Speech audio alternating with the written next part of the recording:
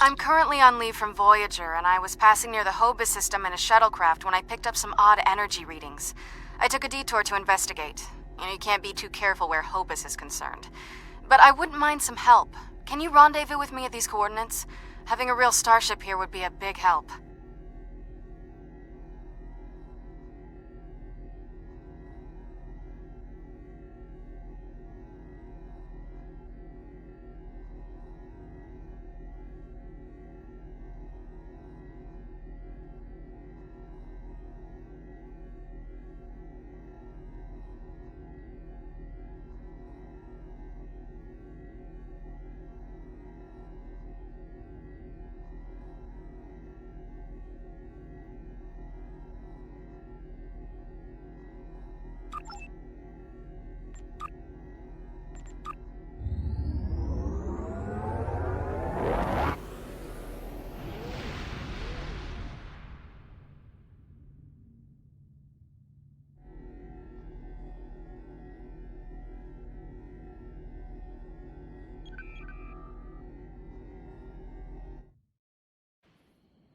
I'm currently on leave from Voyager, and I was passing near the Hobus.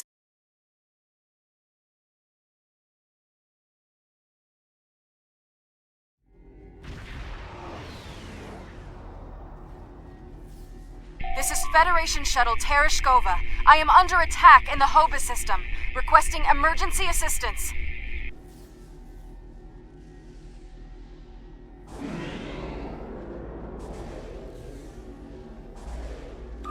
I'm under attack by Romulan vessels. I could use a little help here. I'm a decent pilot, but things are getting a little rough.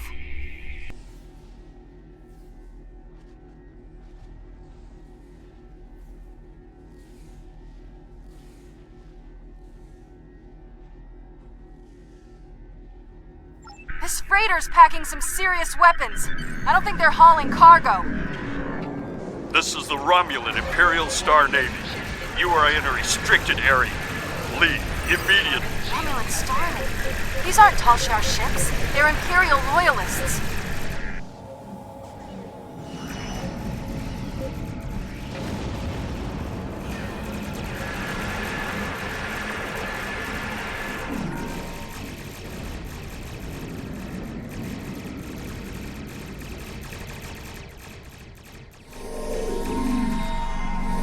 Thanks for the assistance. I was checking out some strange readings and discovered this errant freighter. I hailed them and they opened fire. It's a good thing you picked up my distress signal. I don't know yet. Based on these ships' identification codes, these aren't Tal Shiar vessels, just elements of the old Romulan Star Navy. They're no friends of the intelligence agencies, but also not allies of the Republic. Last true sons of the Empire, that sort of thing. Not to impose, but my shuttle's taken a beating. Do you mind if I bring it aboard?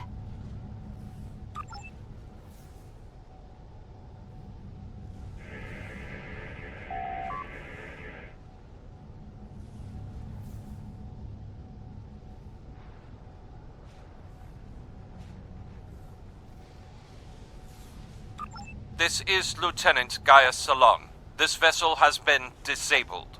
Your interference is disruptive, but survivable.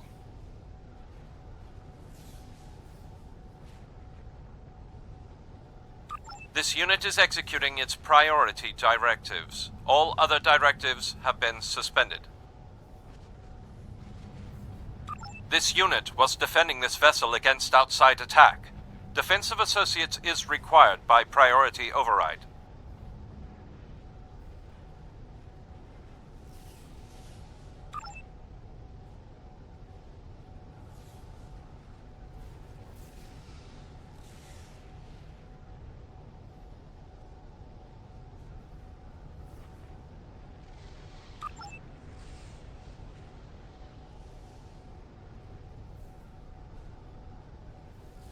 This is Lieutenant Gaius Salon. This vessel has been disabled. Your interference is disruptive, but survivable.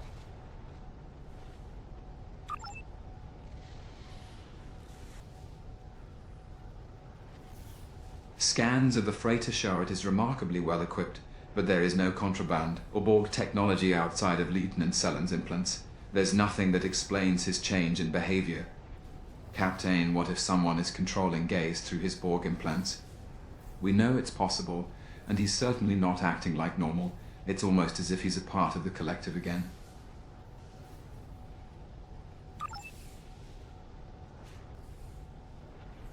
There's still a facility on what remains of the Hobus Moon, sir, and I am detecting power to its environmental systems.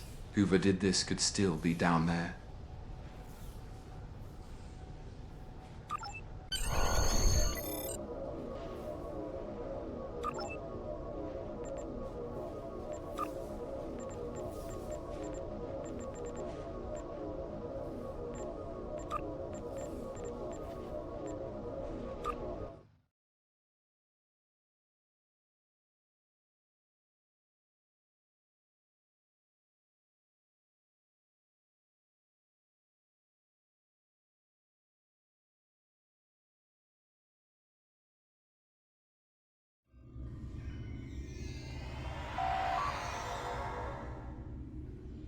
This facility's badly damaged? Sir, atmospheric pressure is holding steady, but power is fluctuating and many of the systems are barely functional. Scans are reading several Romulan life signs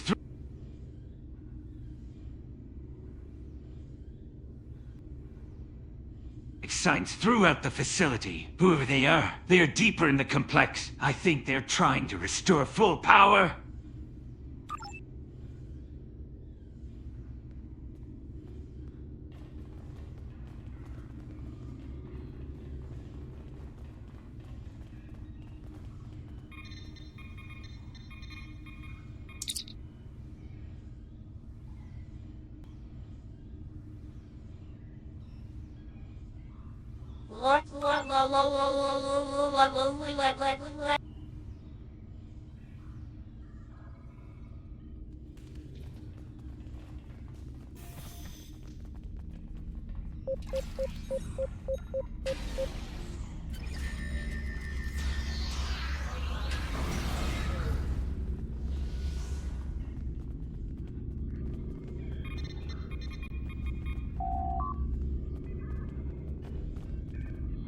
That doesn't help much. They must be trying to gain access to the gateway data.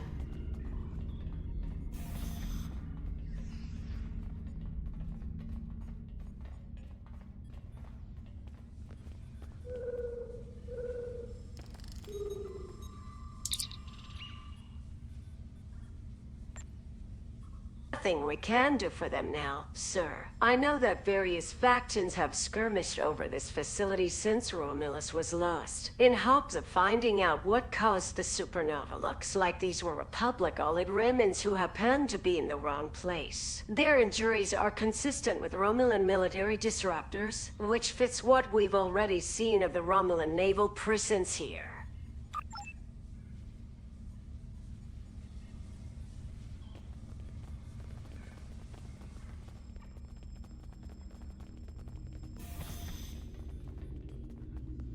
There's a door to the left.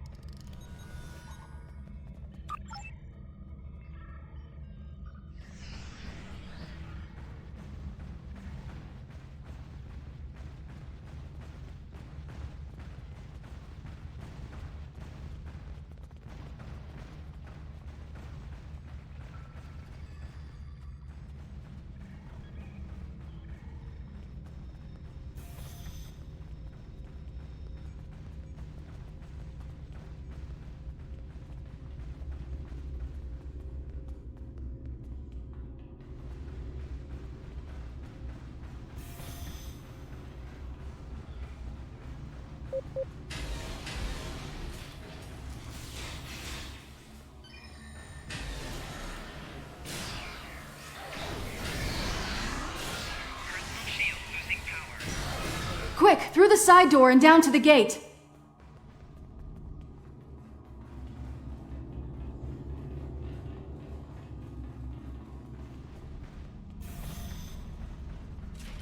Enemy targets on sensor.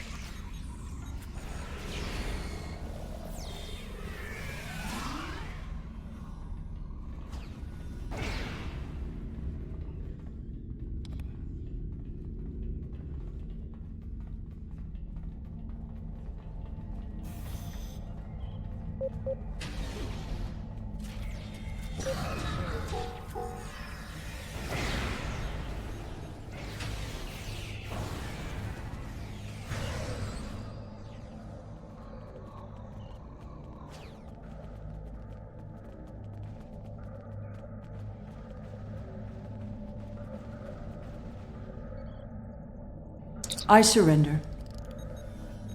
Well, no. I do still have crucial information about your poor friend Lieutenant Ceylon and how to fix his addled Borg brain. About the gateways and how to use them. About the Iconians. Now tell me, aren't those things more important than the fleeting pleasure you'll get from shooting me? But you are interested in what I can tell you. This gateway is damaged beyond repair, but I learned a thing or two when I was a guest of the Iconians. I know how to operate their gateways, and I've memorized several sets of coordinates. I know about places you haven't seen yet. In fact, the only reason I was here was to open a gate to a specific Iconian base. Not exactly. Do you really think there are only 2 Dyson spheres? There are more, and I know the location of the one the Iconians are still using. Wouldn't you like to see that?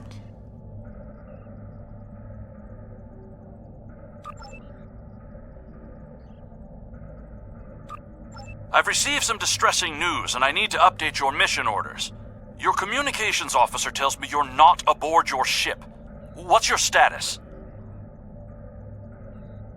No, please, go ahead. I can wait. We've received word that Sela has escaped from Republic custody, and that she was last seen in the Devron sector. Be aware that she was apparently aided in her escape by Lieutenant Gaius Ceylon, a Republic intelligence officer.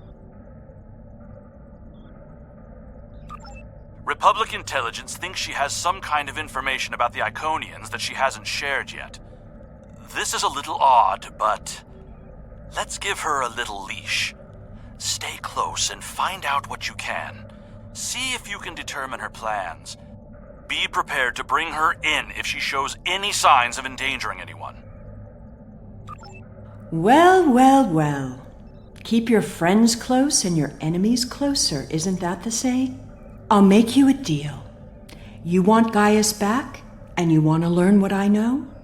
I'm willing to give you both. But first, we'll need to discuss the deal aboard my ship. Don't worry. I'm sure your crew will keep a transporter lock and whisk you away at the first sign of danger. Enjoy having the upper hand for as long as it lasts. I suppose we don't have much choice. Whenever you're ready, we can beam up to Sela's ship. But I'll go with you and watch your 6.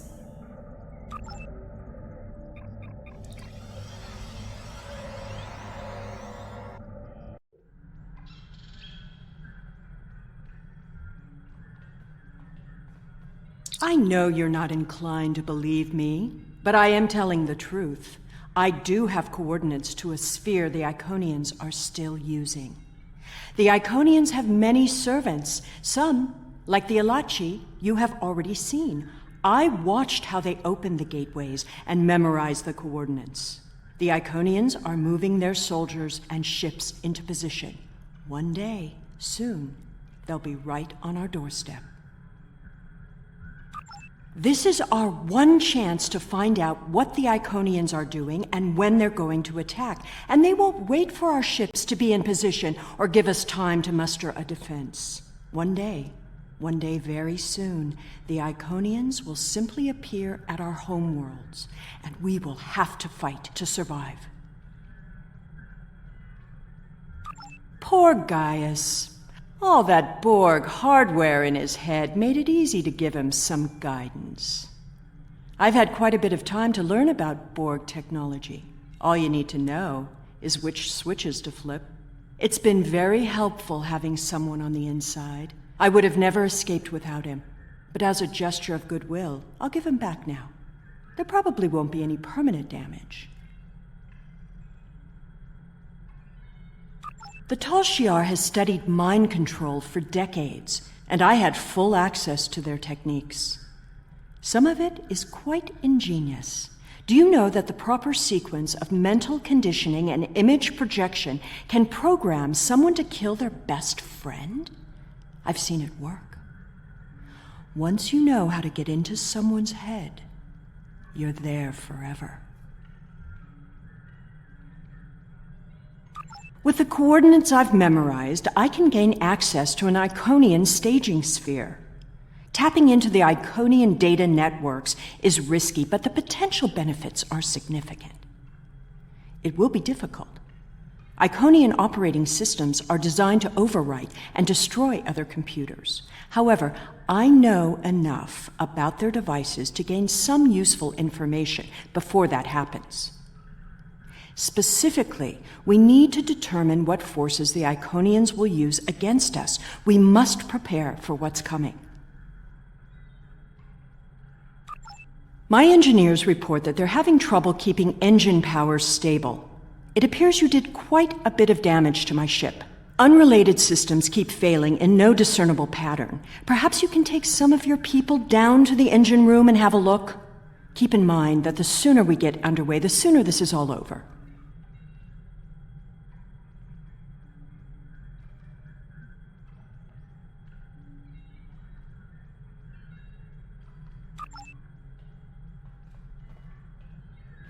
This unit is in diagnostic mode.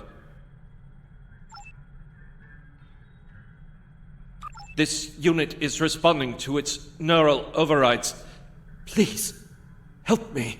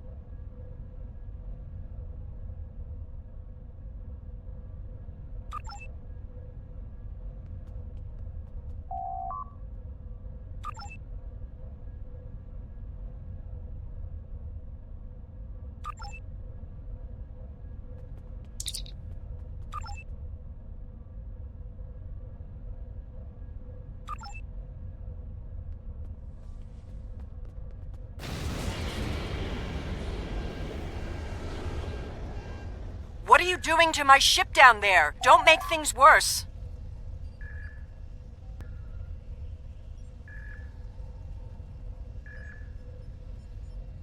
Sir, the saboteur who set off that explosive is on the move. Scans are picking up additional devices planted in the engine room. Looks like there are to-tamper devices designed to keep anyone from getting close enough to disable the mines. You'll need to use your tricorder to desync the mine and then move a bit closer, until you can get in reach and deactivate it. If you get too close without disabling the sensors, the anti-personnel defenses will fire.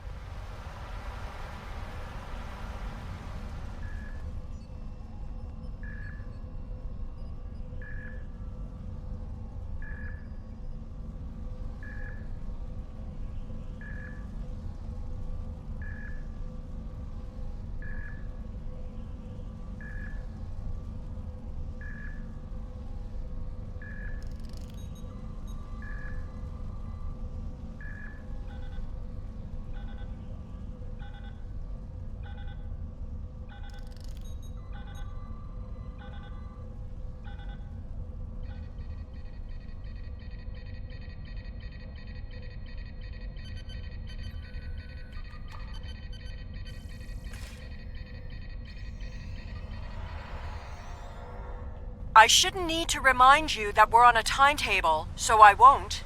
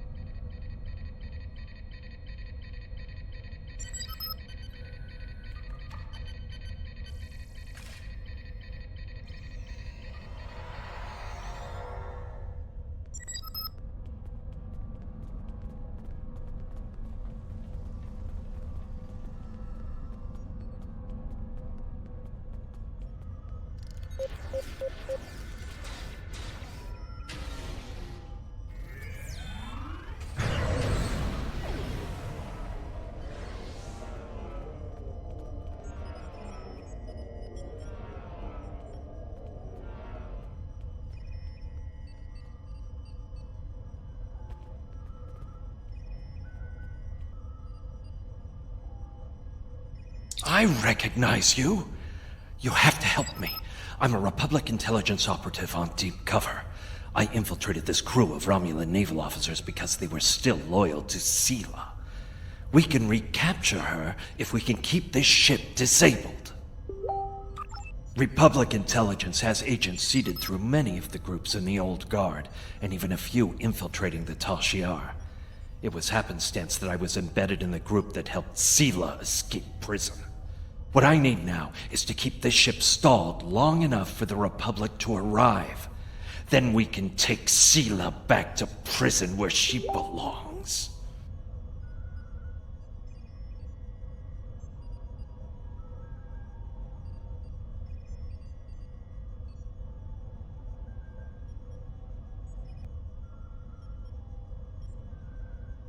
Sela's using you. She'll never tell you anything of substance. If she was the Iconian's prisoner, she couldn't have seen anything important. If she's still working with them, then she's leading you into a trap. Your only chance is to capture her now and help us reveal anyone in the Republic who helped her escape.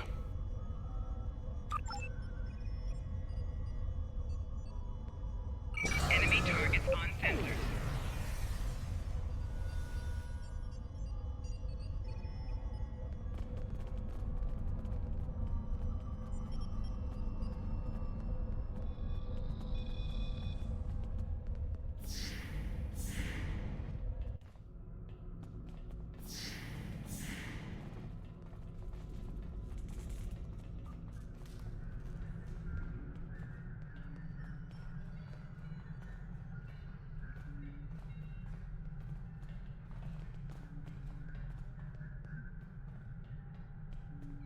I understand you've captured a saboteur. I won't tolerate a threat to the safety of this mission and my crew. I intend to have him executed immediately.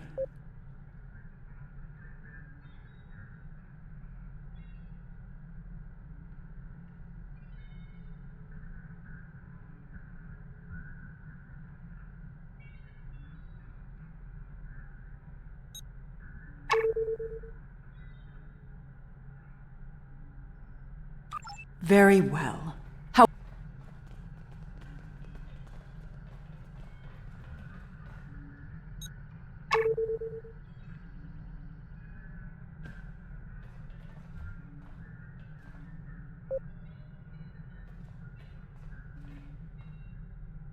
I understand you've captured very well.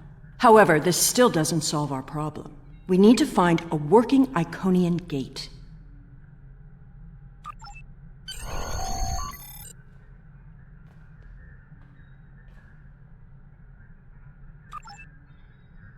The Nopata system? Interesting.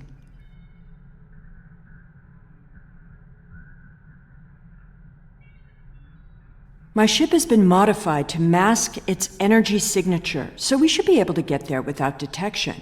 The Tal Shiar may be a problem, though.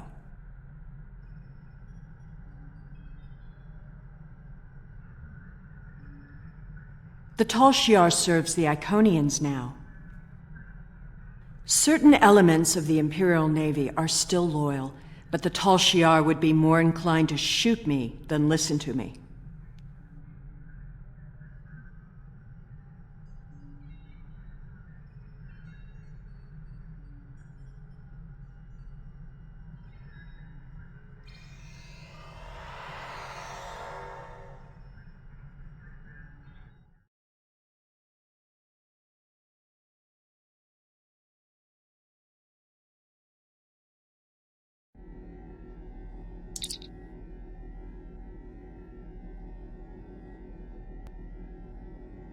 Reading a large amount of space debris, and at least one Romulan ship in orbit, Captain. I can't determine if it's Romulan Navy or Tal Shiar, but it's definitely not a Republic vessel. Those are Tal Shiar ships. The Star Navy doesn't have the interest or the means to police far-flung systems like this one. The Tal Shiar and I don't exactly see eye to eye these days, so feel free to do what you will.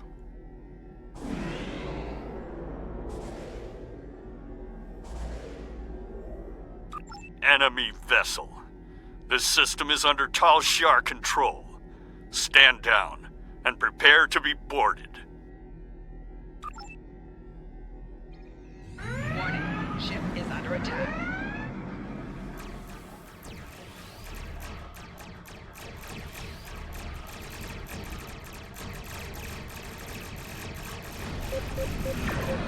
Warning.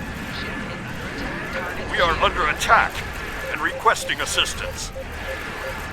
Responding to your request for assistance.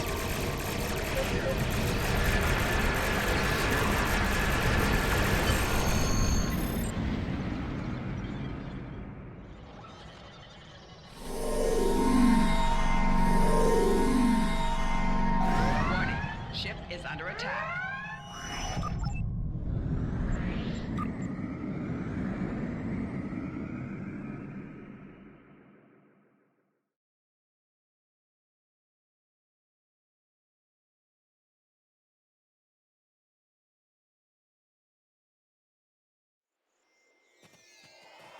Hakiv's private research facility. Soon all this will be lost to the sand. What a monument to folly.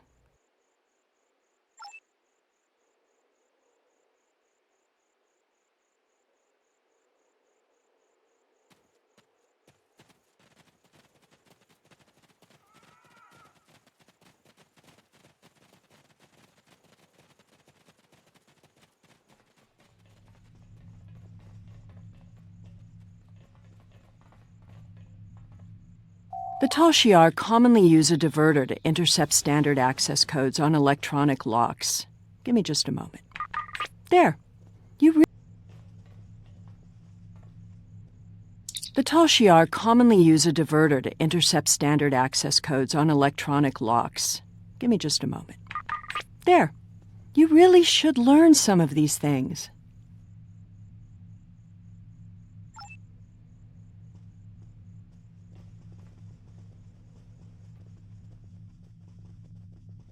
Someone else has been through here recently.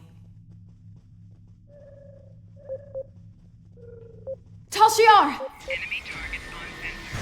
Personal shield losing power.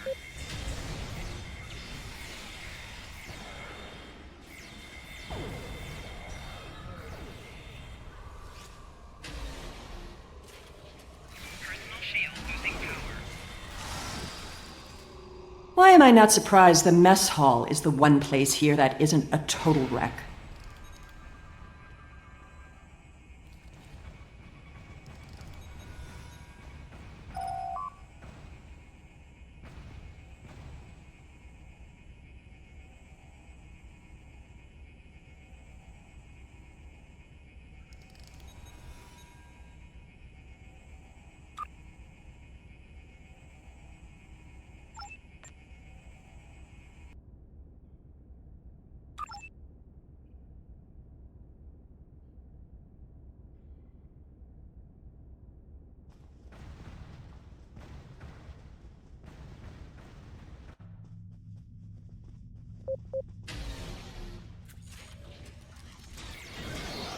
Flanking damage detected.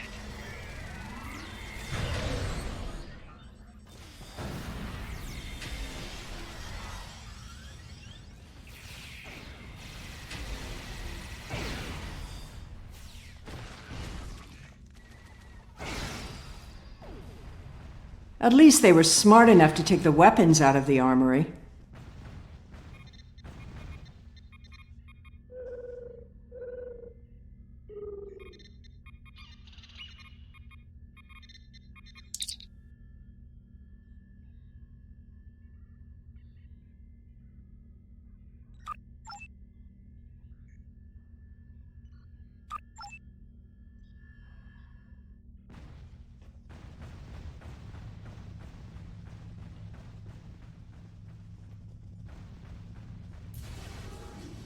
Hakiv's Sanctum. I'm guessing that side door isn't just for show.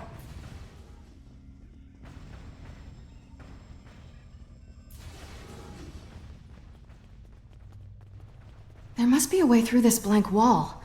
Maybe there's a release trigger in the office.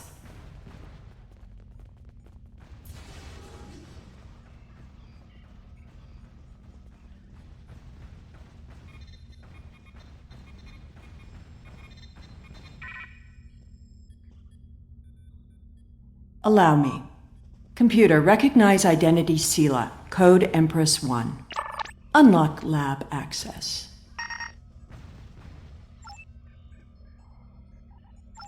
Always have a backdoor.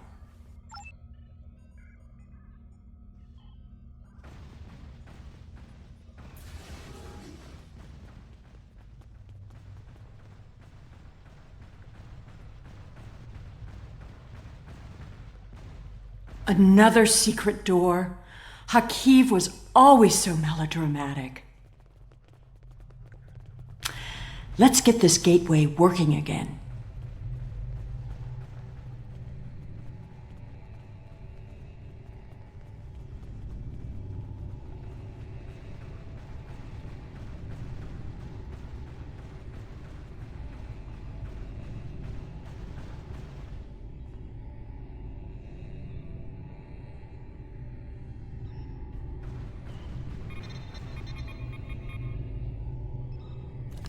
You're getting a little too close to the truth. It's time to eliminate you both.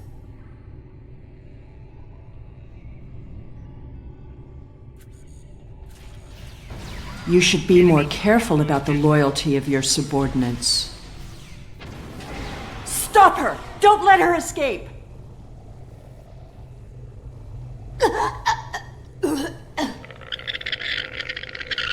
Kill it!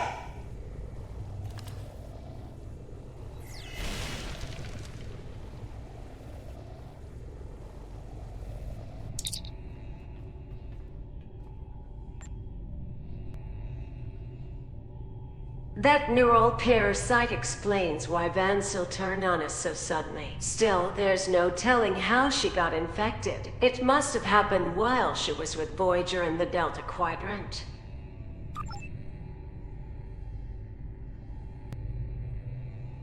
You, sir, will take care of it. I think I understand what's happening now. Lieutenant Commander Vania was pursuing Sela because of the parasite. She probably even started that fight she called us for help to finish. She's been under the thrall of the Iconians this whole time, and she's been making sure she stuck close to you and Sela so she could try to figure out Sela's plans and then eliminate her. If the Iconians want Sela this badly, she's probably on the right track.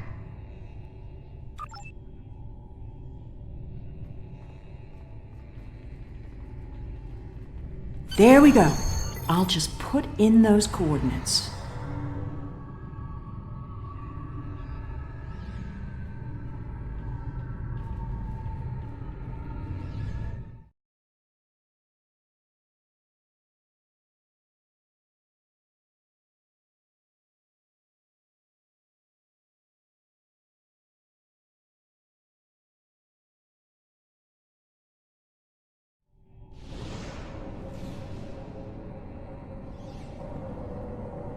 Hey! Up here! Hurry up! They'll find us soon.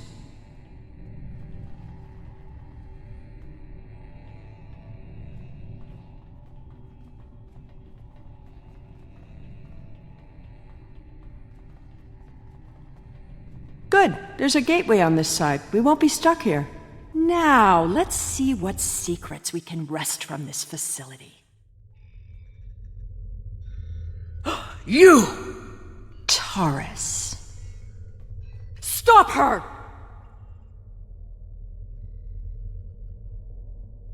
Automated defenses?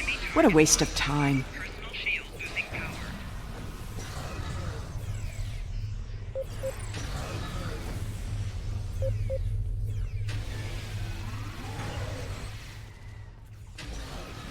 Get that force field down!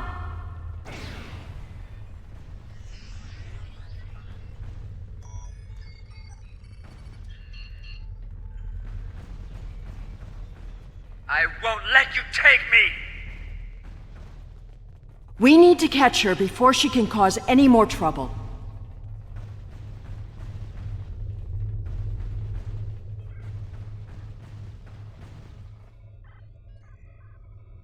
She's locked the door. Try to unlock it with one of these consoles.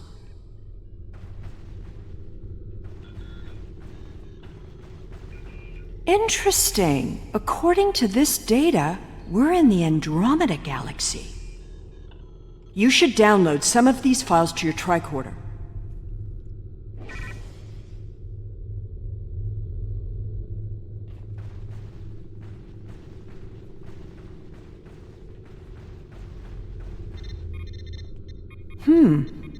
This sphere seems to be much older than the others. There's communication traffic from Iconian ships inside the sphere. I've never seen these kinds of vessels before.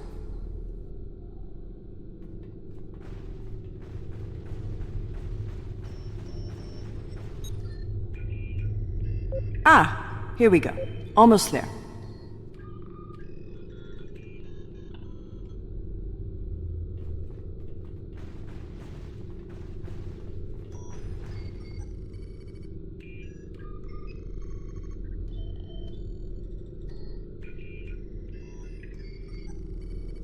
Got it. The door is open.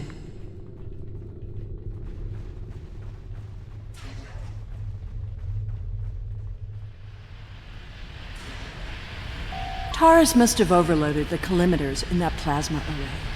She's turned this room from a plasma allocation conduit into a death trap. Who even builds rooms like this into a structure anyway? There are control consoles across from the containment area. If you can get to them, you can probably shut down the system.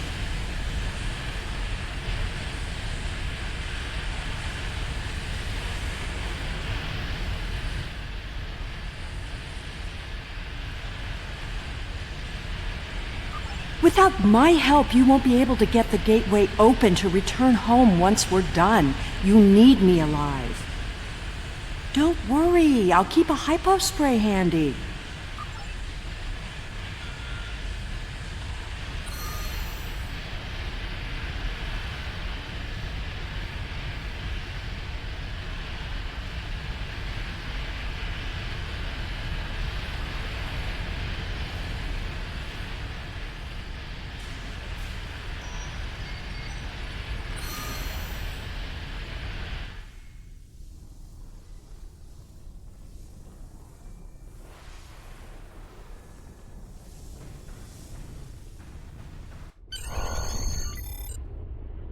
There's nowhere left to run, Taurus. Do you really think the Iconians will help you now? No, you don't understand. I didn't seek them out because I wanted to rule. I needed them to save us, to turn back time, to undo Hobus, and bring back Romulus. Then you're more of a fool than I thought. You poor deluded creature. The Iconians aren't interested in saving anything. Nor could they. We have to get out of here. It's not safe anymore. They're coming. I guess you'd better go then. If you had only known, Taurus, the Iconians can't travel through time. It destroys their minds. The sphere just jumped. Look, it's nighttime inside this sphere, but it's never dark inside the other spheres. The Iconian fleets are here, and there are so many ships they're blotting out the sun. I see you. Time to go.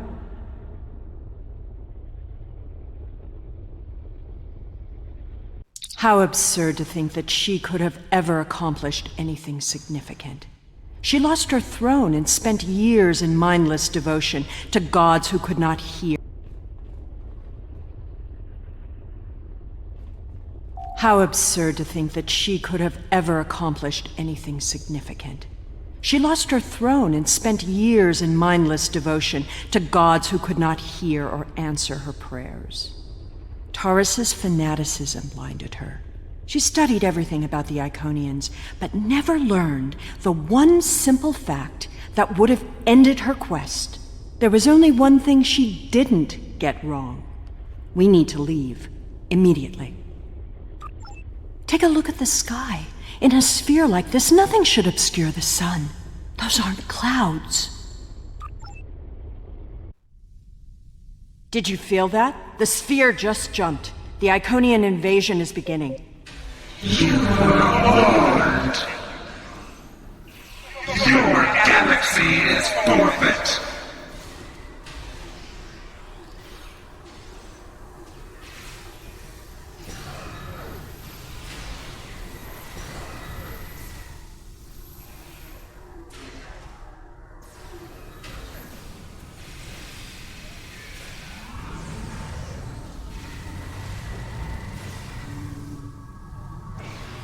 It's a herald, the personal guards and servants for the Iconians. Fighting is not our best option. Head for the gate.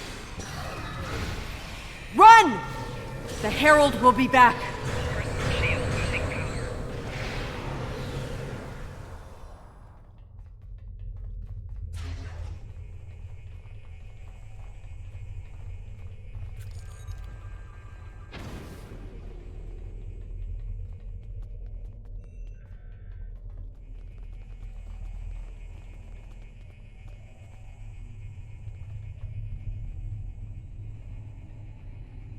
The gateway is destabilizing. Head for the gateway.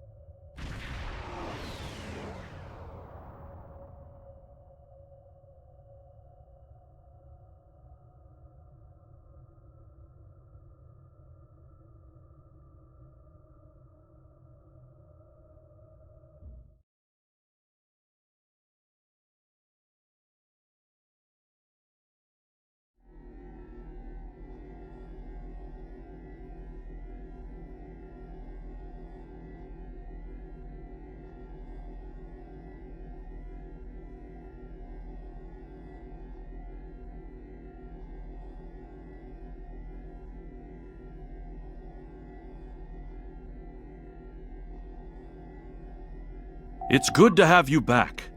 A Dyson sphere jumped into a position near the Iconia system less than an hour ago. We don't know anything about it, but based on the preliminary notes you've logged, we think it's the same sphere that you discovered with Sela. I hate to admit it, but she was right. The Iconian invasion is here. There's no sign of Sela, incidentally. We'll keep looking, but I have a feeling she won't be found until she wants to be. And as long as she stays away, I'm inclined to let her go. She'll have to answer for her crimes someday, but we have much more immediate concerns.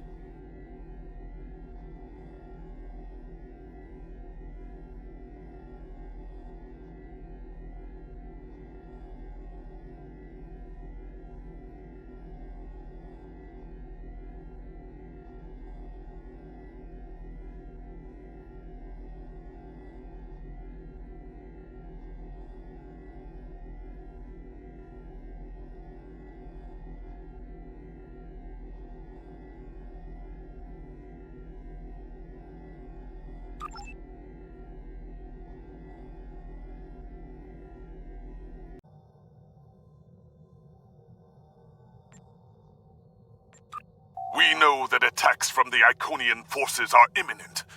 Their gateway technology means that distance has little meaning for them. Once the war begins in earnest, we will be racing to cover too much territory with too few ships. But we cannot fail. To fight a war, we first need a plan. Admiral Quinn has requested your presence at a briefing on Earth space dock.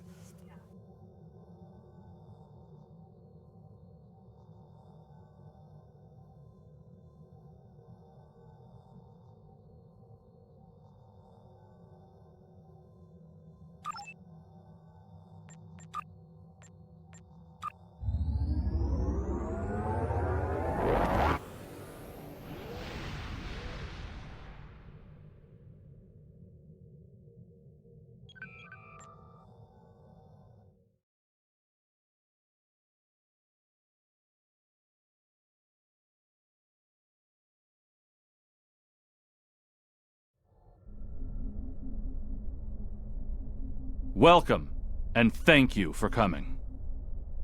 We've gathered here the finest commanders from Starfleet, the Klingon Defense Force, and the Romulan Republic. We may have been enemies in the past. Now, we must fight as one. May I introduce Captain Cogran? He will coordinate our combined forces against the Iconians and report to the commanders of all three fleets. Greetings. The Iconians have revealed themselves.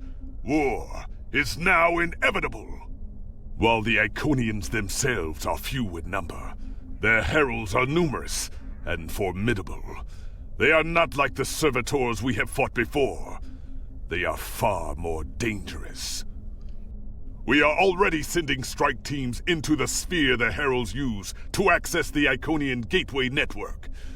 They will retaliate. And when they do, they will attack our most valuable targets. The gateways allow the heralds to strike anywhere. They can avoid or destroy any obstacle in their path. Therefore, the Alliance has decided to focus on defending key installations. We need time to create a strategy. To that end, let me introduce Captain Tom Paris. Hello, everyone. Okay, this is what we know about the weaknesses of the Heralds. If we can exploit this, we can... It's beginning. Their goal appears to be New Romulus. The Federation has a starbase nearby. Captain Paris, take your task force and the bulk of the fleet to New Romulus. The rest of you, report to Starbase 234. Right now, that starbase is all that stands between the Heralds and New Romulus. Hold the Heralds there as long as you can. We need time to evacuate civilians and prepare defenses at New Romulus. Today is a good day to die.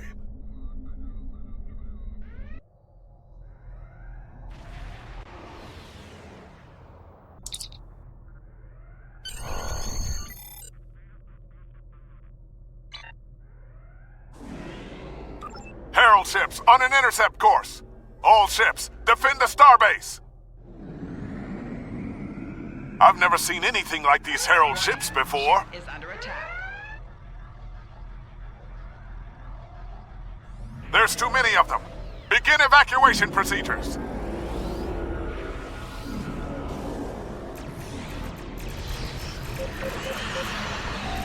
Target's shields have failed.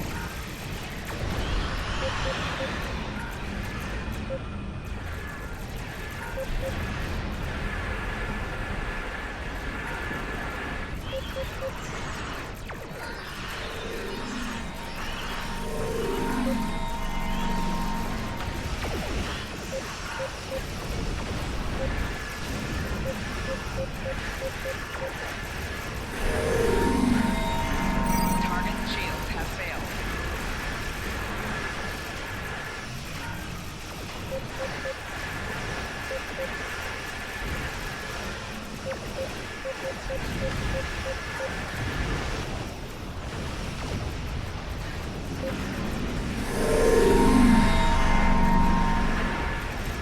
More Herald ships on sensors.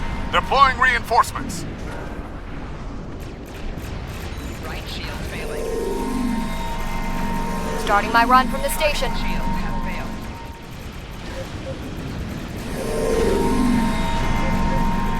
They're cutting through our shields. They're using gateways to get inside the defense perimeter. There's no stopping them. Herald's closing in. Evasive maneuvers. Shields failing.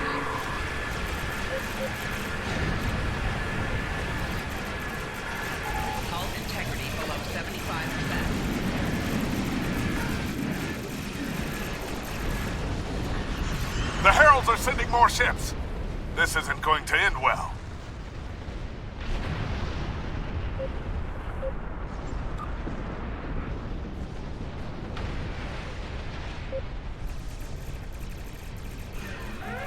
Warning. Ship is under attack.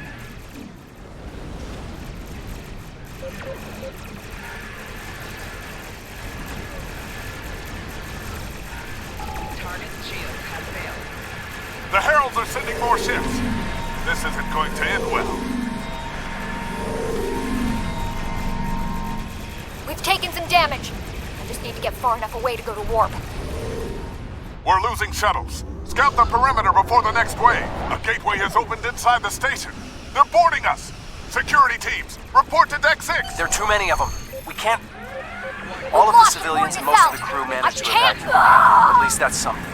But there's nothing more we can do for that starbase. Fall back to New Romulus. We need reinforcements to hold the system.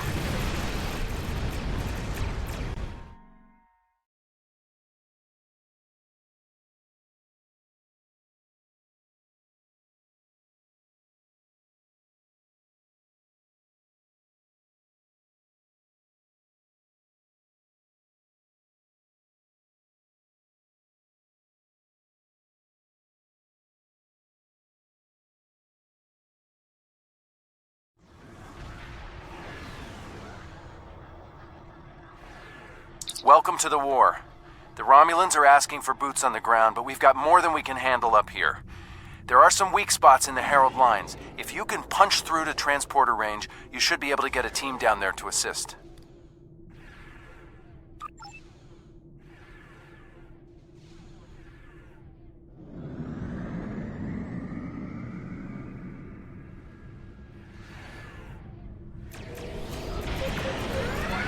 Ship is under attack. Nice flying. Now hurry up. We've got a war to win.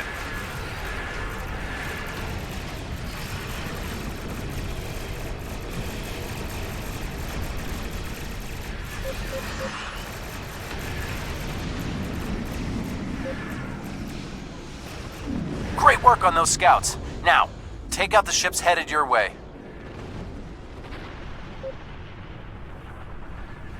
Warning. Ship is under attack.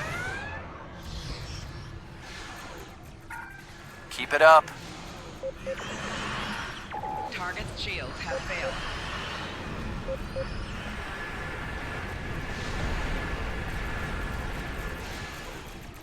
Great work. There's just one more group between you and the planet. Give them hell.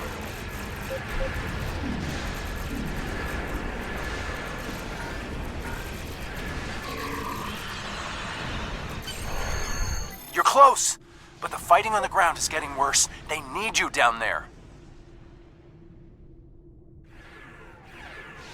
The situation has become desperate on the surface. Good luck down there. And watch your back. The Heralds aren't pulling their punches.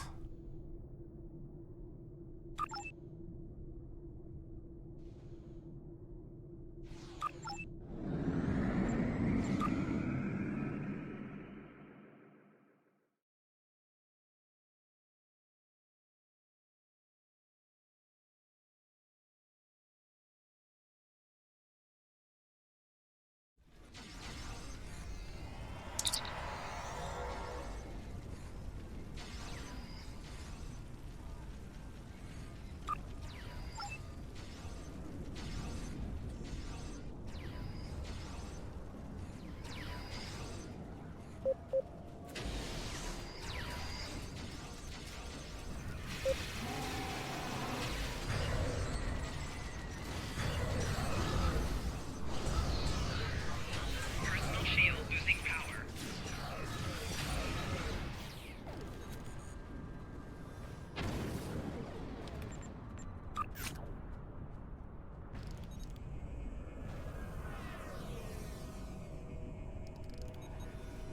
Thank you. Now that the area is secure, we can call in reinforcements. Sub-Commander Xylan is ready to lead a squad to assist you. Should I call them now?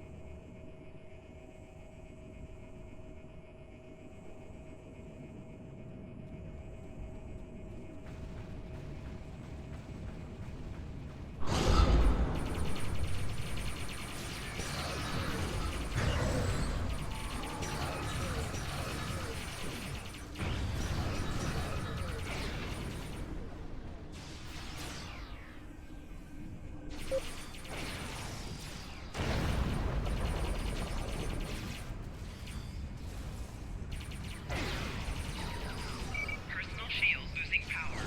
We need to retake this area.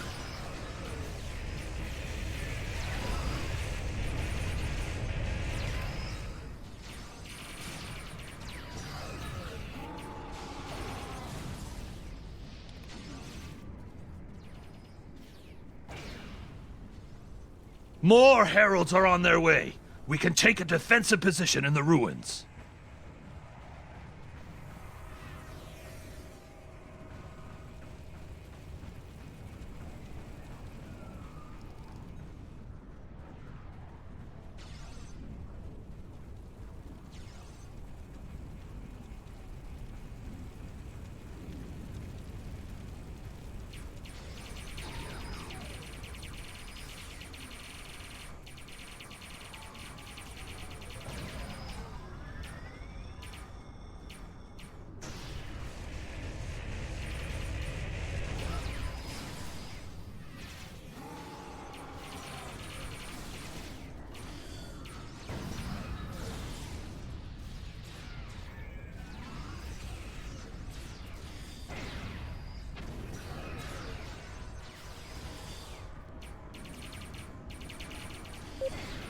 Sensors indicate Herald forces inbound to this position. We must hold here.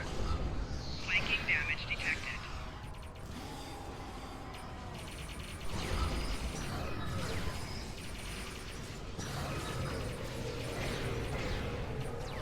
Personal shield losing power. Flanking damage detected.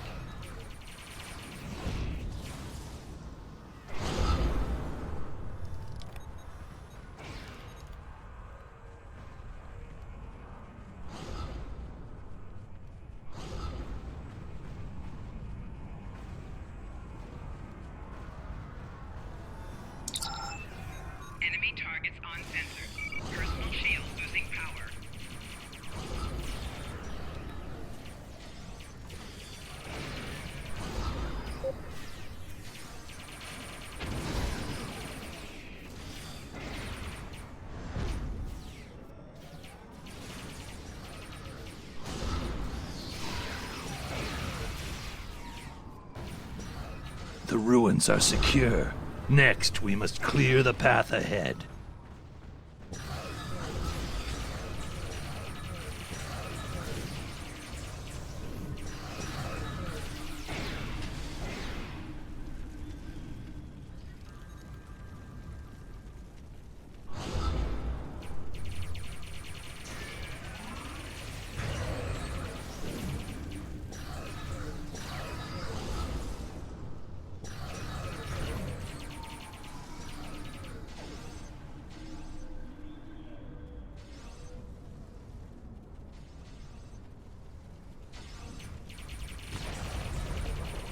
Personal shield losing power.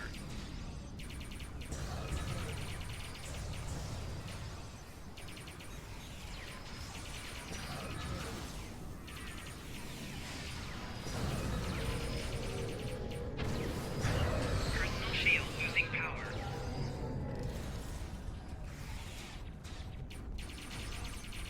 We hold the paths. There is a camp near the power station. There will be reinforcements there.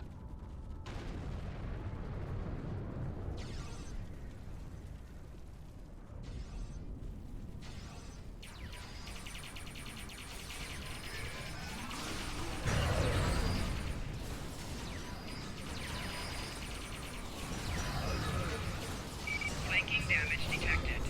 Personal shield losing power.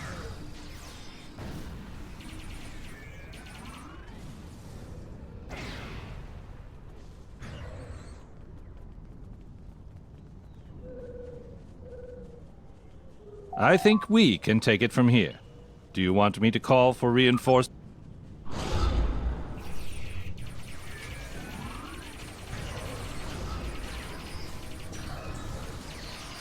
Flanking damage detected.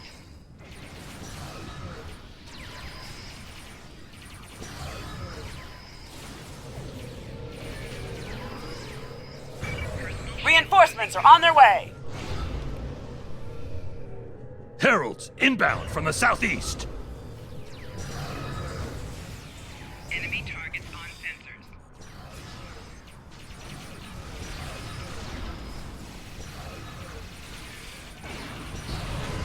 Watch out! Gateway opening to the east.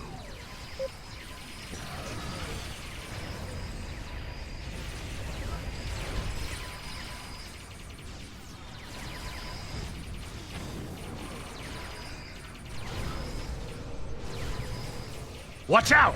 Gateway opening to the east.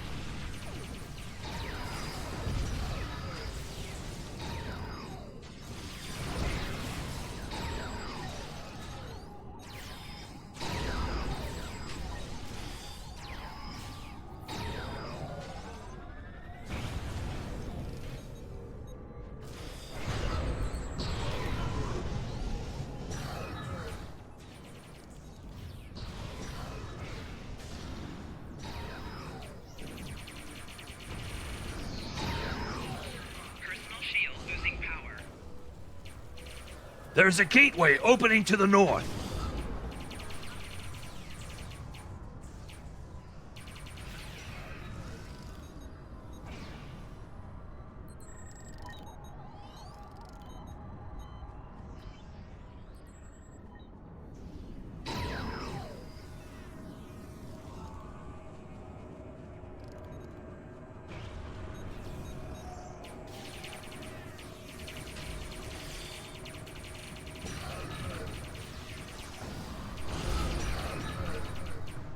There's a gateway opening to the north. Personal shield losing power.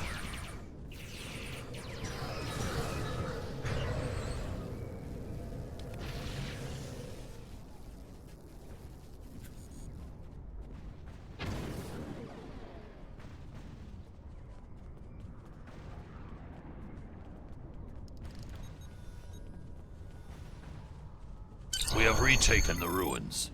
Shall I call in for our next objective?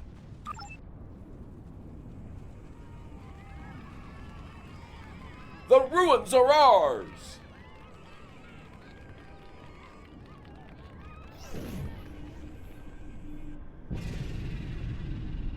Foolish children.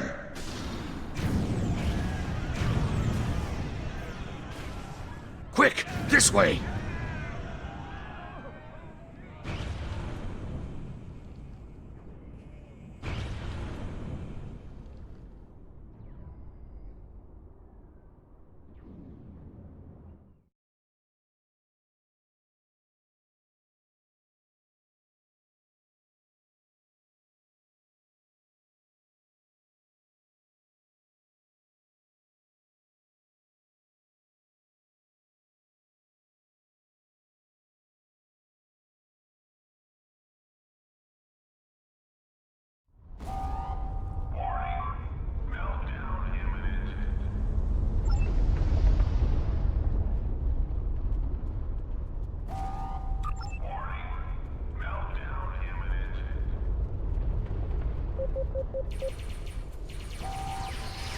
New Romulus is reporting heavy casualties.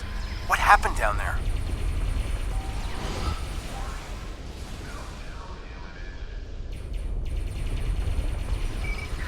Sensors are picking up some unusual power emanations from the surface. Be careful.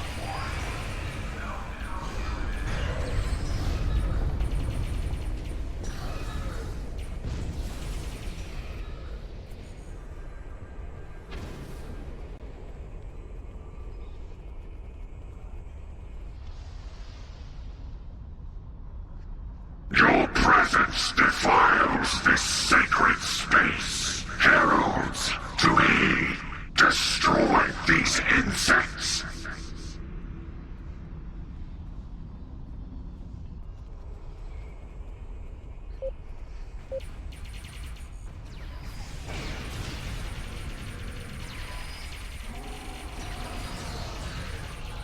Personal shield losing power.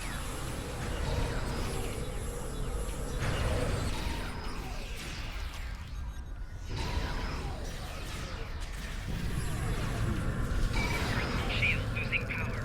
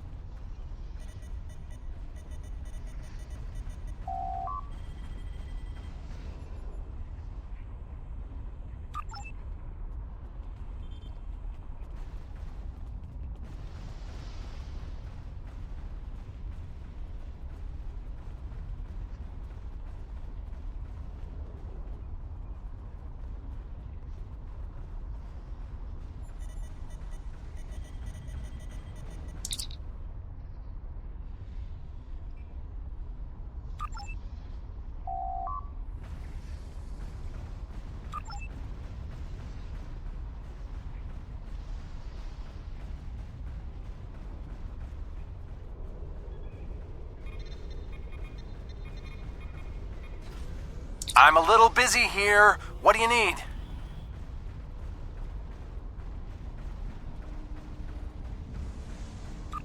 Acknowledged. Wouldn't want to miss the party. I'll get every ship with an operational warp drive headed that way as soon as New Romulus is secure.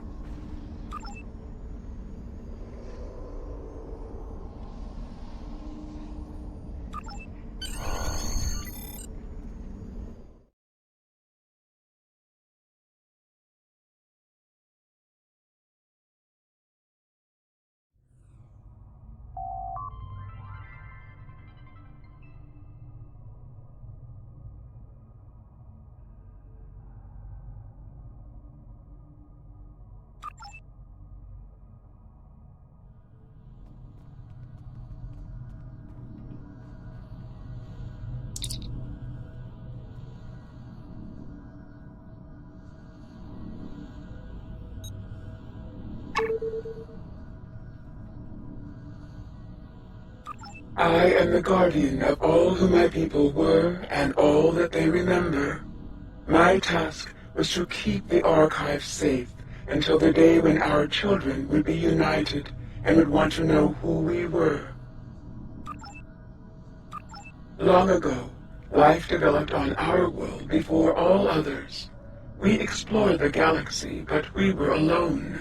But what is life when there is no one with which to share the joys or the sorrows? So if the galaxy would not give us companions, we would create them. We created you. Our scientists seeded many worlds and directed evolution.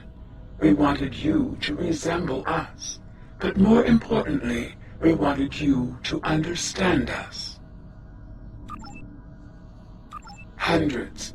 While each preserver has the genetic memory of the entire race, it was deemed important to preserve individuals, so that if the time came when we could live with our children, there would be sufficient numbers to maintain our species. We built this place and slept, dreaming of the world that would become. We dreamed of the world you would create. The Iconians. I am not programmed for this line of inquiry. Would you like me to wake one of my creators? You can ask her all the questions you wish.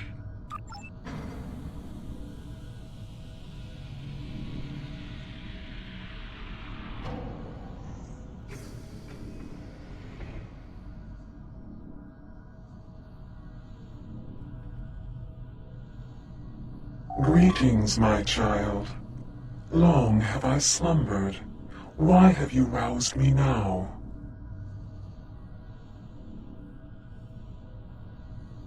Ah, the Iconians.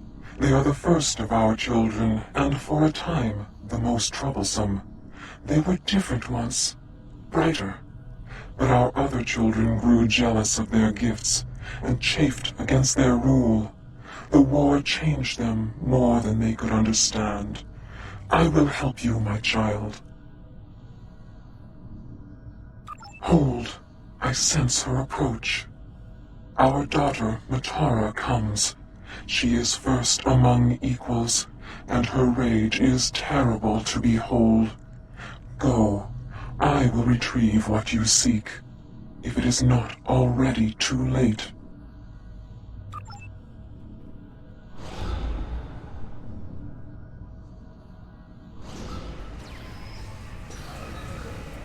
Enemy targets on center. Personal shield losing power.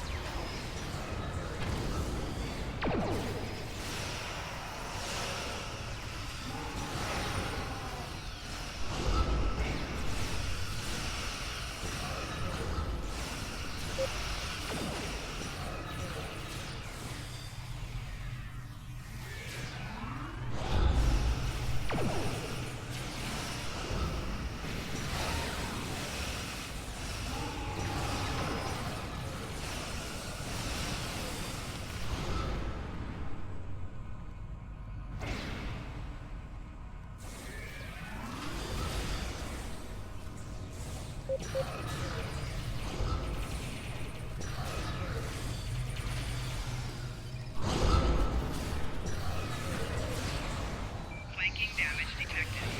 Personal shield losing power.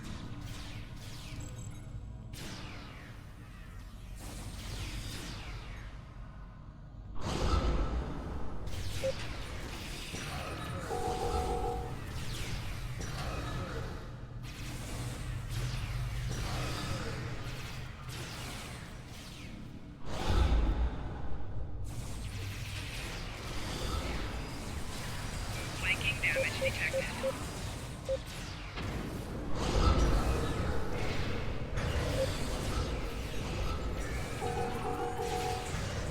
Personal shield losing power.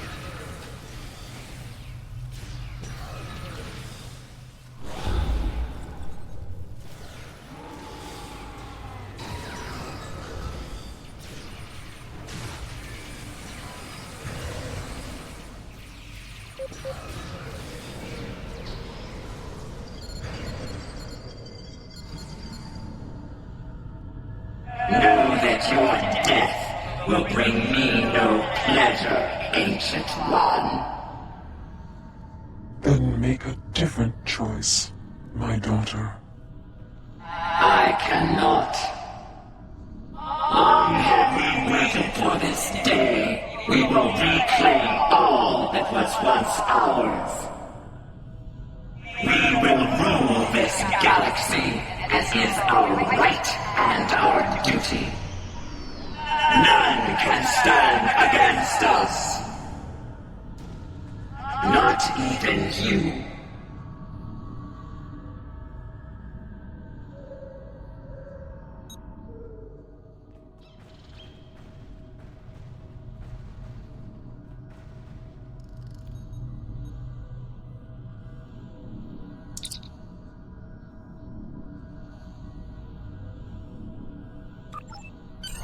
We're in orbit, and we're not alone.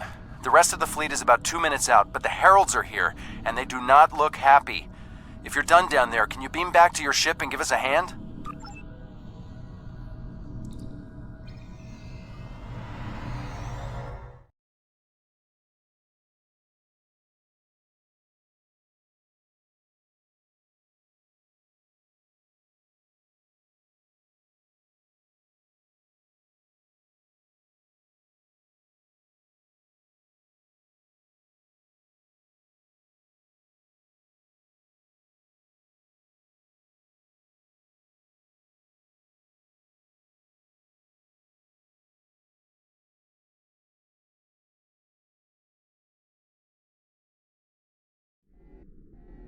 They are not kidding around. Raise your shields. We need to hold out until the rest of the fleet arrives.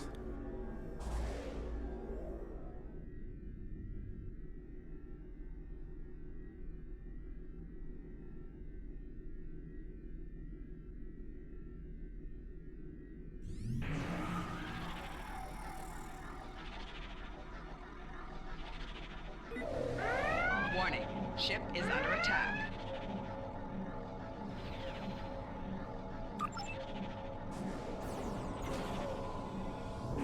More Herald ships on an intercept course.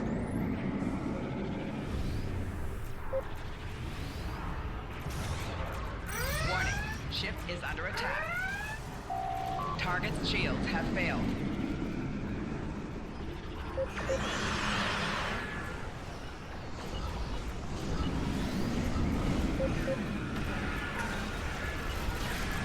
More Herald ships. These guys just won't give up.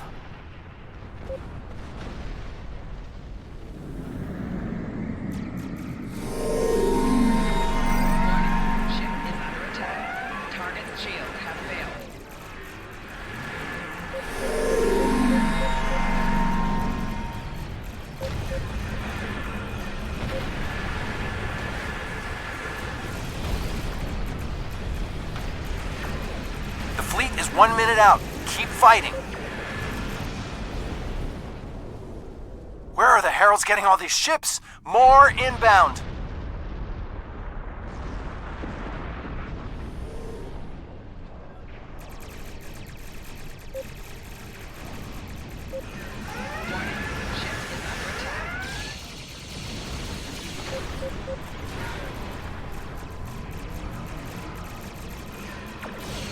Just a little longer. Target shields have failed.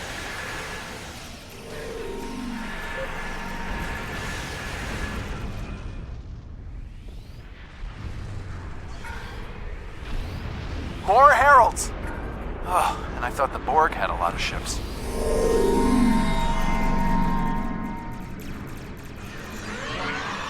is under attack. Target's shields have failed.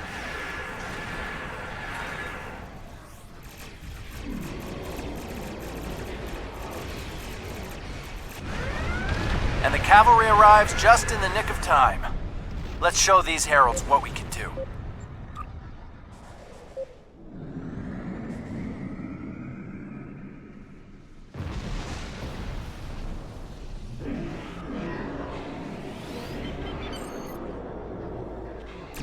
Warning, ship is under attack. Target's shields have failed.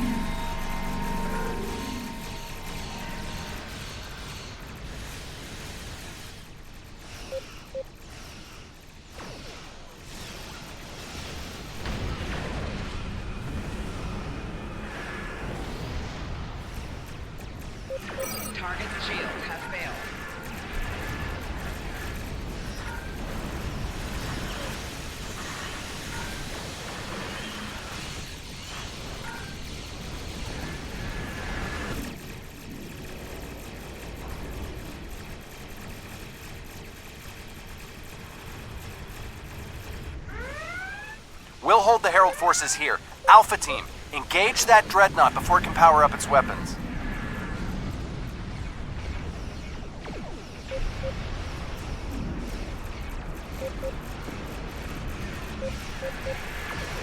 Target's shields have failed.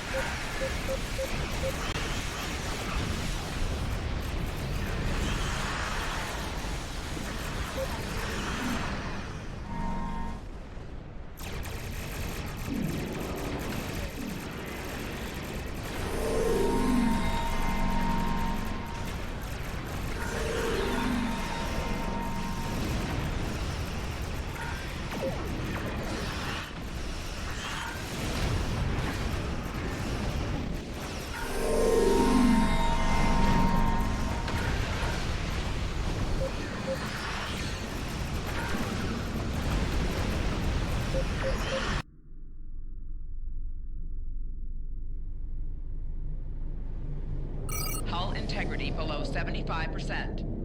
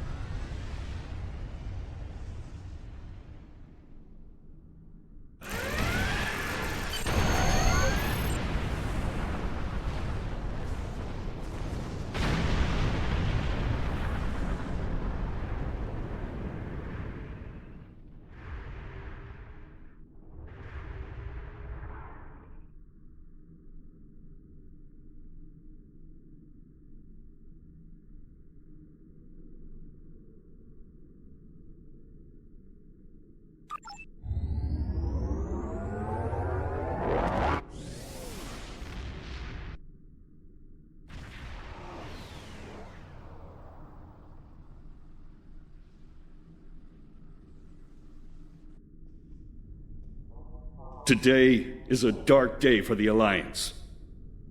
Starbase 234 is lost.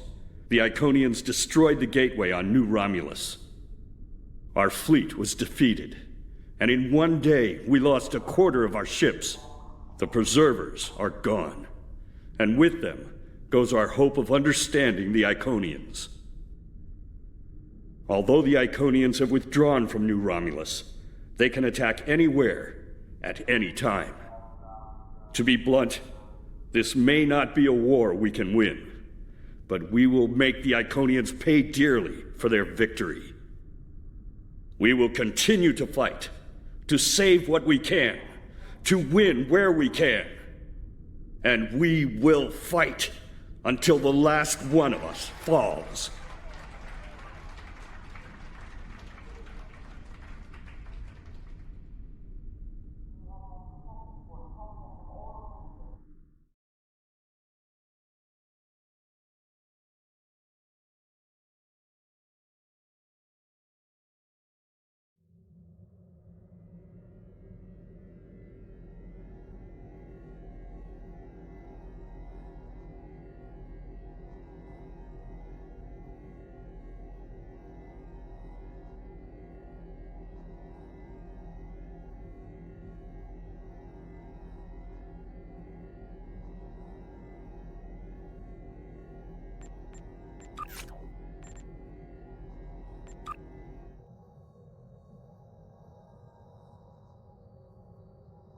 Although this is a dark day, you have served admirably.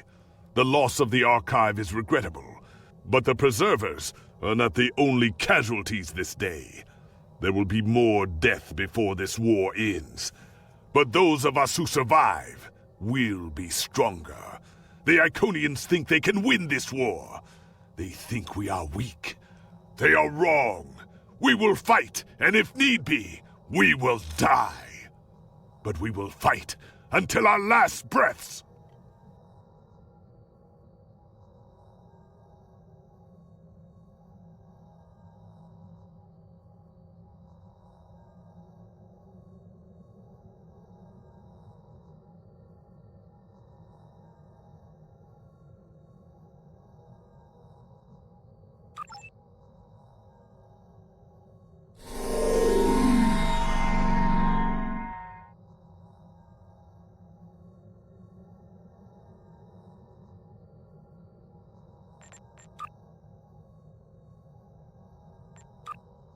Captain Tom Paris has requested your ship for a joint mission with his task force. I won't lie to you. We're not making much headway against the Iconians so far. You and your crew have proven to be capable of fighting them. Delta Flight is one of the only other teams to do so. Together, perhaps you can start to turn the tide. Report to the Cal Bryden system. Captain Paris and his team are waiting for you there.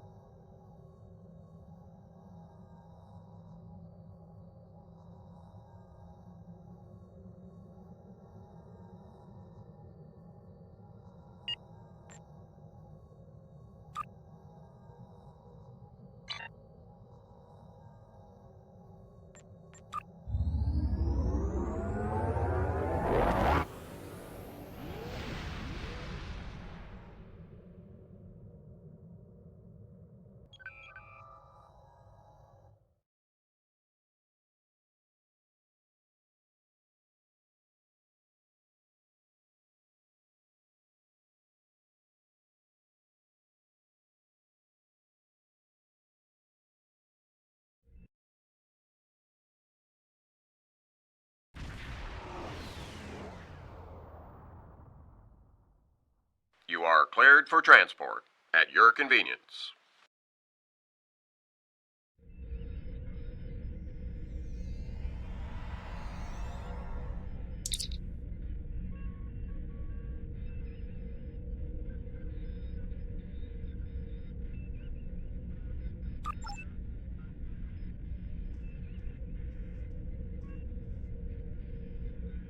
Welcome to the USS Byrne. Normally I'm the security chief and second officer on the USS Kirk, but she took heavy damage during the battle in the Lena system. Until she gets out of dry dock, I and many of the crew accepted temporary postings to other ships. I wasn't expecting to get a request to join my father's task force, but Delta Flight is doing some good. I want to help. We've both come a long way since the Regulus system, haven't we? I wasn't sure if I was getting out of that business with Bavat in one piece, but I'm sorry I haven't gotten the chance to thank you for your help until now. Thank you. Now back to the war. It's time to stop some Iconians. It's not that unusual. My grandfather was an admiral, and my mom, and most of the people I consider my extended family are either in Starfleet or are like Seven, who might as well be. Truthfully, I think Dad's finding this more difficult than I am. I'm looking forward to it too. I don't know what crazy scheme my father's cooked up this time, but the more off the wall his ideas are, the more they seem to work. With you on the team, I'm sure we'll complete this mission. But let me know if you need me to translate. Dad has this habit of talking in phrases that went out of style 400 years ago.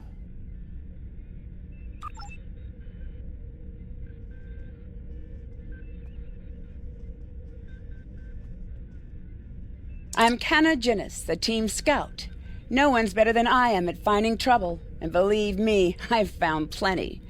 I borrowed my first shuttle off a landing pad when I was 10. I didn't think I'd ever have a chance to join Starfleet, but luckily, people like Captain Paris can see the person behind the incident reports. Now I have a chance to make a difference. It's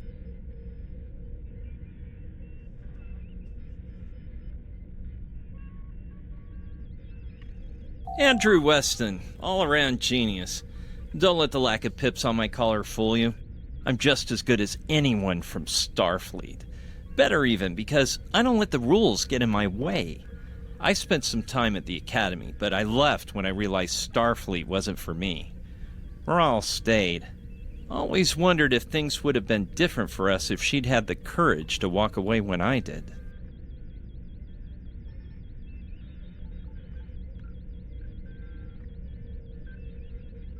Sure, Kirk reprograms the Kobayashi Maru, and he's a legend. I take a creative approach to alter my grade on the astrometrics final, and I get tossed out on my ear. Starfleet needs to loosen up a bit, if you ask me. And that time I spent in New Zealand? Yeah, I did everything they accused me of, and then I did my time. Like I said, I don't like rules. Just because I'm not as stiff doesn't mean I don't want to help win the war. My main focus is computers, specifically encryption algorithms. I've been studying the Iconian tech, and I think I've made some inroads into the fractals they're using for... You know what? The details don't matter. When it comes to taking out Iconian security protocols, I'm the man for the job.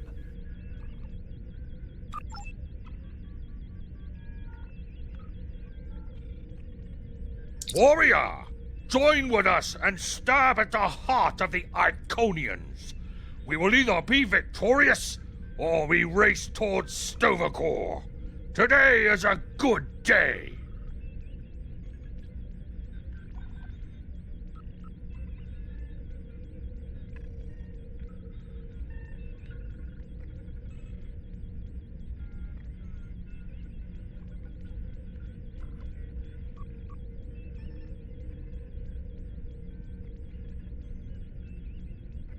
I am the team's weapons expert. Most weapons on ships are too puny. I make them strong. Have you ever wondered what would happen if you loaded 5 quantum torpedoes into one casing? You have to reinforce the tubes, but the result is most satisfying.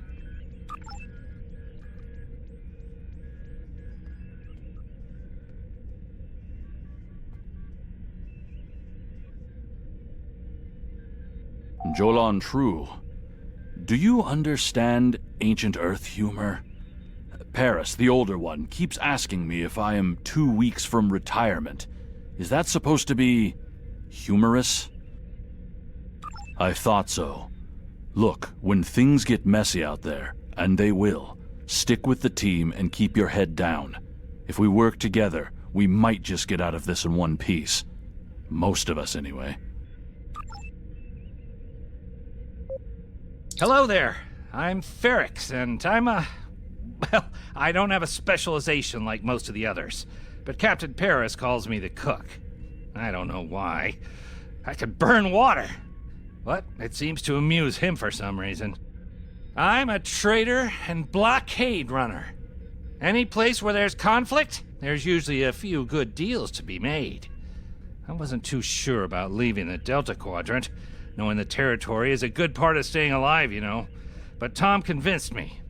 And except for all the heralds trying to kill us, it's not too bad so far. You know, one of the things I've enjoyed the most about coming here is the opportunity to get to know people from other cultures. Klingons, Romulans, humans, Andorians, Betazoids. So many different and intriguing species.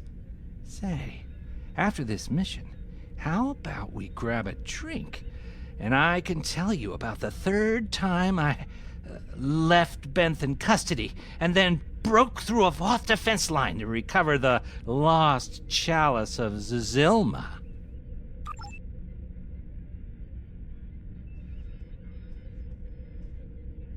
Thanks for coming. Nice to see you again, especially after what happened at New Romulus and Lanus. As you well know, the war is not going too well. Delta Flight is one of the ways we're trying to change that. We're a cross-faction team picked for our abilities, not our politics. Now the Alliance needs us to handle an important mission. I hate putting your crew at risk too, but we're gonna need you on this one. Oh, not much. We're just gonna slip into a heavily guarded system that the Iconians already control, avoid detection and probable destruction, steal a Solanae device that could give them a beachhead in our dimension, and escape with our lives. Sound like fun?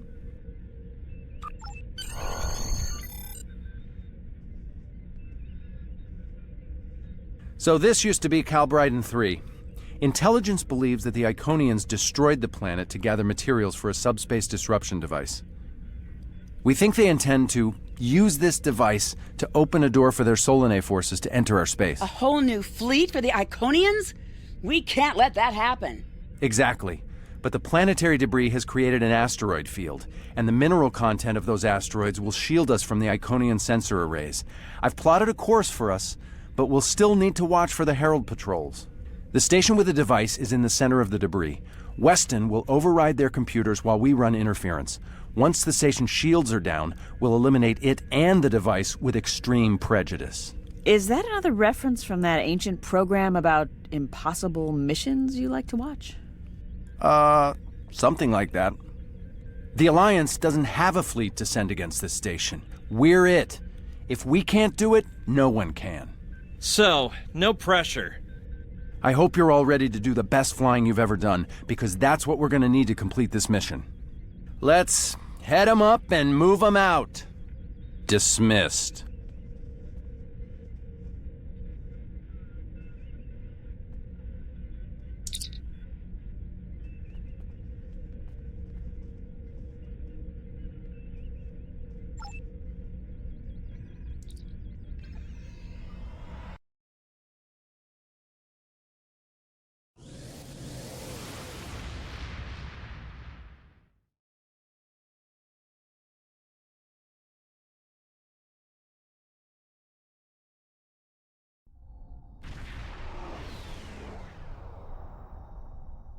The rubble in our way used to be the planet known as Calbryden 3, uninhabited, luckily, but they had high amounts of topoline, uridium, and boronite.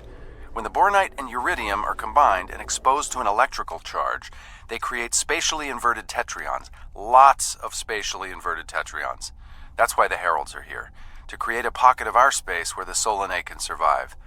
From there, they'll expand, and what's good for the Solanae is fairly terrible for us.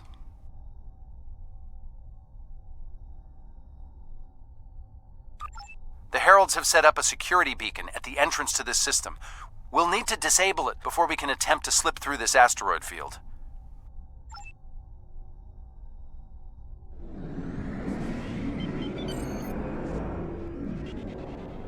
Okay, Weston. Your mission, should you choose to accept it, is to take down this security grid. We only have a limited amount of time before a patrol comes by and finds us. I need help inputting the proper subspace frequencies as I use my deflector dish to cycle through the possibilities. You'll need to match the alpha, beta, and gamma bands.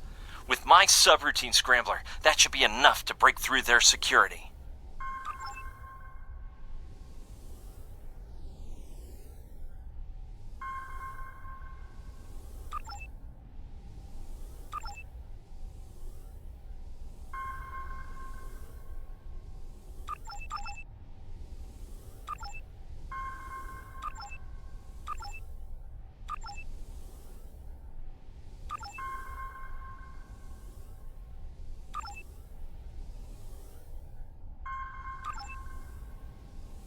We've done it! Hurry! The security perimeter won't stay down for long! Okay, here's the good news. The topoline and the planetary debris will hide us from the Herald sensors. Now keep the larger deposits between your ship and the Iconian station.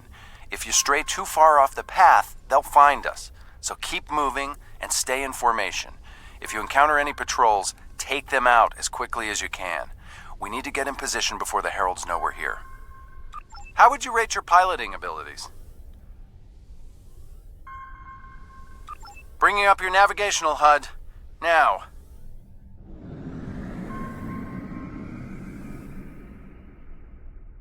Try to stick to the path I've outlined.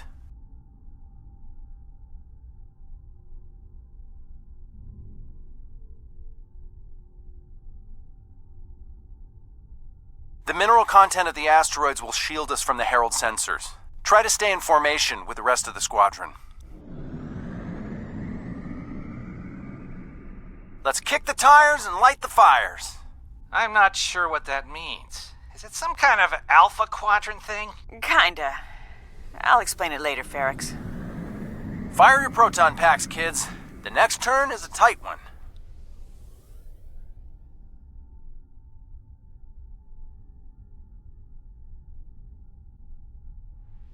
Easy enough for a talented, handsome pilot like myself. Everyone's mom tells them they're handsome, Ferrix. Friendly fire! Ow, I'm wounded. Fewer asteroids through here. More chances of being spotted. We're in luck. Sensors show that this asteroid is mostly hollow. If we blow through where the rock is thinnest, we can slip through without being detected. Fire in the hole!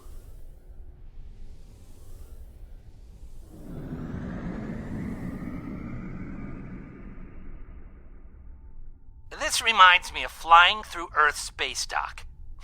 They don't like it when you do that at full impulse. Yeah. Wait. Who let Ferrix fly inside ESD? Weston? No comment. Fasten your seatbelts. It's gonna be a bumpy night. Ha! I've flown through worse in the Badlands. Whoa, Moral. Watch the paint job there, Tiger. Don't be a rear seat pilot! I think you mean backseat driver. But we're flying, sir. Warning, ship is under attack.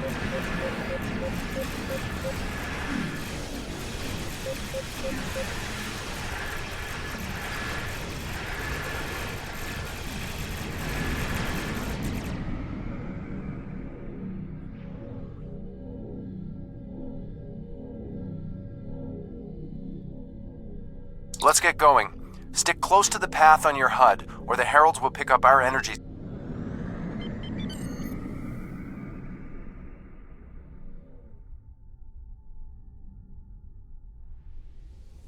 Herald Patrol up ahead.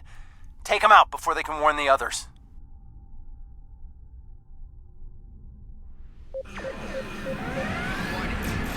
I'm jamming their outgoing transmissions, but it won't last. Target's shields have failed.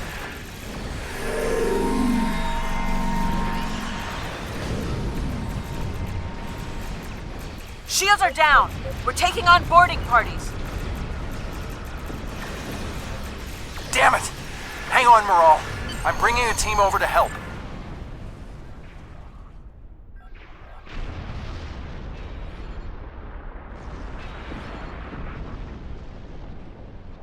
We need backup over here. Get a team and get over to Morale's ship.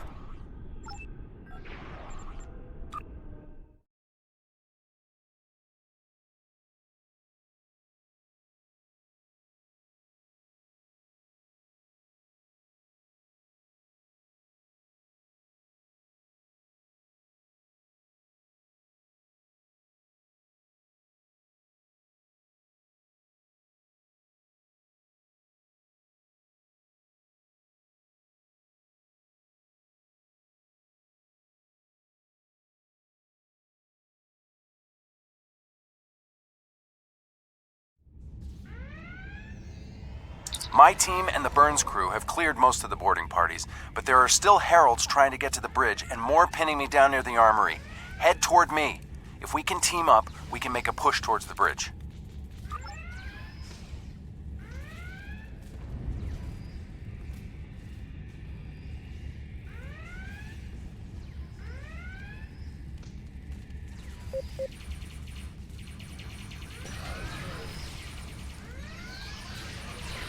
Personal shield losing power.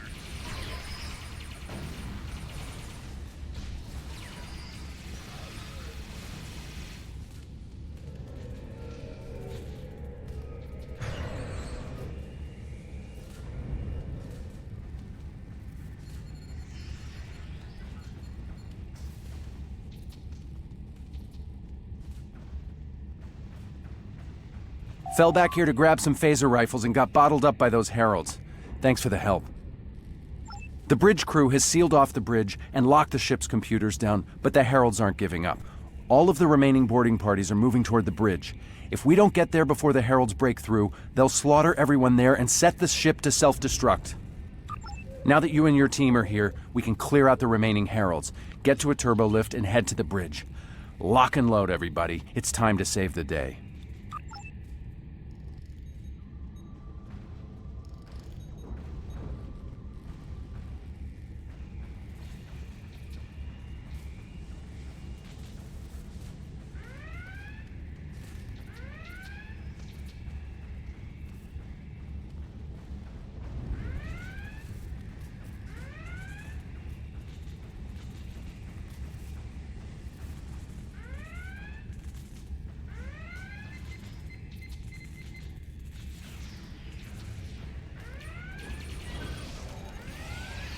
Personal shield losing power.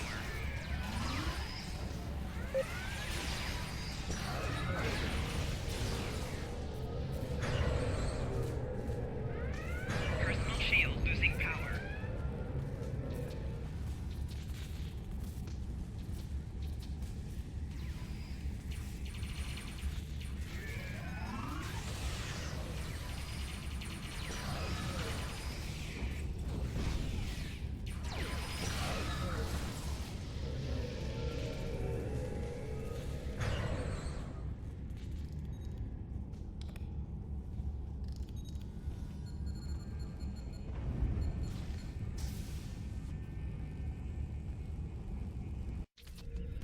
Moral!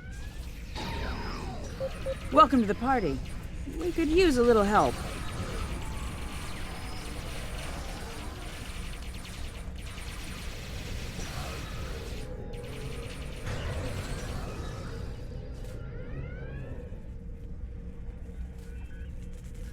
I think that's the last of them. What's our status? Your ship is damaged and you have crew in sickbay, Moral. I don't want any unnecessary casualties. I have great respect for your abilities, but if this is some sort of Klingon, glory-seeking, never give up, today is a good day to die kind of thing... Everyone on this ship knew the risks when we started this mission, including me. The boarding parties are gone and we need to keep moving. We have to get to the station and finish our mission before we run into any more Herald patrols.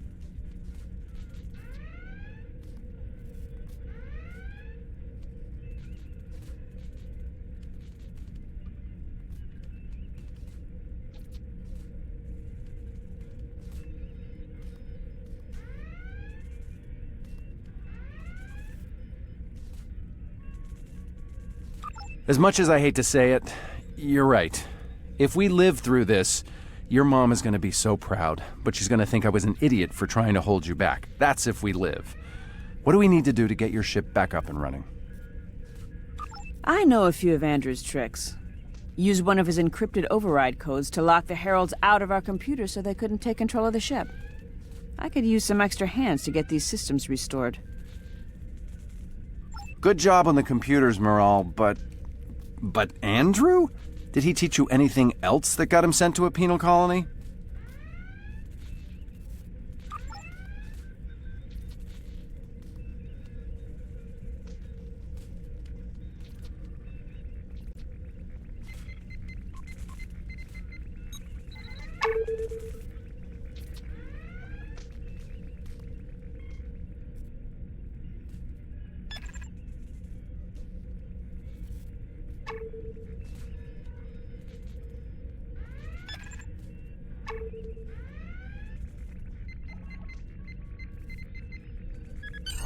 That does it. Let's both get back to our ships and finish this.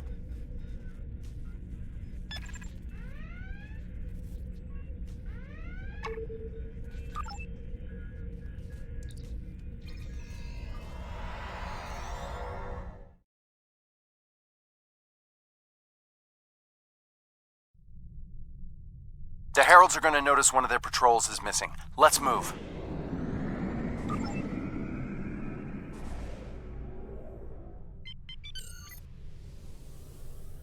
Time to pick up the pace, people! I got some scans of those ships. Should give me an advantage when we get to the station. We're coming up on the center of their operations.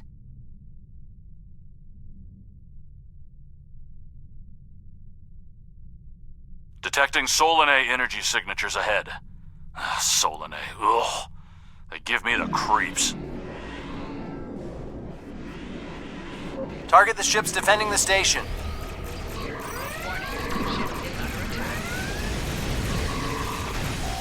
Target shields have failed.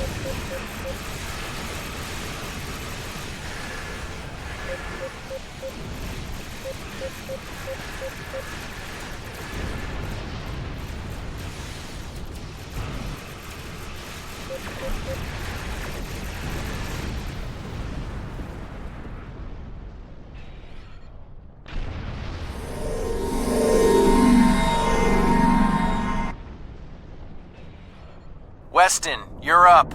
We'll keep them busy. On it. Iconian energy signature detected. Evasive maneuvers. Pattern, Paris Delta 2. Andrew! We need to abort. We can't do this without Weston. I can do it. Andrew gave me a backup copy of his algorithms in case something happened. We're falling back. Dad, I know you mean well, but I have to do this. You know what will happen if the Solanae can break through. We'll lose everything. Okay, Moral. You can be almost as stubborn as your mother, but I know when I'm beat. All right, people, you heard her. We're going in hot. Cover Moral's ship so she can finish this.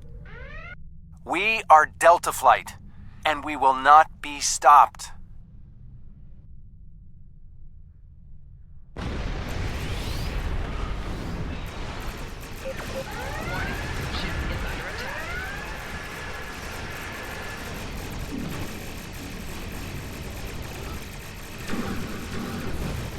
Four shields failing.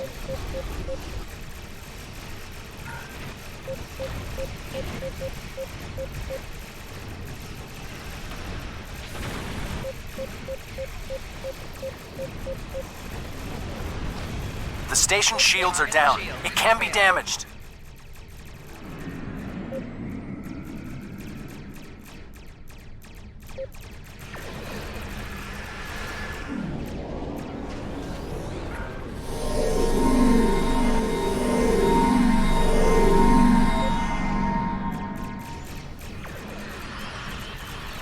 We're getting there. Attack the dreadnought.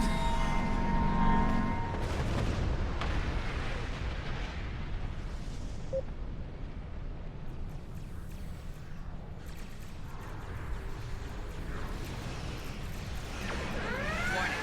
Ship is under attack. Target's shields have failed.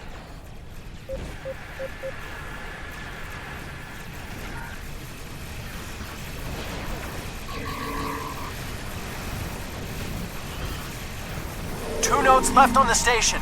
Take them out now. Left shield failing.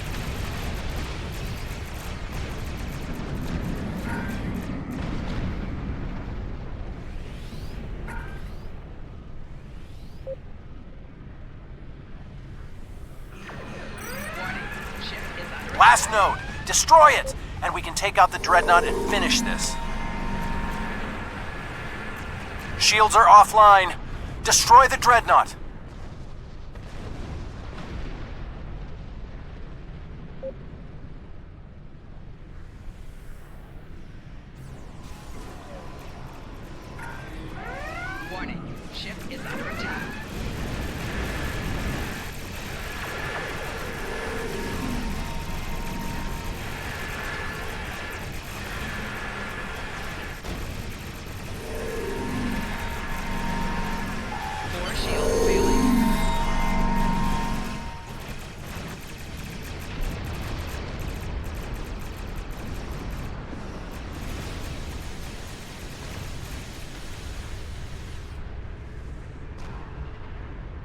trying something, and it's not just to bring their shields up. I think they're activating the station. They're trying to bring the Solanae through. Give me just... Got it! Core shields down. Hit him now! Detecting a power surge! I have their main computer. They're still trying to start the conversion process, but their shields are completely down. Okay, let's blow up this thing and head home.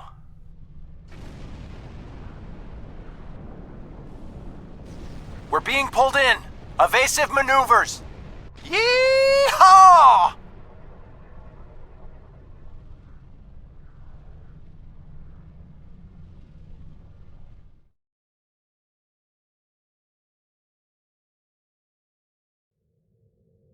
I found something interesting in the computer system before the station blew.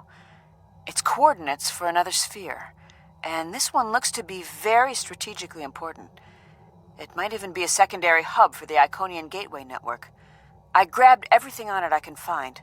I'll transmit the files to Captain Cogran at Alliance Command. Maybe he can get a team together to investigate. The station is destroyed, and we've completed our mission. But not without paying a price. Weston was a talented engineer and a damn fine pilot. He may not have wanted to be in Starfleet, but there was a time I didn't think I was Starfleet material either. Sometimes rebels make the best officers. We know our duty. We just have our own way of getting it done. Exactly. It's been a pleasure flying with you. Maybe we can do it again sometime before this thing ends. Consider yourself an honorary member of Delta Flight.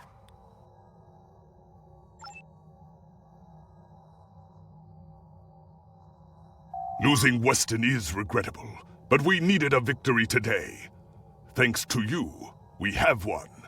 Defeating a Herald dreadnought is a significant achievement. Destroying their station and keeping the Solanae locked in subspace is even more valuable. The number of ships and soldiers we have is finite. We cannot allow the Iconians to have a numerical advantage, as well as a technological one.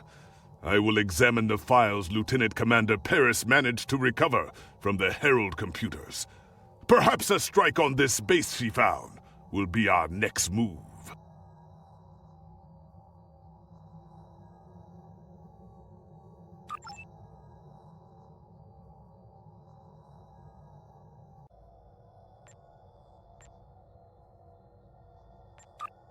The Empire requires your assistance with a covert mission deep in Iconian territory. It is dangerous, but if successful, it has a chance of turning the tide of the war in our favor. Report to the UNEASY system. There you will meet a man named Rahhmi. He wants to explain the details of the operation to you personally.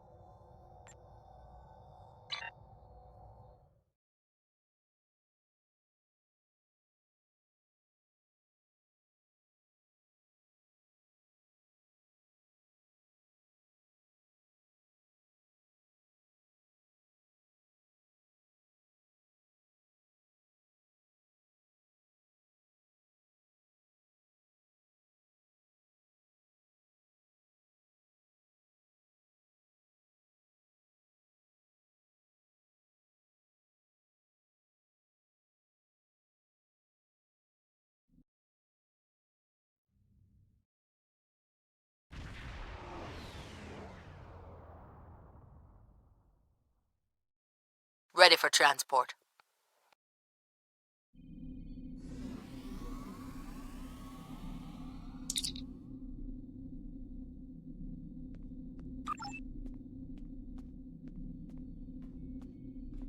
Qapla', and welcome aboard the IKS Hague.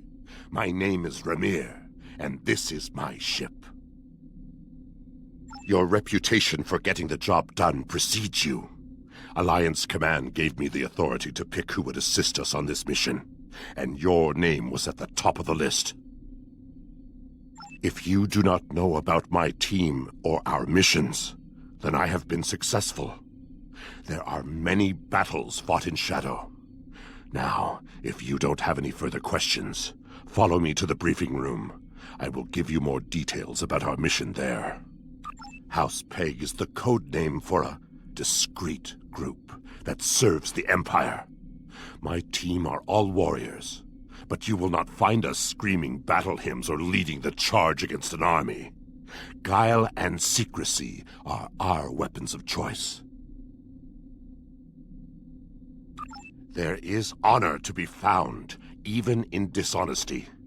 If an enemy force can be felled by words or the simple removal of one troublesome individual, the entire Klingon Empire is strengthened by the acts of a few brave men and women.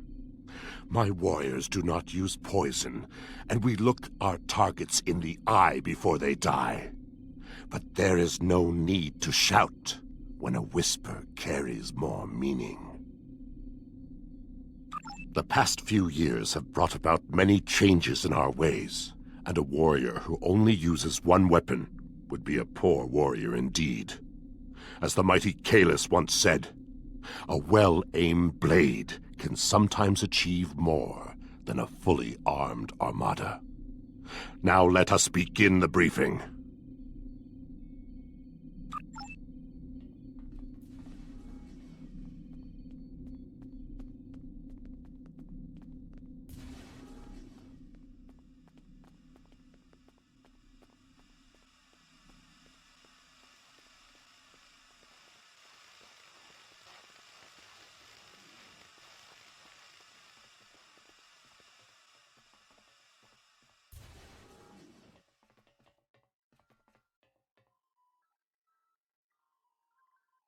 Data recovered from the station in the Calbridan system has pinpointed the location of a second base in the Denasia system, containing several of the Iconian's Omega generators. I understand you had a hand in recovering this information. Of course. Nevertheless, we have the coordinates of the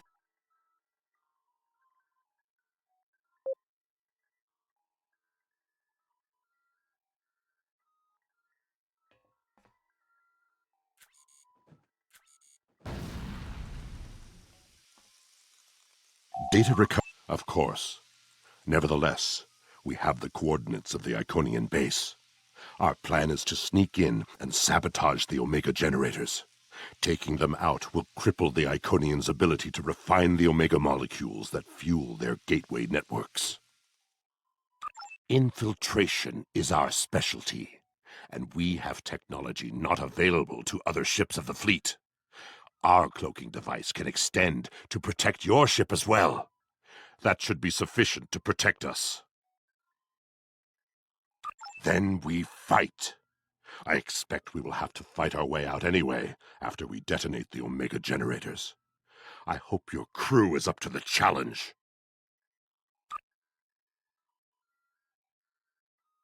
Our scientists put the risk of a catastrophic reaction at less than 7%.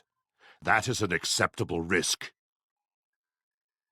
This is our mission. You, of course, have the authority to change our mission parameters. Belair is right over there. She will also be a part of the away team to help extract any Iconian intelligence we find in the facility. Be careful. Her mate Travana is very protective.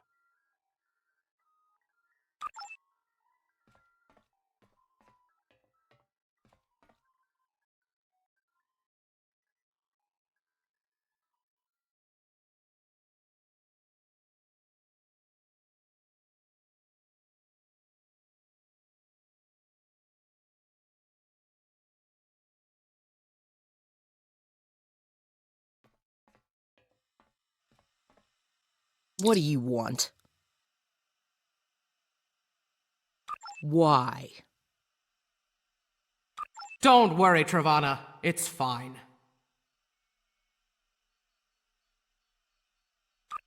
Yes, but the chances are slight. If the charges are properly placed and calibrated, it should not be a problem.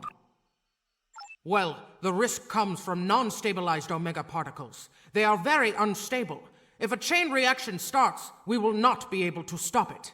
If that happens, we'll lose our ship, yours, and anything within a few thousand kilograms at the least. But if that happens, the heralds in the system will be destroyed too. That's something. Right. If we were to stabilize the particles into one or more omega molecules, the chance of a detonation would be greatly reduced. I will need to run some numbers.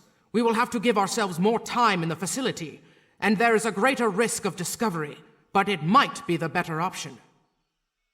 I disagree. Taking the time to stabilize the molecules puts the team in danger. You insult my honor. It is my duty to protect this team.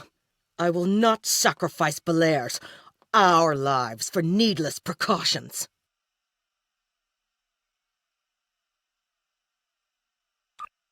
So be it, Patak.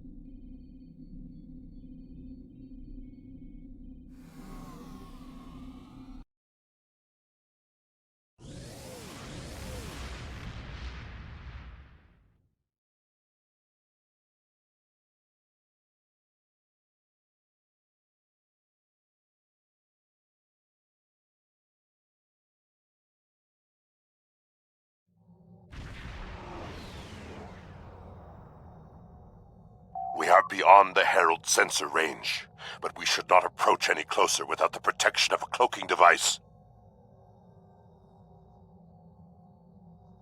Once we get close to the planet, we will not be able to risk a wide scan, so we will need to perform a series of pinpoint triangulation scans in order to locate the facility housing the Omega generators. At least we can remain cloaked while we do so. Once we have the location of the facility, my team will meet yours on the surface. Then arm your weapons and prepare for battle. Our cloaks will do us no good after the Heralds discover our sabotage.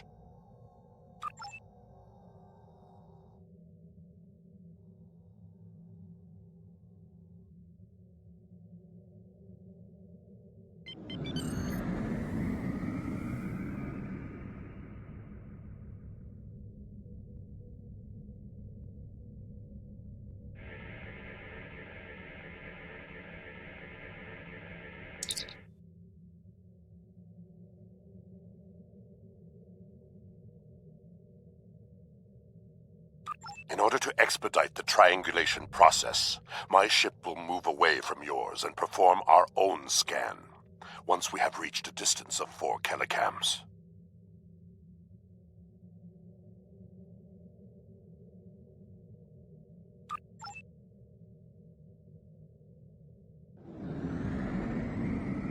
Position confirmed. Beginning scans. Sensor interference is preventing us from getting a good reading. Move to 16 kilometers.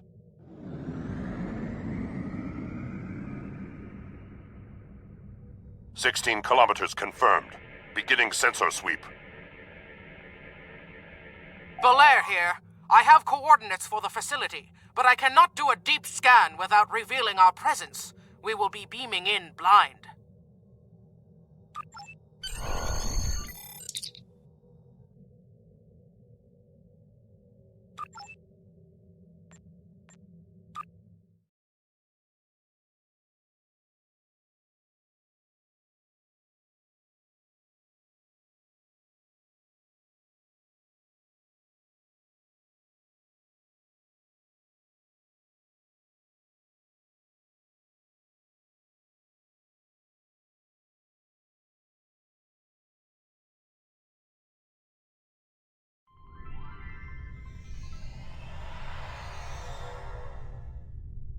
This facility was very well concealed and shielded.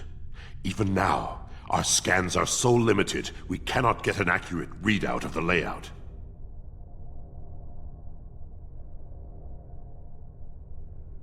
True, but our tricorders will be of assistance while navigating. Now that we are on site, there is something you need to know.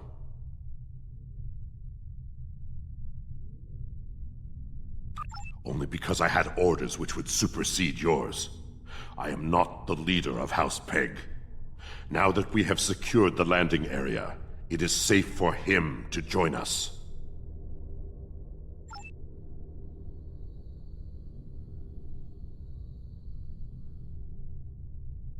Remir to Hague. We are ready for him.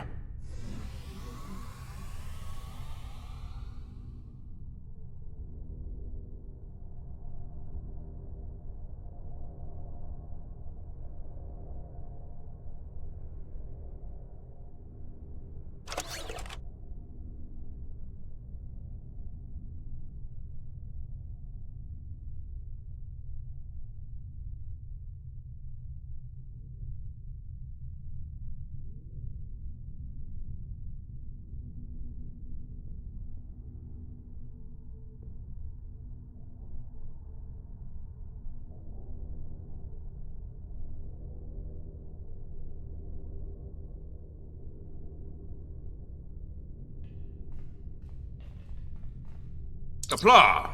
You and your team have done well so far.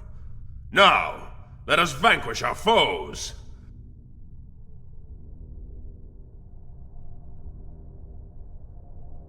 I am Kahless, Emperor of the Klingon Empire. A legend reborn through the mysteries of science, using the blood that stained the ancient knife of Kirom. Although there are those who believe me to be a pretender, I have been the moral leader and a symbol of the Empire for the Klingons for more than 40 years. I have given guidance to Gowron, Martok, the leaders of the Great Houses, and the High Council. Even Jimpok hears my counsel, and that man listens to few voices but his own. I am more than a figurehead. A man cannot lead an empire of warriors without being a warrior himself. I carry the Sword of Kahless, a weapon of fables, forged by Kahless the Unforgettable in the fires of the Kristok volcano, and cooled in the icy waters of the Lake of Luthor. This blade slew Molor, it conquered the Fekiri, and created a mighty empire. Now I will wield it against the infernal servants of the demons of air and darkness. There is always a need for the Sword of Kahless. It is a symbol of eternal victory. No one who uses it can be defeated.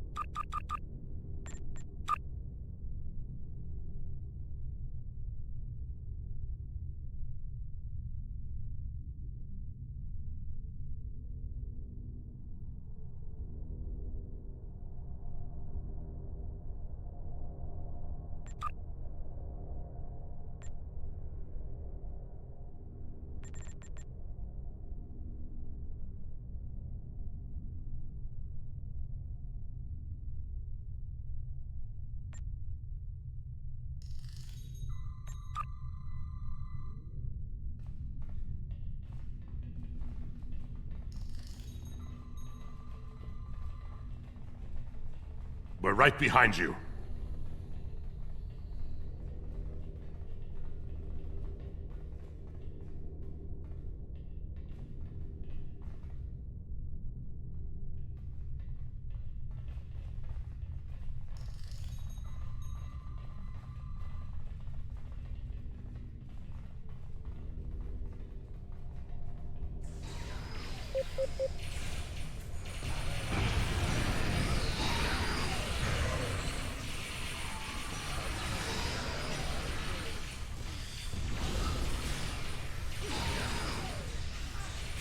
Flanking damage detected.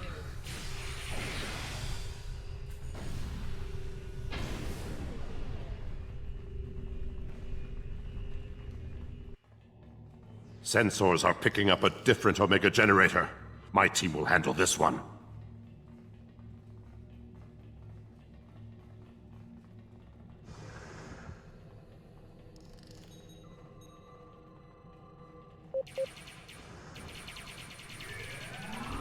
Personal shield losing power.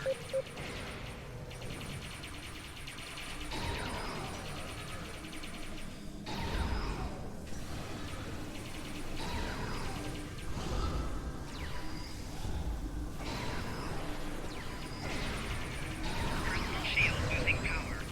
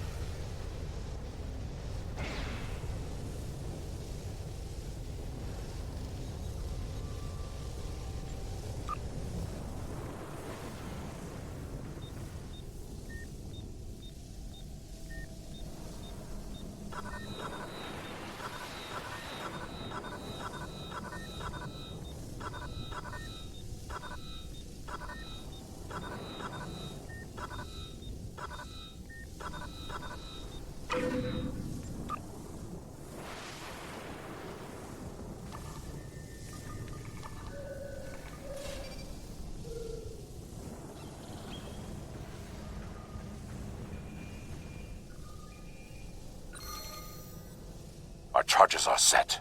We will meet with you in the hallway ahead.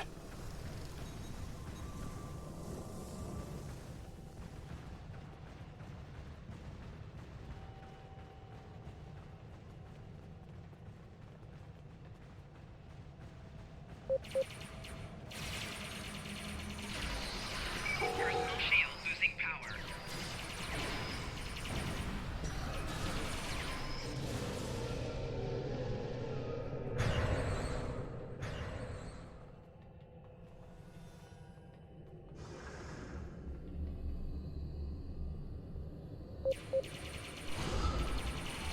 Personal shield losing power.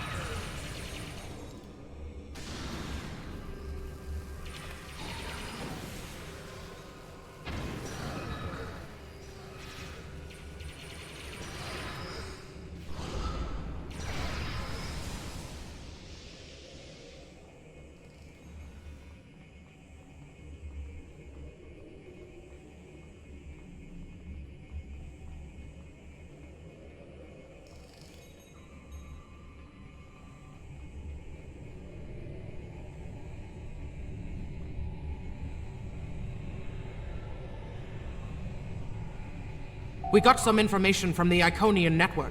How did you do?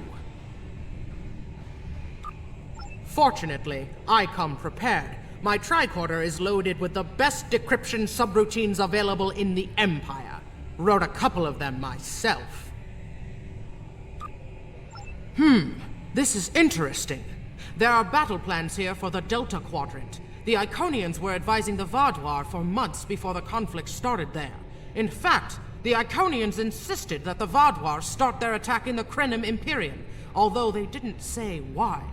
I also see data on where the Omega energy is being distributed. This is good. If we use this, we can attack the subspace stations where... Oh no! Taket, one of the Iconians! It is here! Yes, sir. We need to find the last generator.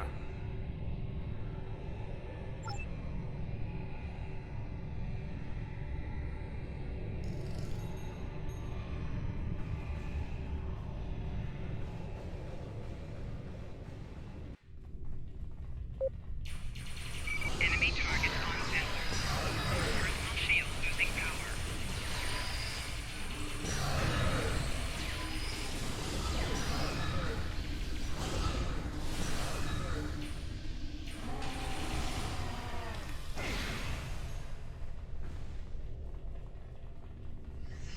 Use that panel to access a visualization node and locate the last Omega generator.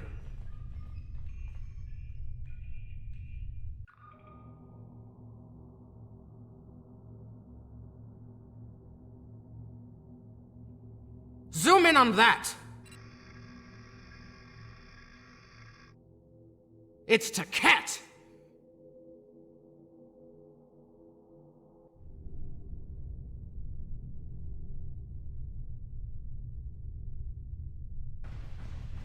An Iconian!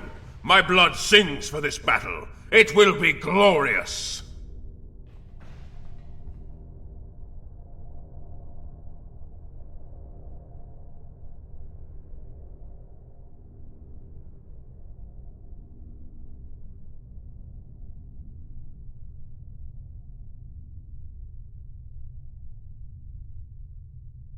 Kahless, my Emperor. You are the strongest of Klingons. You wield the sword of Kahless. But there is no one who can face an Iconian in single combat. The war does not go well for us. You all know what we face. Our people need a symbol to inspire them. That is what I was created to be. This battle will be one of legend. Every soldier of the Empire will have this tale on their lips.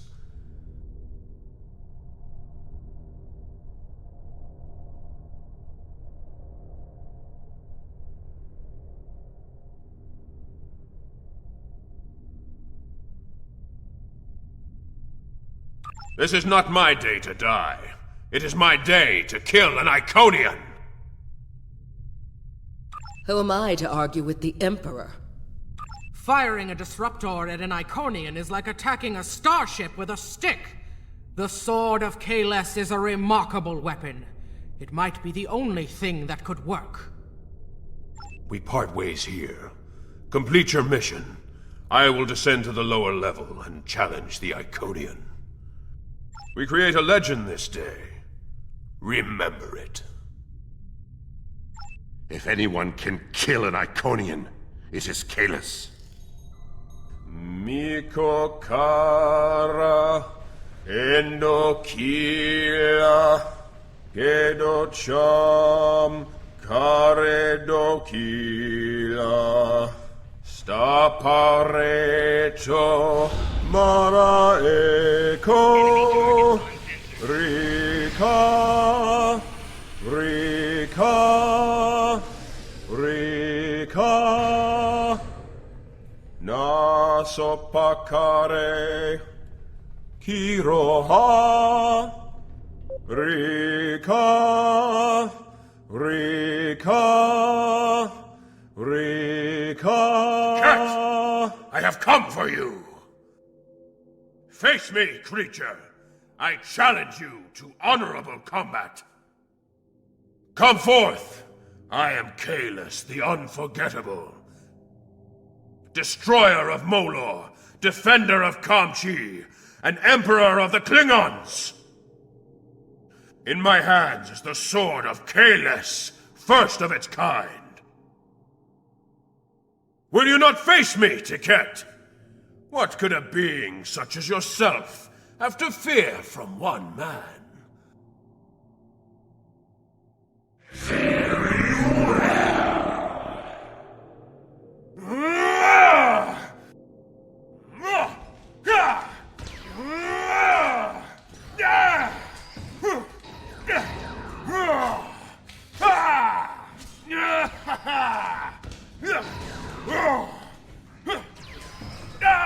We are in.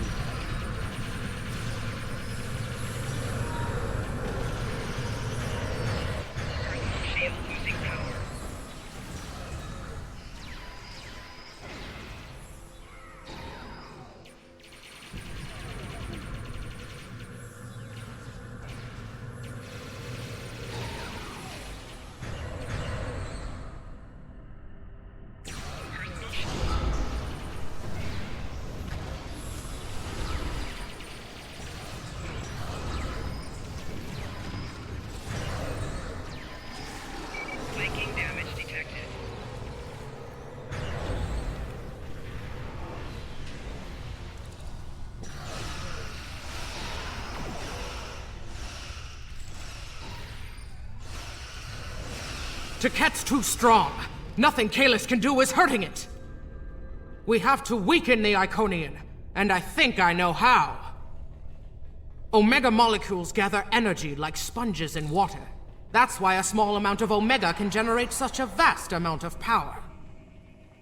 Quick, find a console and activate the reactor.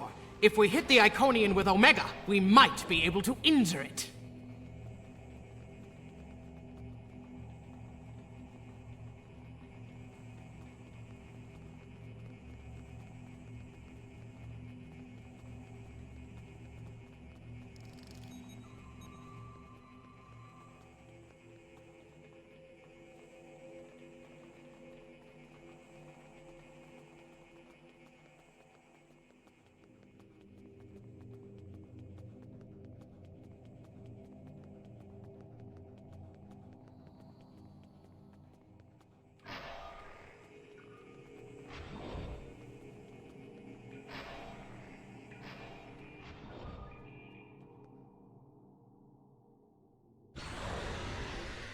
Ha! Glorious battle!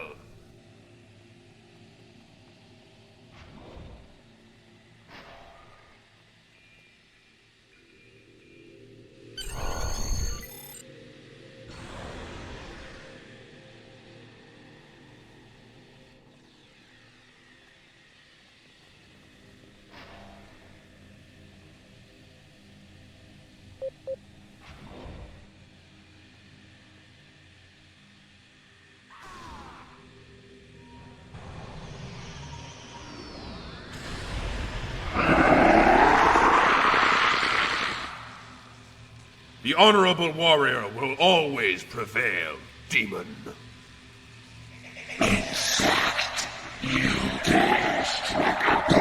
You are no god, Teket, and your tyranny ends now!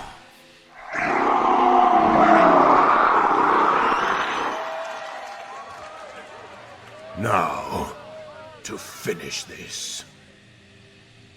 This fight is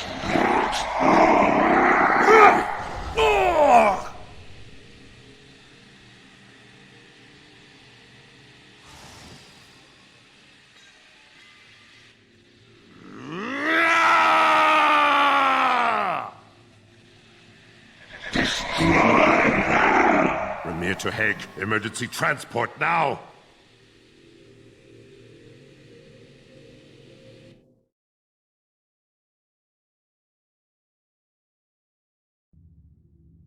We've lost Kalis, and we were unable to stop the production of Omega molecules. The Iconian war will continue, and much blood will be shed. True, the data recovered by your team in Belair will be invaluable to the Alliance. The only thing to do is make sure it reaches them. To do that, we must escape this system. You're right. We can't risk this intel not making it back to the homeworld. I've pinpointed an excellent transmission spot near here, where we can send out an encrypted microburst of data. If we don't make it out of here, at least the information can be of use to those who still fight. The Emperor's sacrifice cannot be in vain.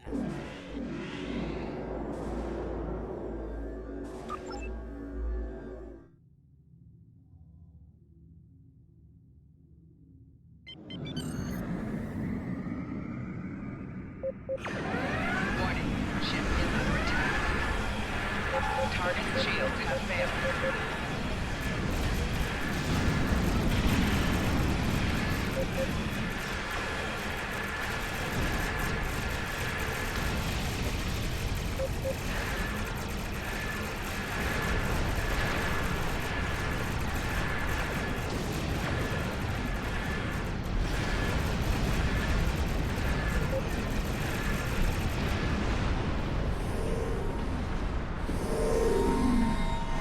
We're at the optimal transmission location.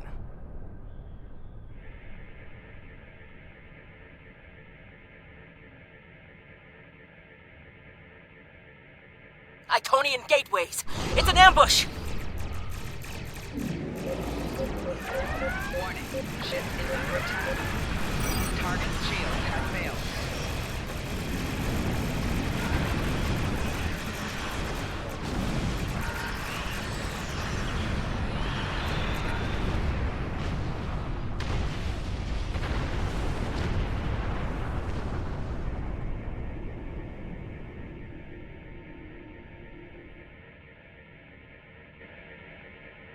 more gateways. Something big is coming through. Ship is under attack.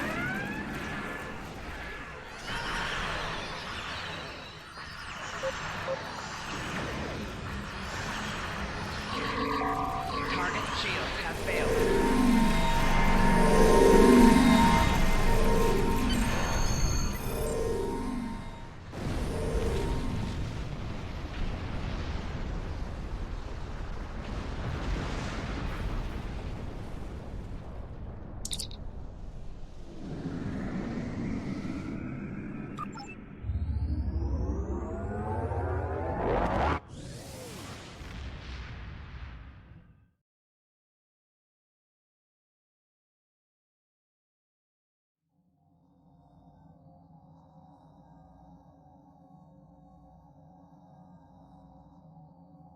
I will mourn for Kalis, but celebrate his life.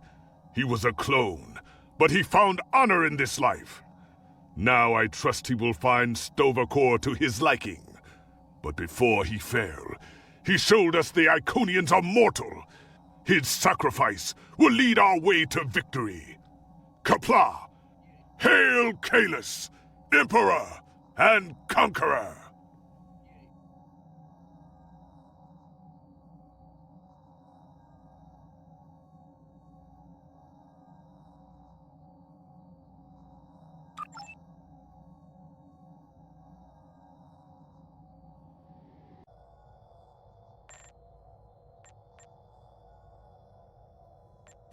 We have a lead on the Krynim. Voyager went to Krynim's space looking for them a few months ago, but didn't find much more than a Vaadwaur and some anomalous sensor readings. But now, we found a Ferengi selling what he claims are Krynim artifacts. You are authorized to negotiate with the Ferengi and obtain these artifacts. Follow the trail where it leads. We need a weapon against the Iconians. And the Vaadwaur have gone to a great deal of trouble to keep whatever secrets the Krynim have out of our hands.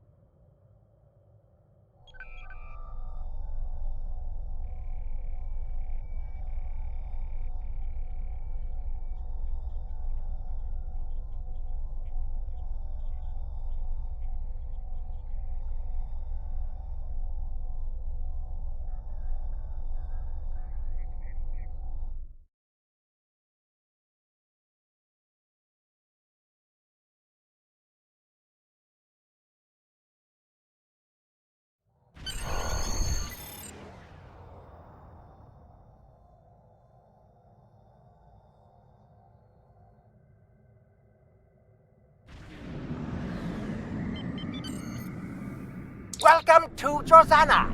You're cleared for docking. We have everything you need for shore leave, and a few things that you didn't even know you wanted. Shopping, drinking, dining, entertainment. You'll find it all here. And don't forget the 77th rule of acquisition. If you break it, I'll charge you for it.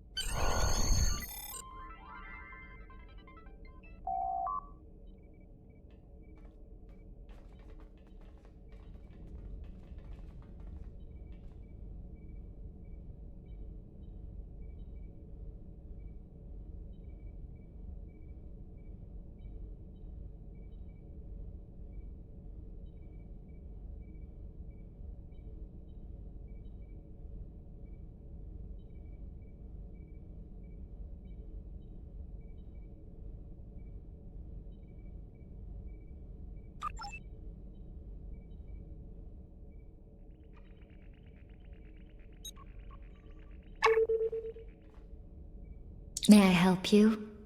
Oh, wait, you must be. I'm sorry, but the business facilitator is busy at the moment and cannot be disturbed.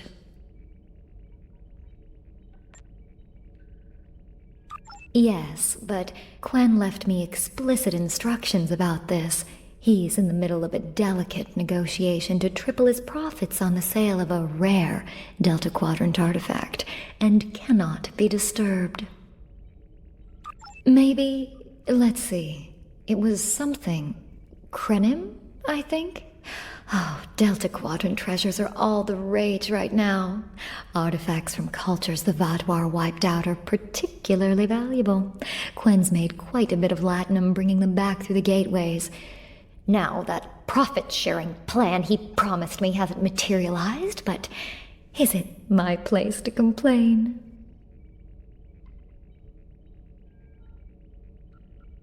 Look, Quen hired me to answer the comms and chat up the customers, not to be security. Go right in. Just try not to break anything. Quen will find some way to blame the damages on me.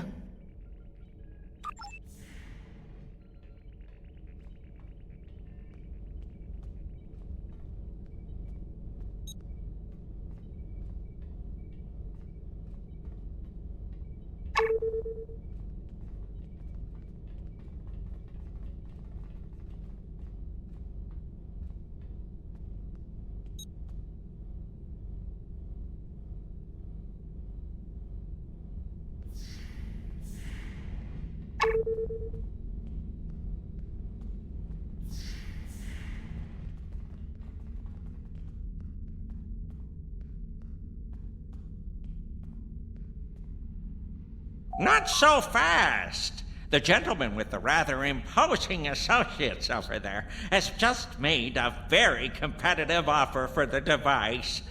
Care to make a counterbid?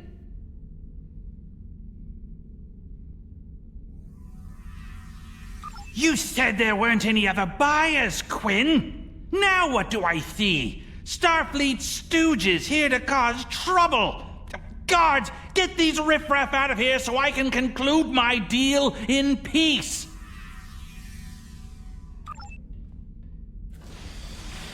Enemy target on sensors.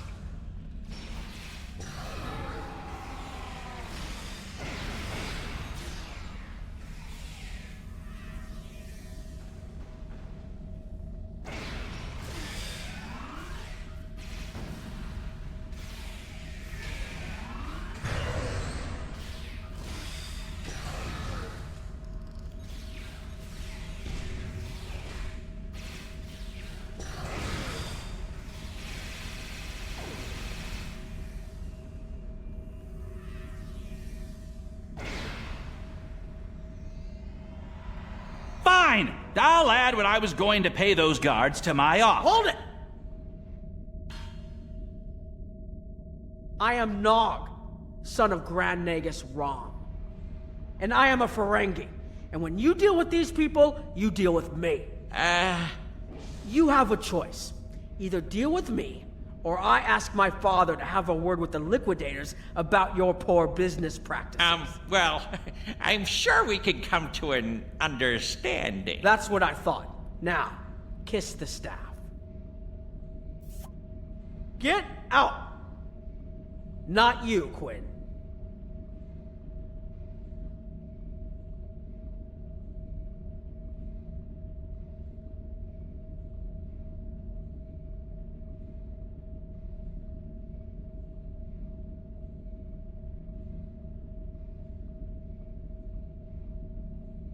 Here's my best offer. How about we agree on a price, and you get your Delta Quadrant doodad, and I leave. Everyone's happy.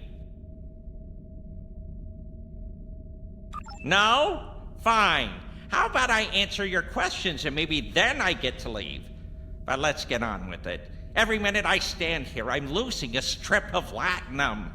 Time is a very valuable commodity. The device is Krenim in origin. Specifically, it's from the Krenim Imperium. Constructed sometime in the mid-22nd century, if I had to take a guess. Strange piece of technology.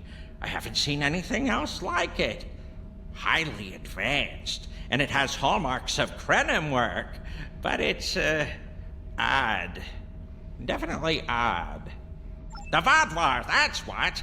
At one point, the Krenim Imperium held more than 200 star systems in the Delta Quadrant. They lost some of that territory in a couple wars, but overall they were doing well. Not the biggest business in the quadrant, but not the smallest either.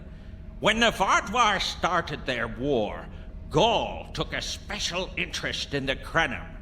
Bombed them back to the Stone Age, and then some.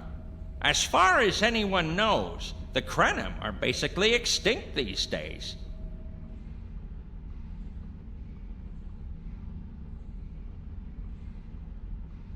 I picked it up from a Talaxian who wanted to trade for supplies. He told me he got it from the Kayana system. That was it. There used to be a Krenim colony there, but it's gone now, just like the rest of their empire. The Talaxian wasn't very clear on that. He just said, gone. If I'd asked any more questions, he might have increased his price. As a show of good faith to the son of the Nagus, I'm willing to tell you for free. But don't let this get around. It would ruin my reputation as a businessman. The device emits some unusual energy readings. The shielding may have malfunctioned, or maybe it's not fully operational anymore. I'm not sure. But that's why I'm selling it as an antique.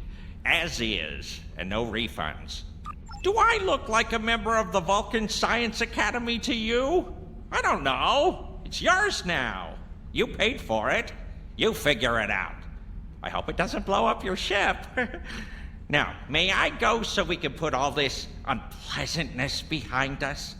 I want to drown my sorrows in a comet cocktail and think about all the profit I didn't earn today. Don't let the staff of office and these good looks fool you. I'm here as a Starfleet officer, and I don't normally flaunt my family connections, but in this case, it seemed like the best way to solve the problem. So I borrowed my dad's second best staff. Interesting. I know Voyager encountered the Krenim during the journey, and Tuvok was looking for survivors of the Vodwar purges. For now, though, perhaps we should concentrate on learning what we can from this device. Quinn left without taking down his security, but fortunately I know how to get around it. This isn't a very sophisticated system. It's hardly worth the latinum he paid for it. If we overload the EPS conduits, we'll create a cascade failure in the system that the control protocols won't be able to handle. That should drop the force field. It's true, my father is Grand Nagus Rom. I don't normally have much to do with his business dealings, but in this instance, a little show seemed to be the best way to solve our problem. I grew up on Deep Space Nine with my father and my Uncle Quark. That was back before my dad became the Nagus. He was just a maintenance tech. Like my father, I preferred engineering to business. Captain Sisko helped me get into the Academy, the first Ferengi ever to join Starfleet. Then my Grand Mogi started seeing Grand Nagus Zek, and there were a lot of changes on Ferenginar. When Zek decided to retire, he thought my dad would be the right person to see them through. Interesting. I know Voyager encountered the Krenim during the journey, and Tuvok was looking for survivors of the Vodwar purges. For now, though, perhaps we should concentrate on learning what we can from this device. Quinn left without taking down his security, but fortunately I don't mind telling you a bit about myself at all. I grew up on Deep Space Nine with my father and my Uncle Quark. That was interesting. Quinn left with... I think you can overload the EPS conduits in the corner there.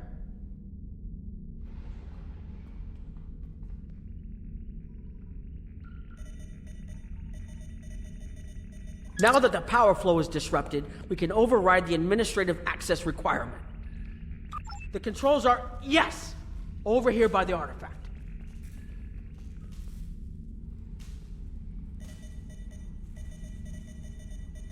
Excellent. Now we can get a good look at this.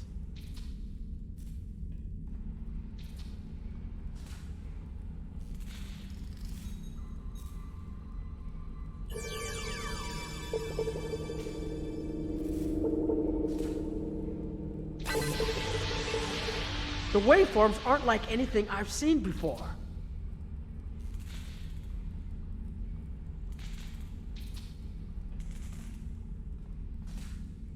Think I'm getting something. This is definitely Krenim in origin. And Quinn was right on the age. I'm also seeing some repeating elements in the base code, almost like a signature. And that strange energy Quinn was talking about is actually chronotons. A lot of chronotons. And chronotons mean temporal manipulation. This little box just got a lot more interesting. I'll take the device back to my ship, the Chimera, and have a look while we're on the way to the Kiana system. From what I understand, Voyager sent an away team to the Kiana system a few weeks ago, but they encountered some resistance and were forced to pull back before they can find what they were looking for. But now that we have this, maybe we'll be able to find what remains of the Krenim, if there's anything left to find.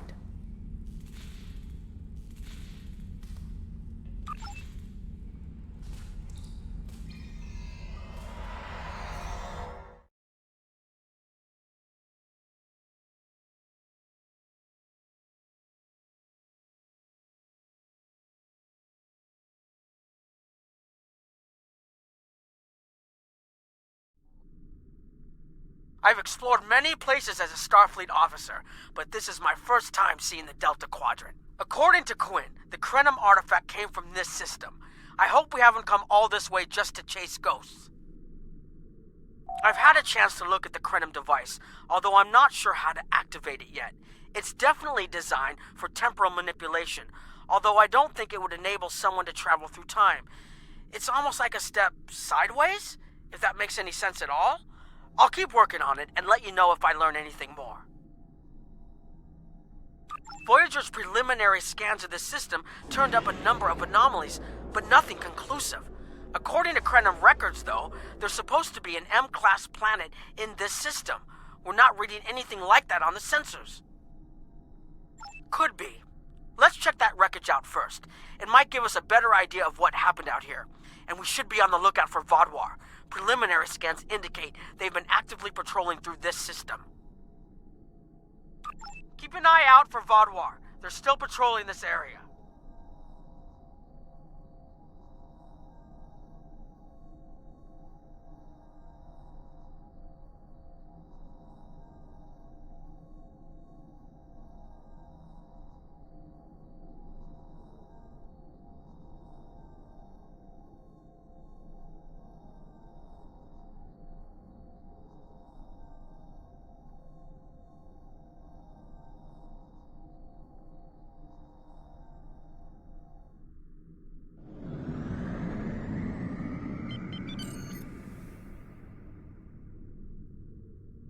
If I had to place a bet, I'd say that wreckage is where this artifact was found.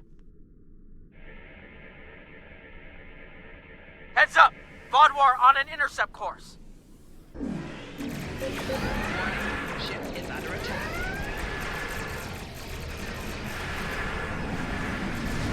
Target's shields have failed.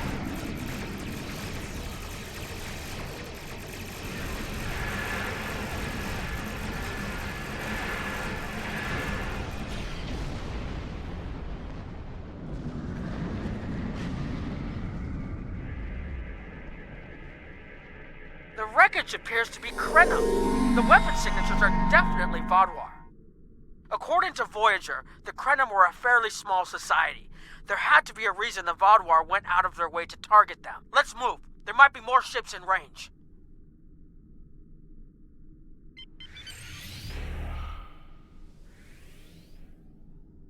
There are more Vaadwaur on an intercept course, but we may be able to avoid them.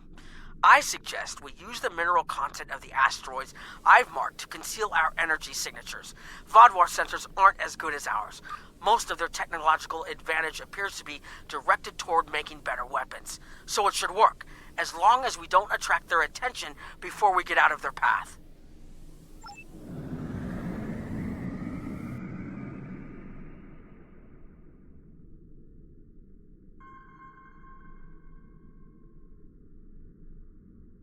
Heralds! They must be looking for that Vaadwaur patrol. I don't think those heralds detected us. Let's hope they don't come back this way.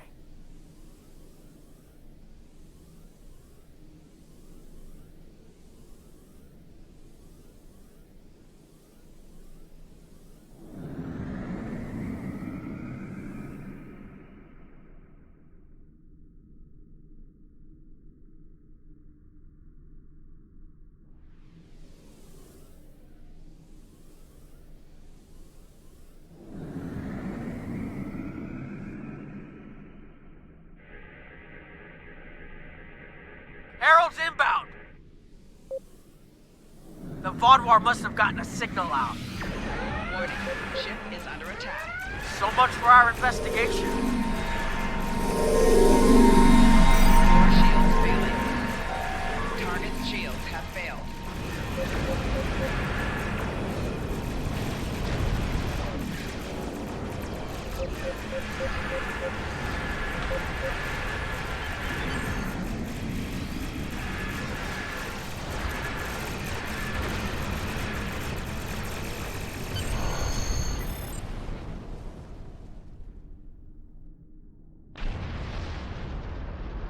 There was something about the Krenim that was such a threat to the Vaudouar and the Iconians that they're still patrolling the old Krenim systems. If we can find more Krenim technology, or maybe unlock what we have, we might be able to find out what is so important. That could be something the Alliance can use against the Iconians. I recommend that the Chimera and your ship patrol the outer system while we take an away team to the surface. I'll bring the device and keep trying to learn more about it.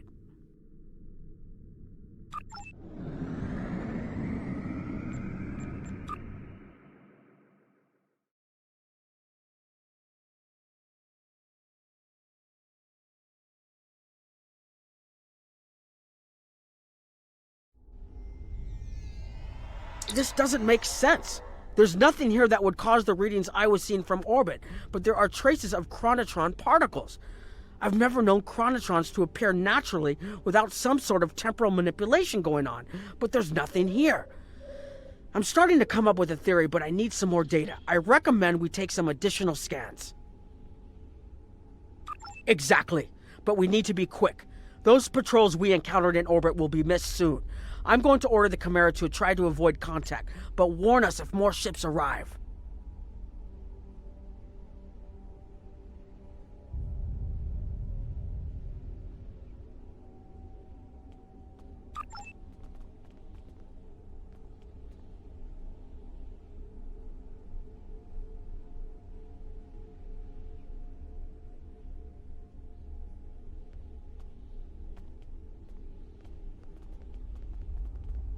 These tall spires are charged with temporal energy.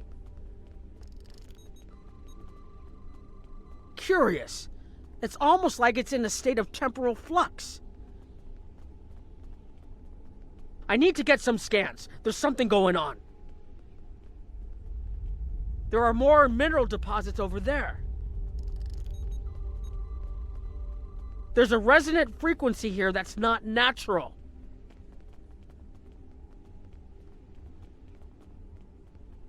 I'm reading another anomaly ahead.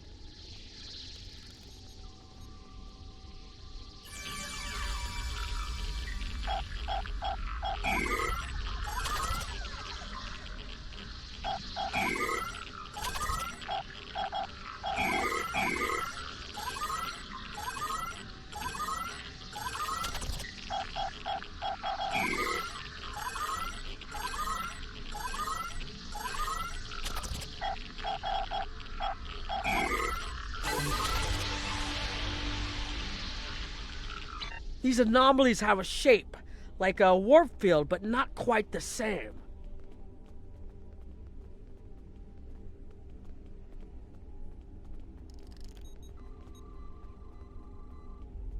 The only other place I've seen sensor readings like this was in the wormhole.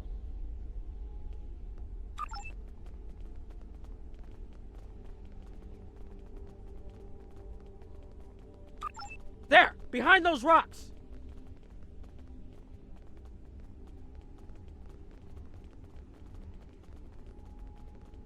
Hurry! They'll be here any moment.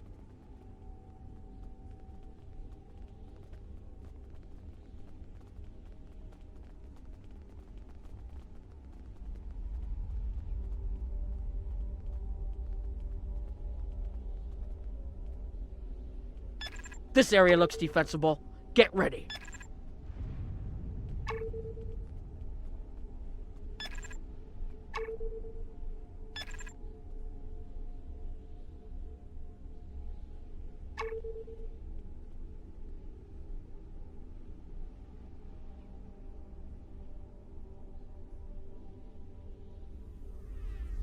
I have an idea. We need to use the device. I've been trying to activate it, and I've almost got it. Keep them busy. If I can get it working, I should be able to conceal us.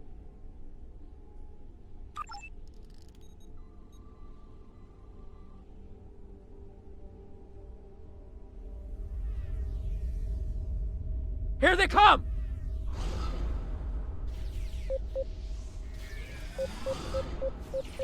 Enemy targets on sensor.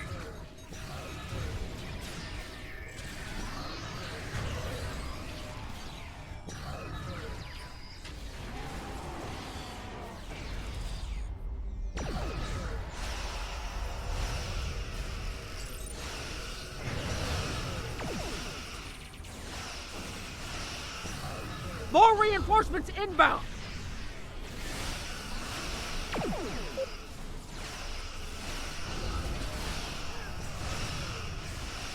Personal shield losing power. Flanking damage. I'm working as quickly as I can.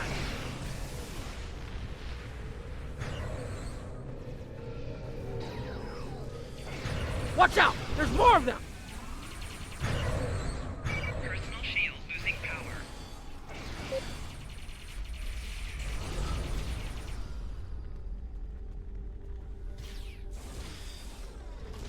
I need more time to align these frequencies.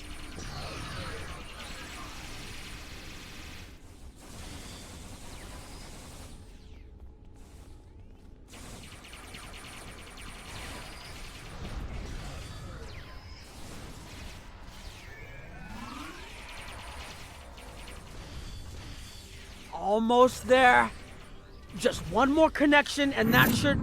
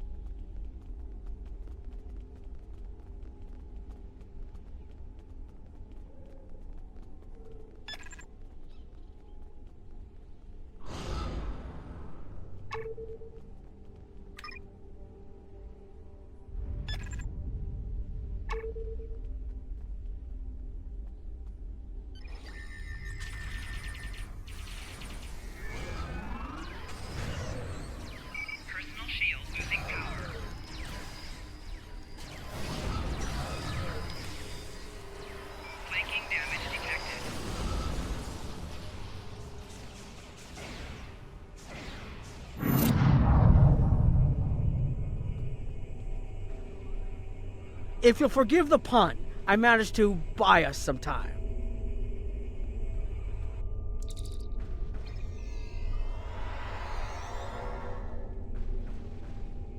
It's taken me some time to convince the Krenim to help us, but they finally agreed. Remember how I said the device could remove someone from the time stream? It did. That's where we are now, in the temporal bubbles, and how we perceive time in here is a little different than outside. That's why the Heralds can't see us. We're out of their timelines, out of all timelines, in fact. While we're here, it's almost like we don't exist. No one's shooting at us. I think that's a good thing. The Krenim are... they're a little touchy. Almost being driven to extinction by the Vaadwaur has made them suspicious. But they're willing to talk to us if we help them stabilize the temporal energy. I suggest we help. I wouldn't want to be in here if the fields collapse.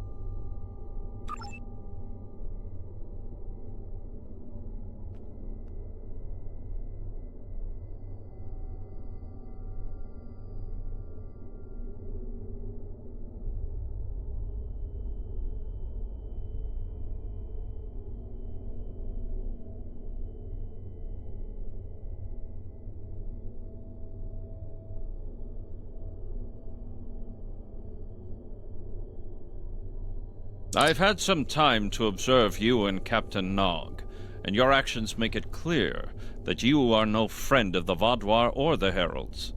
This does not, however, assure me that you will be allies to my people. The Krenim have lost much. Our empire is gone, and our people have been killed or scattered. We are what remains, and I will do whatever I must to protect this system, even if it means leaving you to face the Heralds alone. You have already repaired some of our emitters that were damaged by the attack, but there is more yet to do.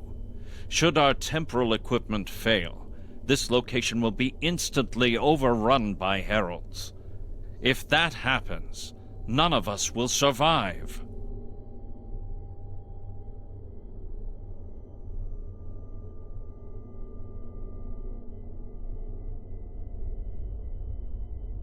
More of our emitters must be realigned, and there are other pieces of equipment my people are already working to repair. Assist my team, and then we will talk again.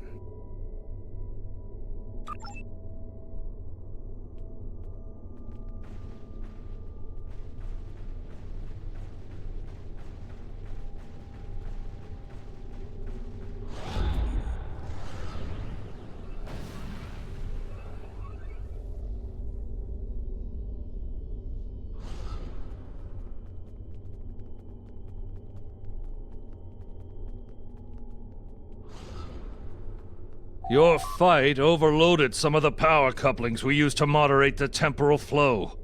If we had a contained space like the technology was originally designed for, this wouldn't be a problem.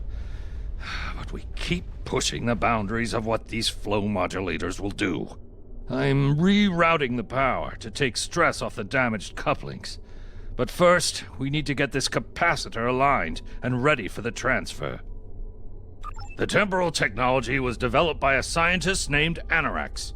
He's still a mystery, even to us. We know he was a ship commander in the Imperium fleet and a genius in temporal mechanics, and that he started work on his inventions in the late 22nd century after our war with the Rilnar.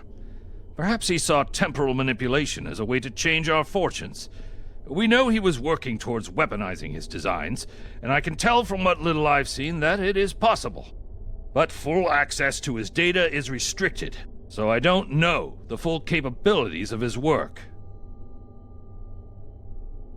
Your fight overloaded some of the power couplings we used to moderate the temporal flow. If we had a contained space like the technology was originally designed for, this wouldn't be a problem.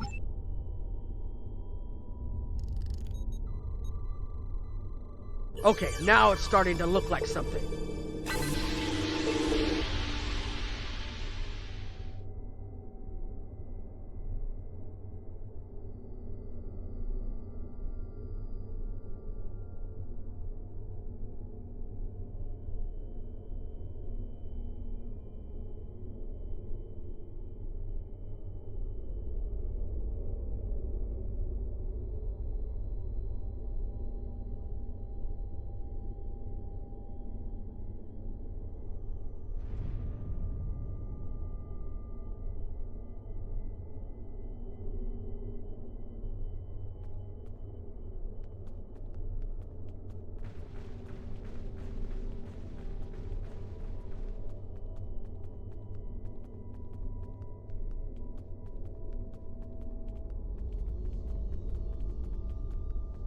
The temporal compensators are out of alignment.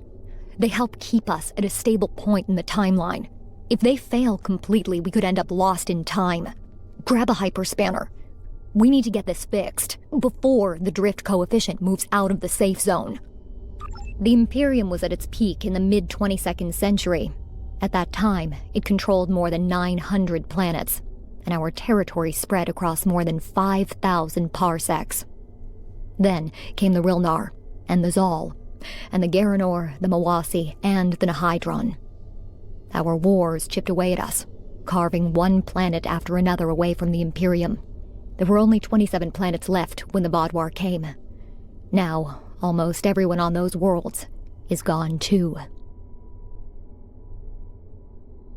The temporal compensators are out of alignment.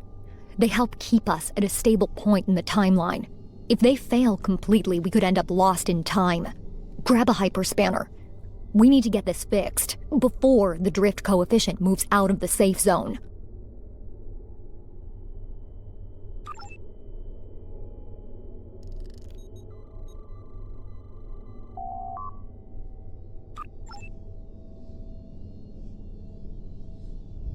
You should realign the matrix crystals.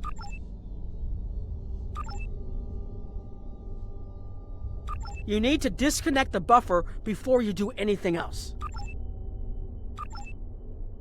Now you need to reconnect the buffer.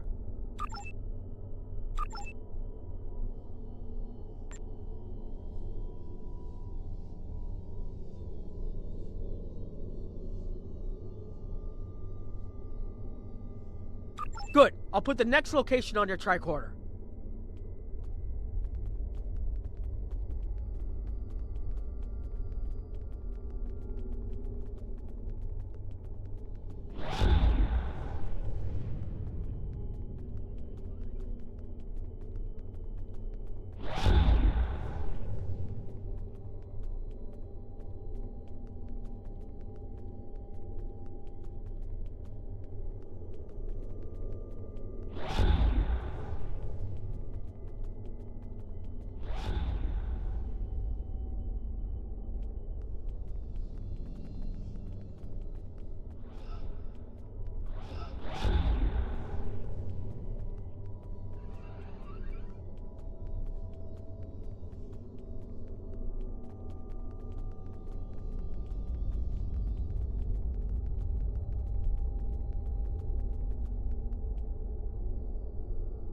Hold this. No, hold it right next to the bracket, or the spanner won't... There. Got it, thanks. Something is putting too much stress on these components. I'm not sure what it is, but we don't have enough spare parts to keep rebuilding this transceiver. Grab a tricorder and run a level 3 diagnostic. Maybe there are some microfractures. If we can find and repair those, this should hold out until I can fabricate a new unit. Anorax's original designs are for a temporal field that's big enough for a ship, sizable but finite. We've adapted the tech to cover much larger areas, but that makes the field more unstable, and we had to get everything operational before the Vadwar found us. So we cut some corners. A lot of corners. We're making updates and repairs as fast as we can, but we can't afford a failure. This tech is the only thing keeping us alive. Hold this.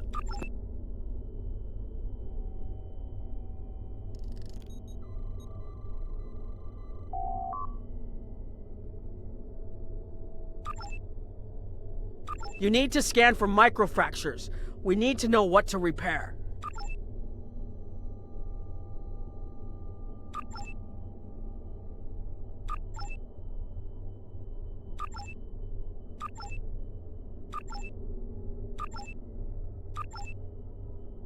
That should do it.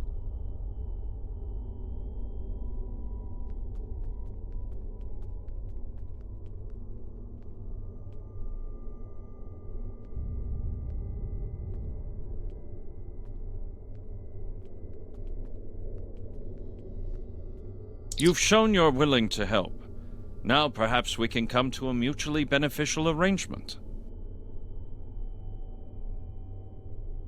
We have Anorax's plans, but not the... Interesting. The heralds are opening a gateway.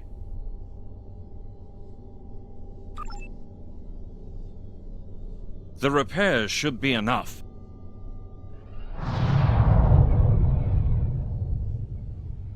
I beg mercy, Great One.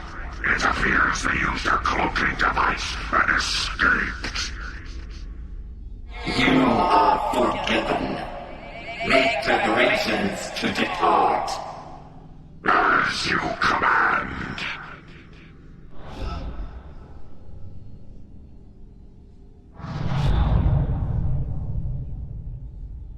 An interesting development. These sentients have proven to be resourceful. Already they have thwarted our plan to bring in the Solanae fleet. Their struggles are meaningless.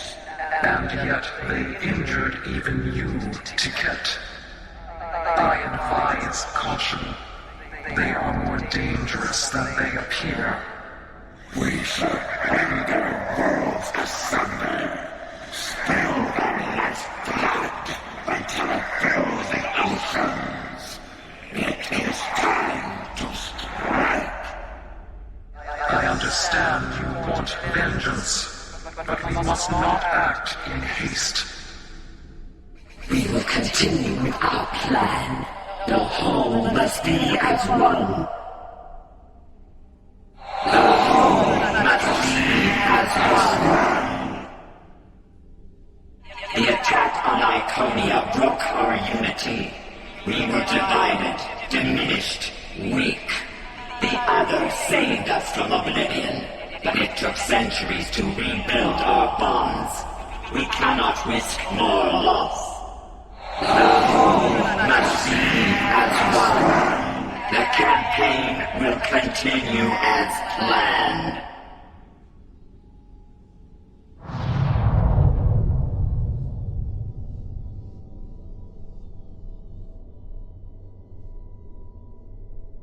They couldn't see us? There were Iconians right in front of us and nothing! They had no idea we were here. We were completely safe.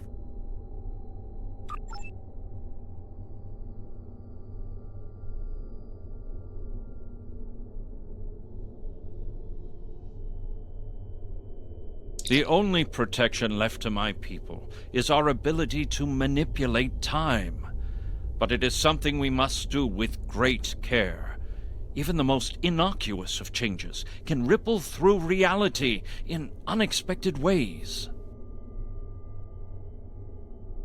My people and I have made Anarax's theories of temporal manipulation our lives' work. In at least one temporal variant, his ship made the Krenim Imperium the undisputed masters of this region of space. If only we could recreate that vessel. Anarax designed a ship, a wondrous vessel that could manipulate the time streams and erase elements in an attempt to bring about a desired result. Our records show that he even attempted to use this vessel to restore the Krenim's fortunes, but he was defeated by an unknown alliance. Afterward, the Krenim Imperium declined, as perhaps was its fate all along. We were diminished, but content to let time progress as it would, until the Vaadwaur. The first Krenim worlds to fall managed to warn the others. When the Vaadwaur came, we hid ourselves in the time stream. It was the only way we survived. Before the Vaadwaur arrived, we were working on a relic. It was a replica of Anarax's time ship. With it, we could have gone back and eliminated the Vaadwaur threat before it even began. The Vaadwaur's assault on the Imperium took too much from us. Now we possess Anarax's work, but not the means to bring it to life. You have seen what our technology can do. We have the designs. You have the manpower and the materials. Perhaps your governments would be interested in mutual cooperation. Allow us a chance to undo what the Vaadwaur did, and we will give you something that will erase your enemies from time itself.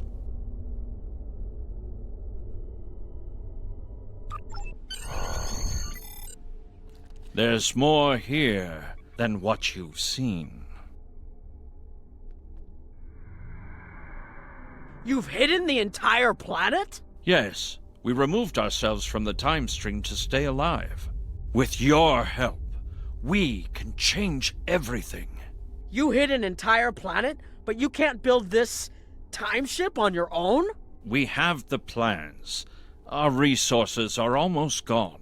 We have shipyards, workers, and all the materials you could need. Precisely. We revealed ourselves to you as a gesture of good faith. What will you do in return?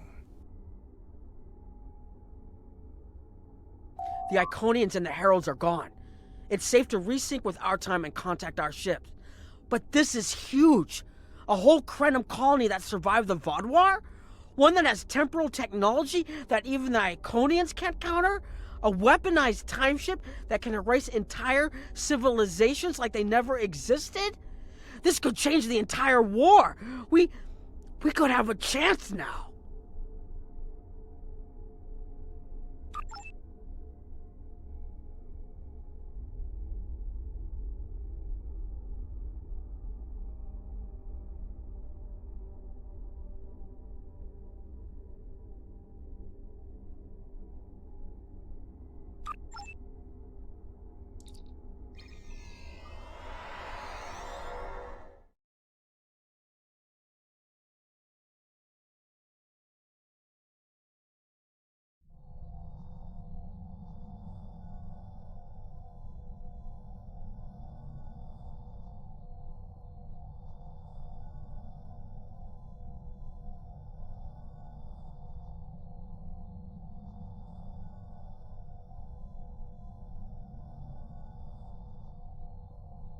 Temporal mechanics is not a complication we need, but this weapon they are proposing sounds intriguing. You and Captain Nog were correct in thinking the Alliance would be interested in investigating such a thing. Personally, I approve of anything the Iconians might fear. Kapla!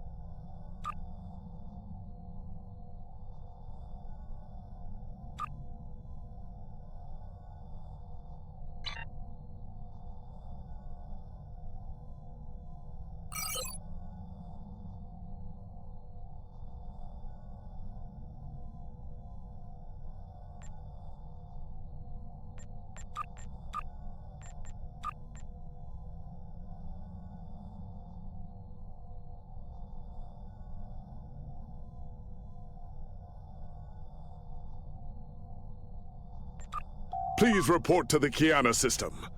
Our partnership with the Krenim is starting to bear fruit, but the project may take more time to complete than we have left. We must consider any plan that ensures our survival.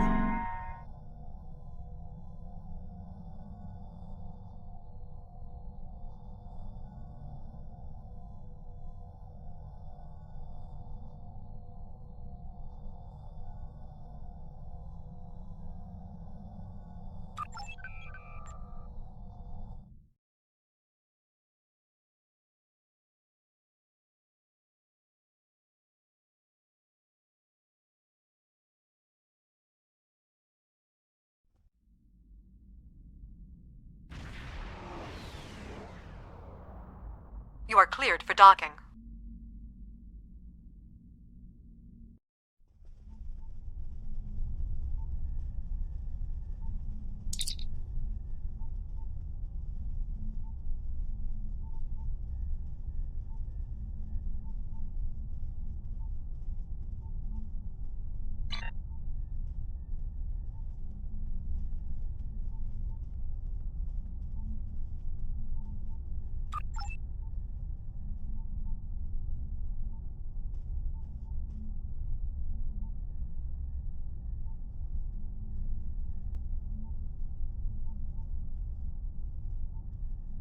Greetings. On behalf of Captain Cogran and Alliance Command, I am pleased to welcome you to our research station. The Captain is completing his preparations. In the meantime, I will give you a tour of the facility, where we are building a weapon that will end the Iconian threat once and for all. Follow me. Our researchers can explain how the weapon works and answer any questions you may have.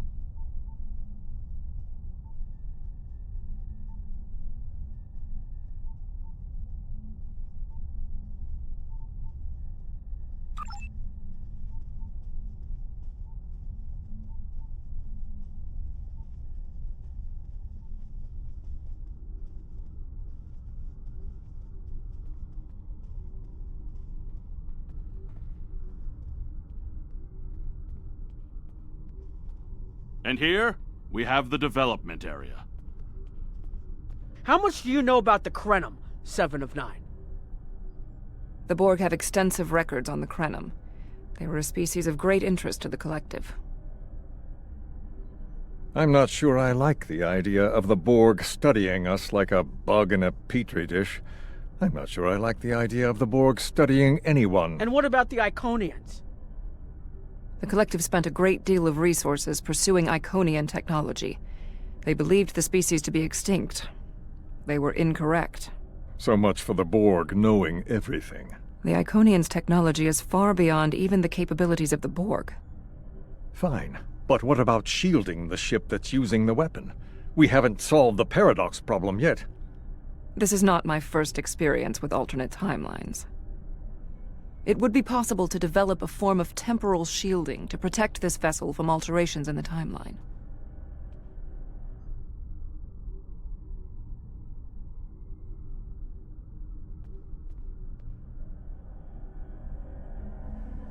Welcome to our facility. I'm working with one of the teams here to develop the time ship and choose a target. What we do is different from time travel. Anorax's designs are actually for a weapon that can remove elements from the time stream completely, and then time reshapes itself to account for that absence.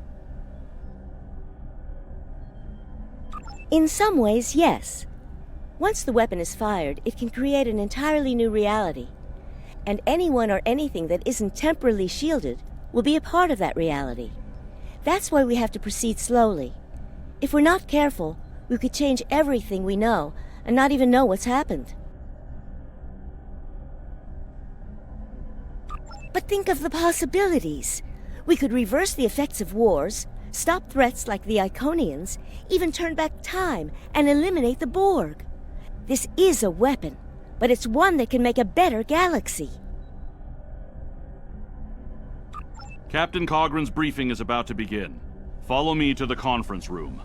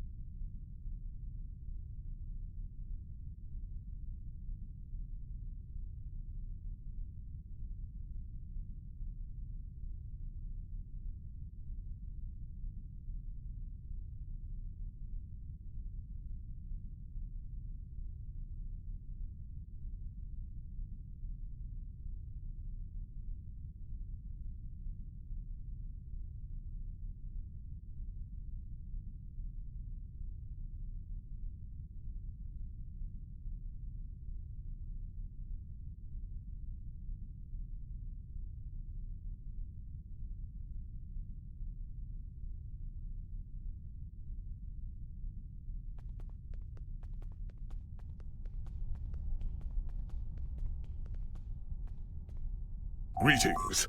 I have heard much about your victories against the Iconians. It is an honor to work with a warrior like yourself. We are almost ready to begin. First, however, Agent Cray would like a word.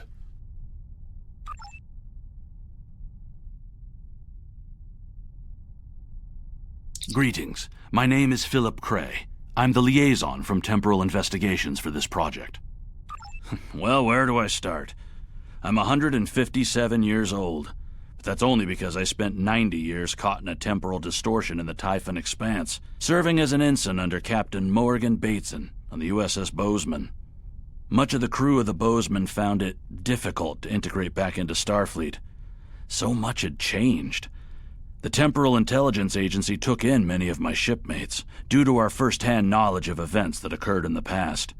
So, that's where I ended up. The Federation has some serious concerns about possible violations of the Temporal Prime Directive. Normally, Starfleet personnel are strictly prohibited from directly interfering with historical events and should make every effort to maintain the timeline.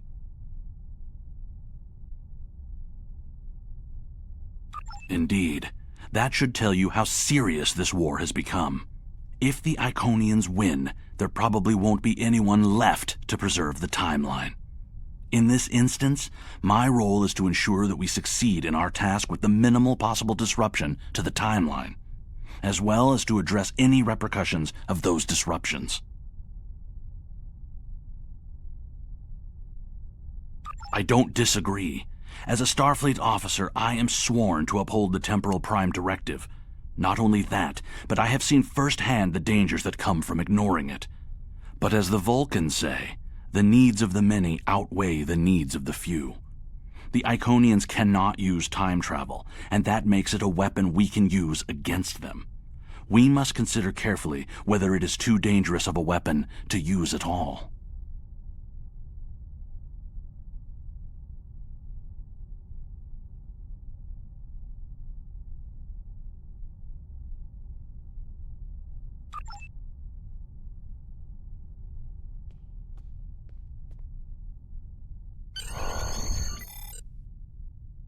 The war is not going as well as we might wish. Our fleets are protecting key worlds, but dozens of other targets have fallen to Herald attacks. Civilian casualties are rising. We need to act. This facility is building a device to turn the tide in our favor. Captain Nog, what is the status of the weapon? We've had some setbacks, Captain. We're still weeks from a working prototype. No amount of temporal manipulation will change that. And have you chosen a target for the temporal incursion? We are still running simulations. We've configured the holodecks to help us evaluate the possible changes that occur after removing an element from the time stream. Some of these scenarios show promise, but none are exactly what you want. Very well. We cannot afford to wait another day. We are losing this war. We need to strike now. A direct engagement is our only option. We will put all our resources into a full attack on the Iconians. Every ship we can muster will be a part of one massive strike against the Herald Sphere. Captain Paris is already moving into position with the Vanguard. Ships here will report to the Herald Sphere as soon as possible. There will be more warriors in Stovokor tonight. But first, we will make the Iconians bleed.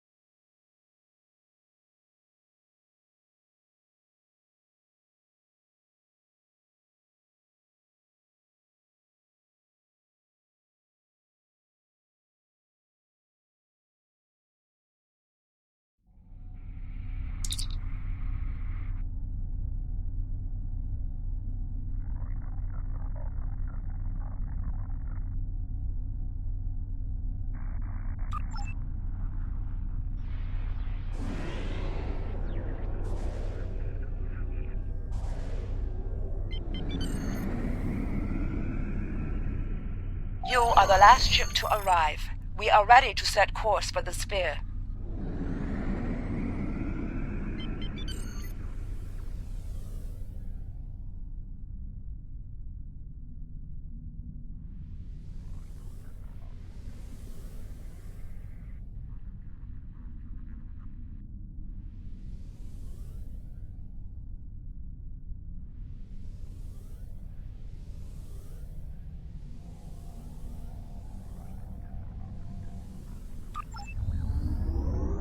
Alpha Wing, you are cleared for departure.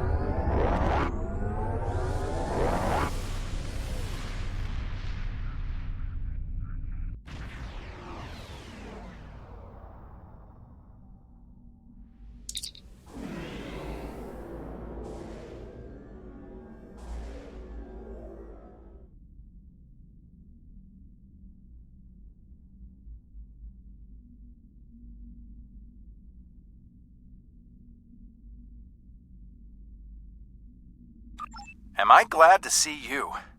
It's just not working. The Iconians are gating in their ships, and they have far more reserves than we anticipated. I've called for a hold on the flagship assault until we regroup. There's no point in a suicide run. First, we need to help our ships in trouble. Can I count on you to help?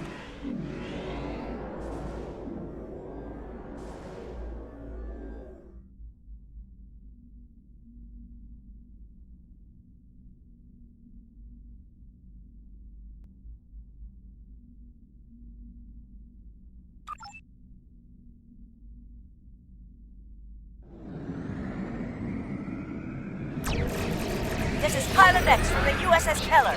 We are losing warp containment and are in need of immediate assistance.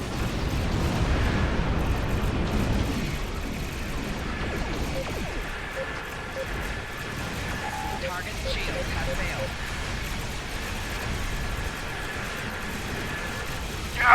Engines and weapons are down! Requesting immediate assistance!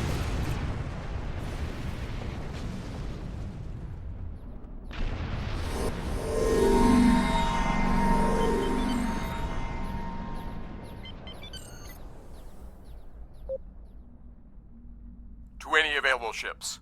This is Commander Novaron, RRW, KPEGH. We require immediate assistance. Target's shields have failed.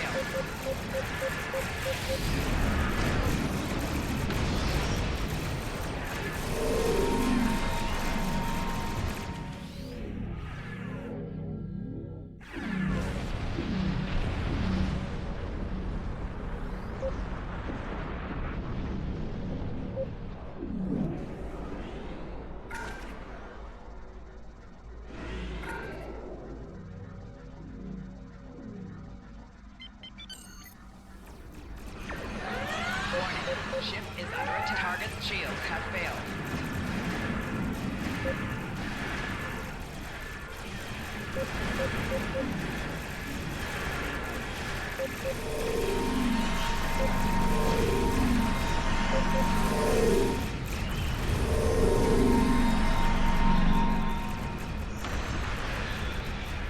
Target's shields have failed.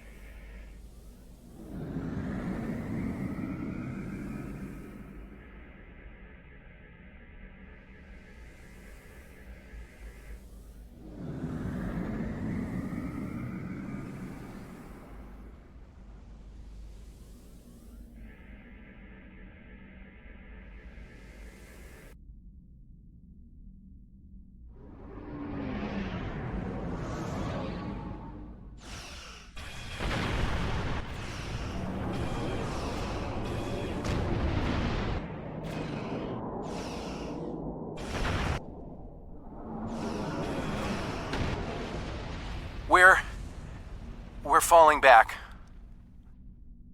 I cannot do that, Captain. A Klingon does not run from battle. Farewell, Captain. Today is a good day to die.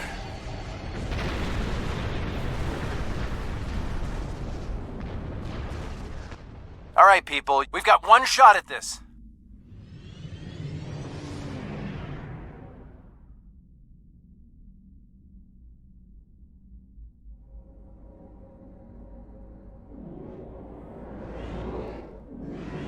We'll take care of the reinforcements. Follow that dreadnought. We are clear to enter the gateway.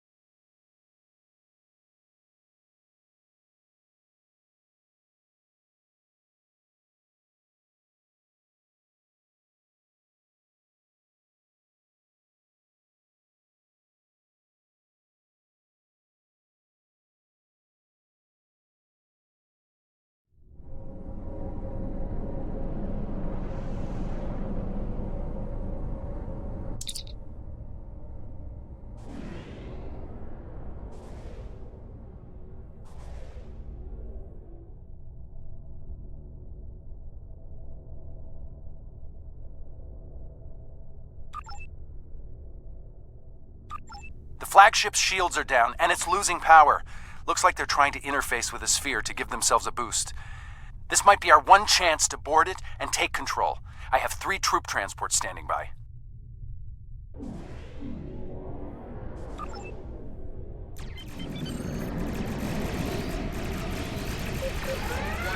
Ship is under attack. Target's shields have failed.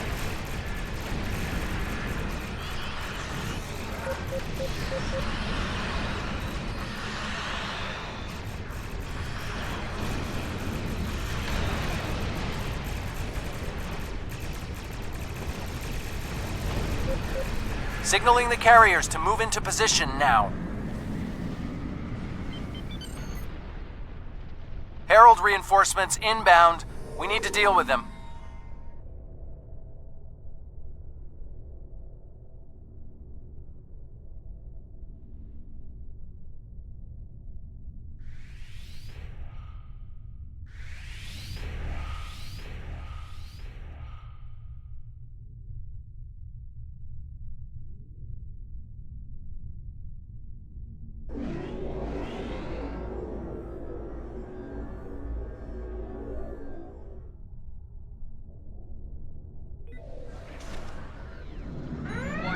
Ship is under attack.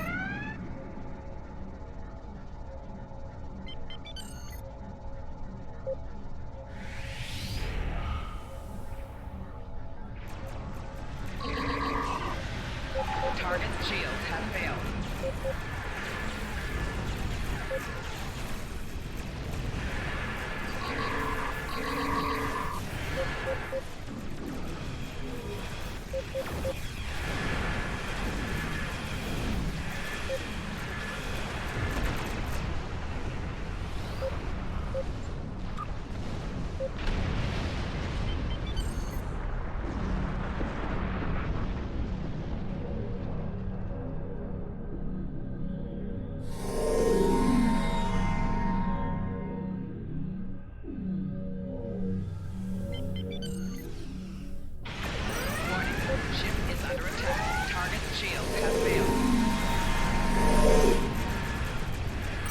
Shields failing.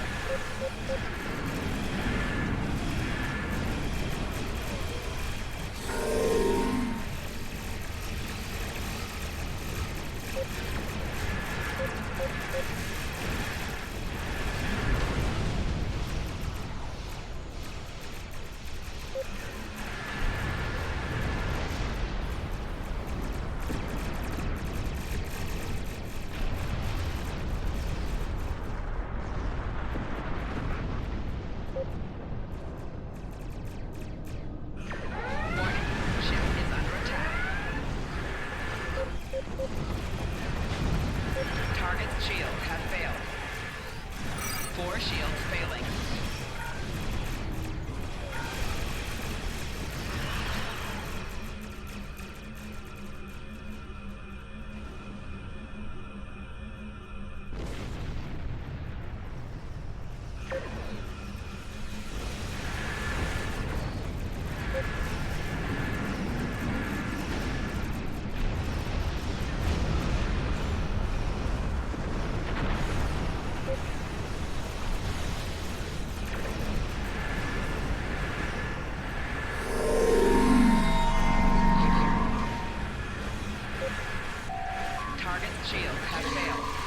4 shields failing.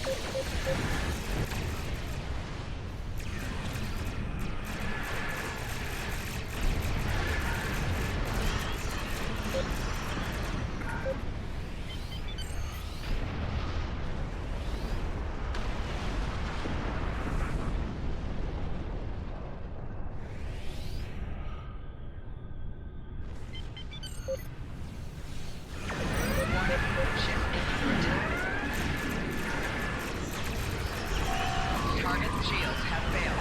Hull integrity below 75%.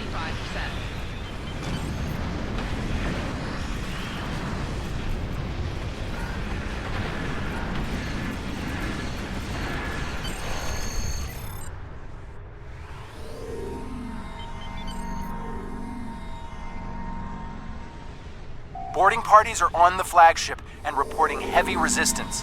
I'll stay here and keep any reinforcements off your back. You need to transport to the flagship and help our teams there.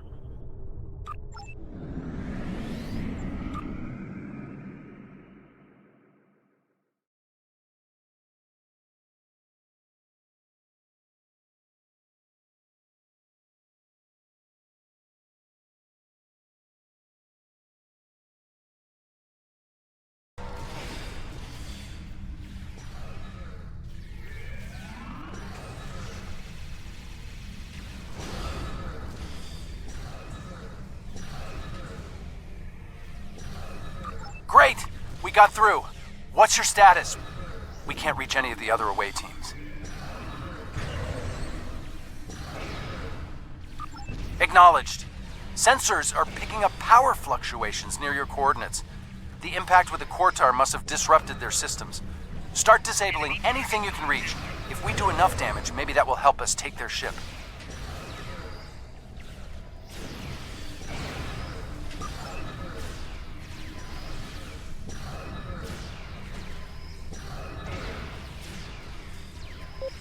Enemy targets on sensors.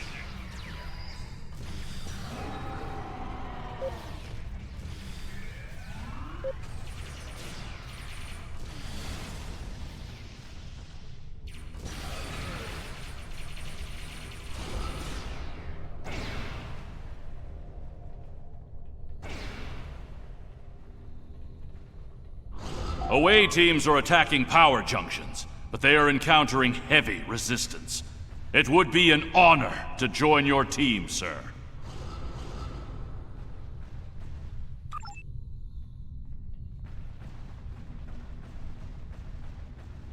Away teams reporting in, sir. Heavy resistance and heavy casualties. Detecting life signs and weapon discharges dead ahead.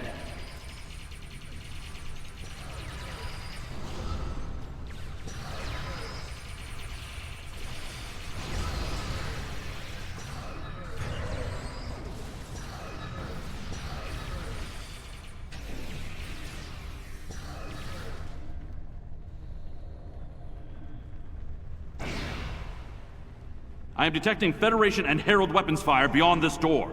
There is also a power junction.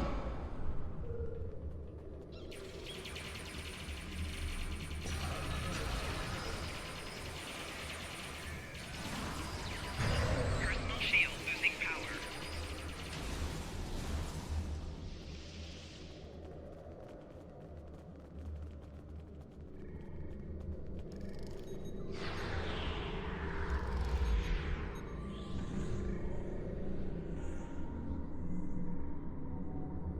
Do you care so little for your lives?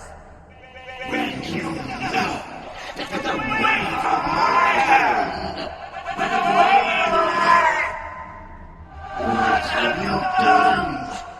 You will bow for your insolence.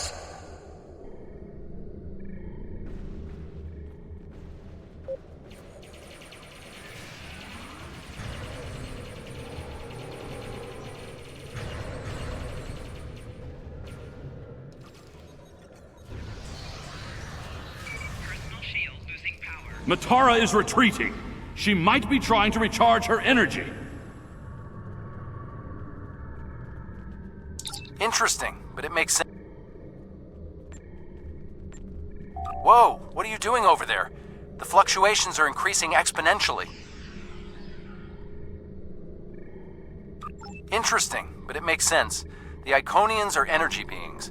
If Matara can't use the ship's systems, she'll use herself as a battery for the gateways.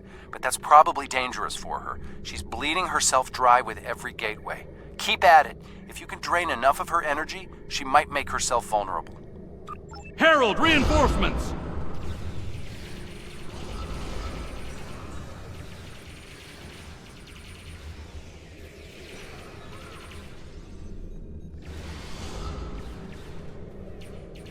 We need to disable the other junction, sir.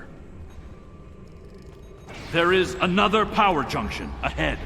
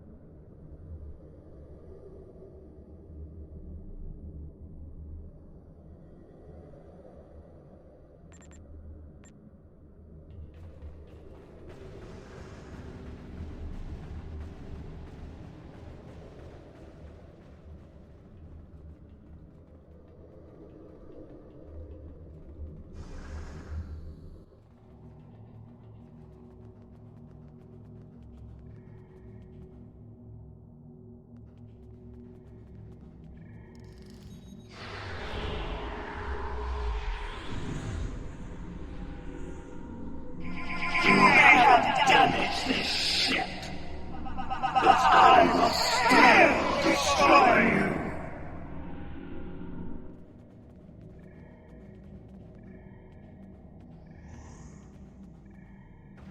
The demon is weakening. Keep disabling the power junctions. It's working! She's using her own energy to power the gateways.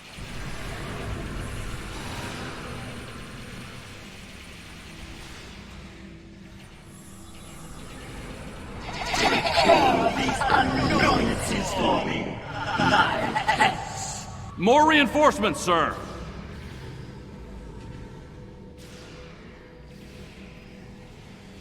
Enemy targets on sensors.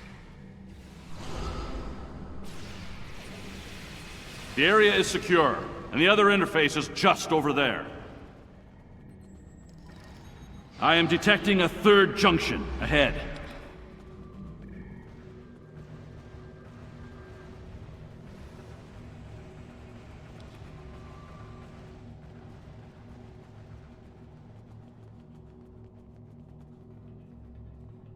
Another junction just ahead, sir. If we can keep forcing the creature to use her own power, we can weaken her enough to defeat her.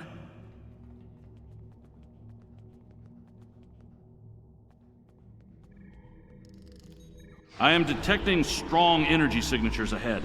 I believe it to be some kind of command center. You think you're the hero? You're not. You're weak, pathetic, and I will destroy you!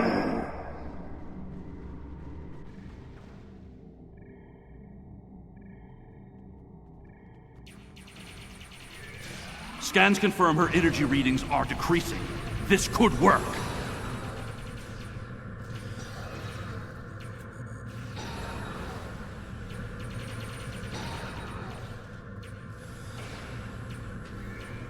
I see what you are trying to do, but your efforts are meaningless. A harbinger! Prepare yourself!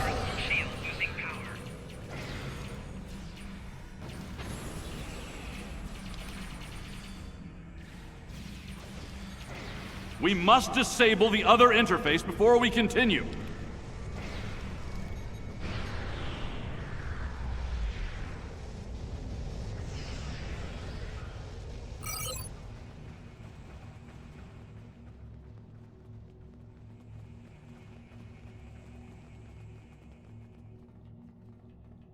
The area ahead contains 4 interface junctions.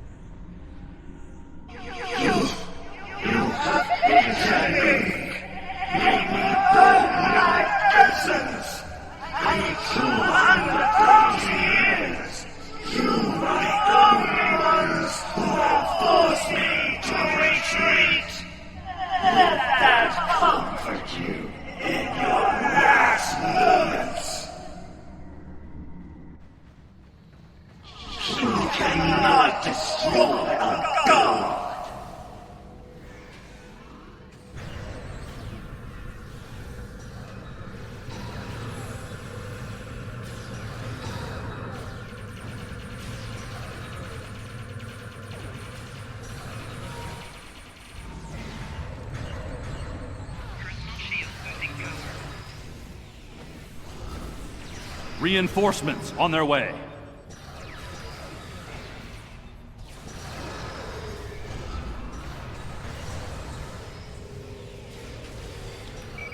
Personal shield losing power.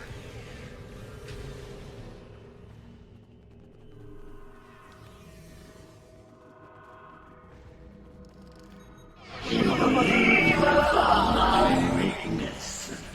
You are wrong.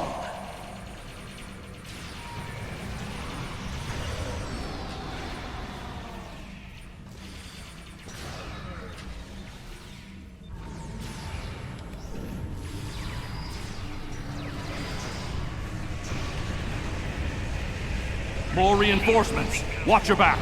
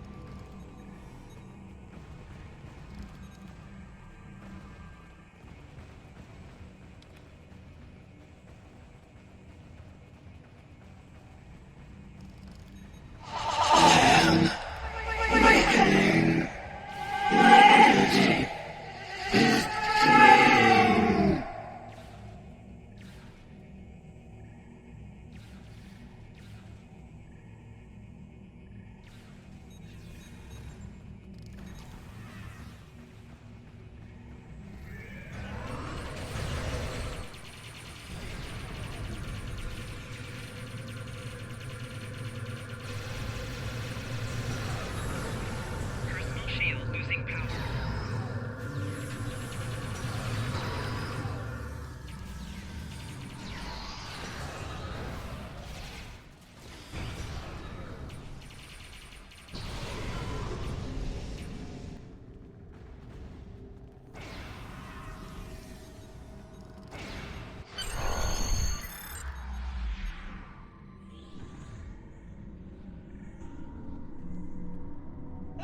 Energy depleted.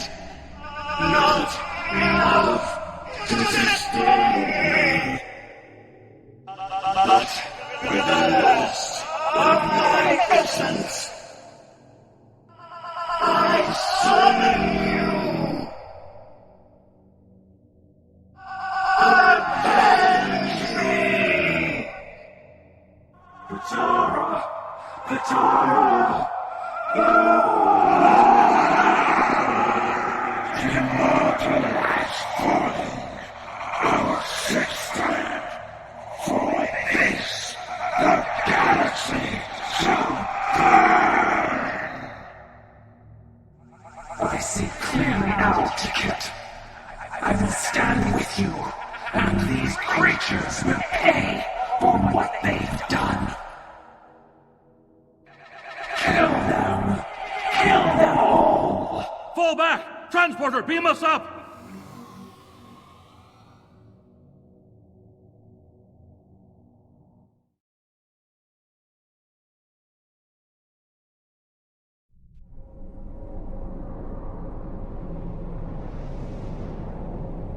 You made it back! Count yourself among a fortunate few. What's the situation on the flagship? I hate to say it, but that might be the first bit of good news I've heard all day. Okay, we need to fall back. While there's still a chance, the Heralds will be coming back in force.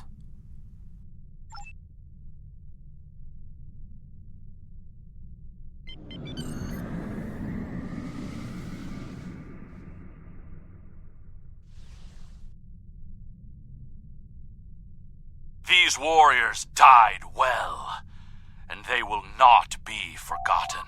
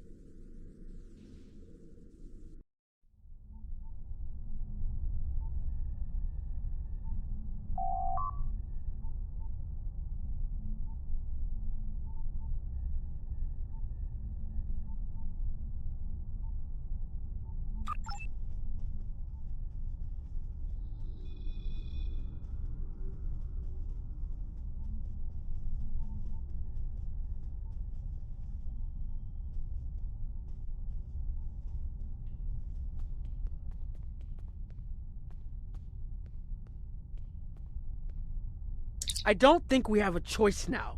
We have to complete the Krenim device. Captain Cogran wants it online immediately, but this isn't something we can rush. Cutting corners with temporal mechanics? That's how you end up with unsolvable time paradoxes. Look, I'll do whatever I can, but I'm scared of this technology. Building it will be the greatest challenge of my career, but actually altering time? I'm not sure anyone should have that much power.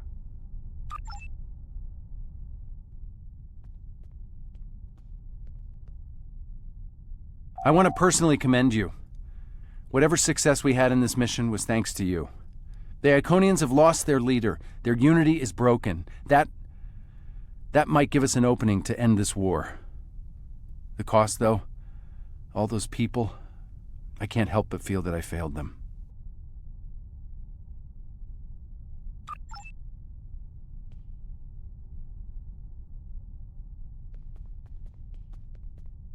Despite the extraordinary efforts of you and many others, our operation was a failure. We're still totaling up the casualties, but the cost was too great. The Heralds still stand. They have lost one Iconian, but if anything, that will only prolong the conflict. Defeating Matara was a combination of the sacrifice of Guroth and many others, your quick thinking and martial prowess, and the Iconians' arrogance. Matara did not believe an Iconian could die. The others will not make the same mistake. Indeed, but that is a small comfort to the warriors who have entered Sto this day. Those of us who remain will mourn, and then we survive another day.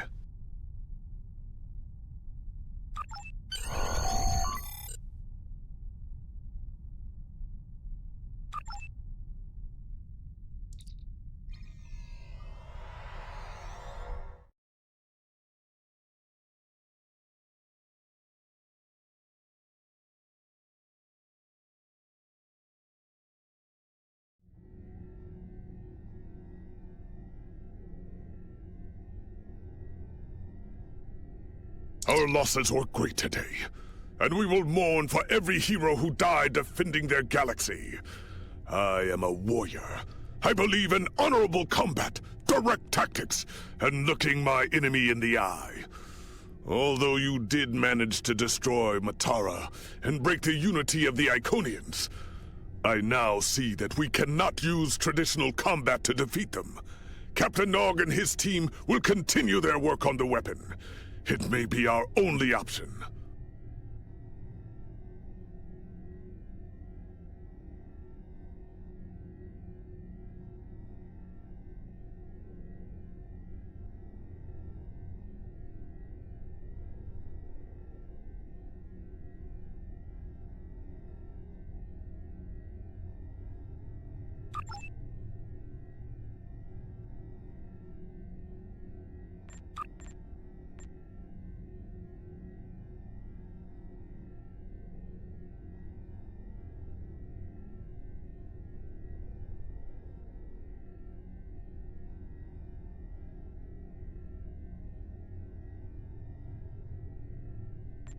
The research teams in the Kiana system require your assistance.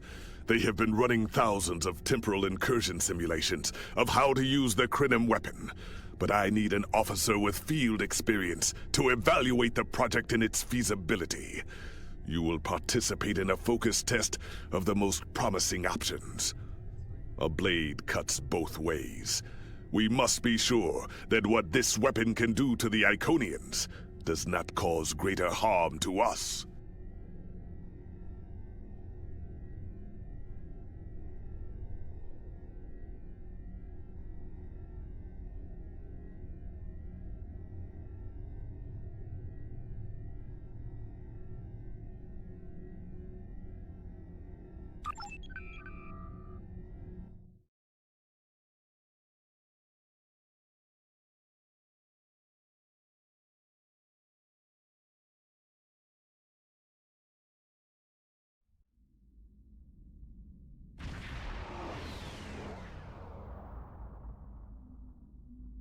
Welcome!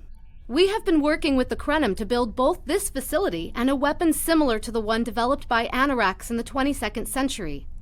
Captain Nog is running point for the Alliance, but teams from all across the Alpha and Beta quadrants are involved with the research. It's fascinating work, but there's a lot to do yet.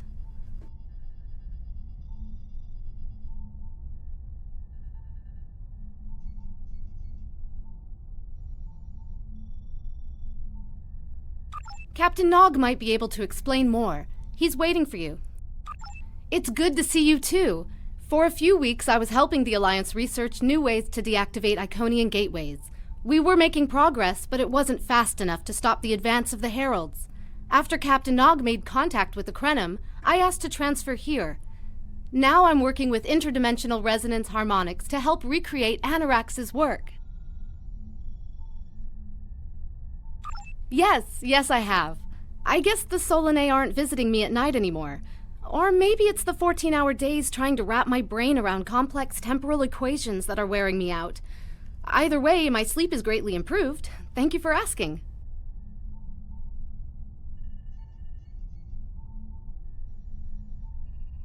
Welcome! We have been working with the Krenim to build both this facility and a weapon. Captain Nog might be able to explain more.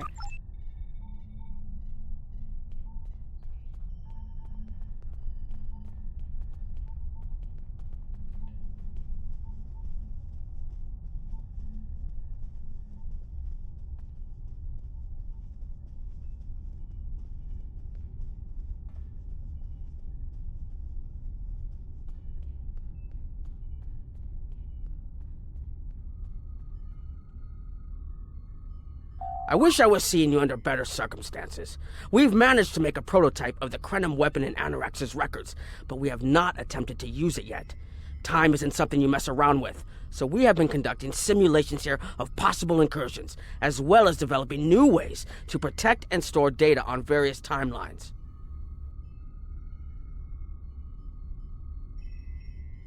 When we talk about time alteration, we're specifically referring to the Krenim weapon's ability to remove something from time. Anything, from a single molecule to an entire civilization. It's as if the target of the weapon never existed at all. Correct. The changes ripple out from the incursion point and result in a new reality where the target no longer exists. This does mean that the ship must be able to fire on a target. The details are a bit more complex, of course, but that's the main difference from conventional time travel. Temporal agents from all three factions are watching everything we do carefully. That's one of the reasons we're running holodeck simulations first. Between you and me, I'm glad they're here. The Krenim are a little too eager to use the weapon. Time manipulation is a very delicate operation under the best of circumstances. We can't just start shooting things out of existence and hoping it all works out for the best. I wish I was seeing you under better circumstances. That was the first simulation we tried. The results were fairly catastrophic. Without the Iconians, the first development of warp technology by other cultures in the Alpha Quadrant is severely delayed, by about 50,000 years. Removing the Iconians would change everything we know.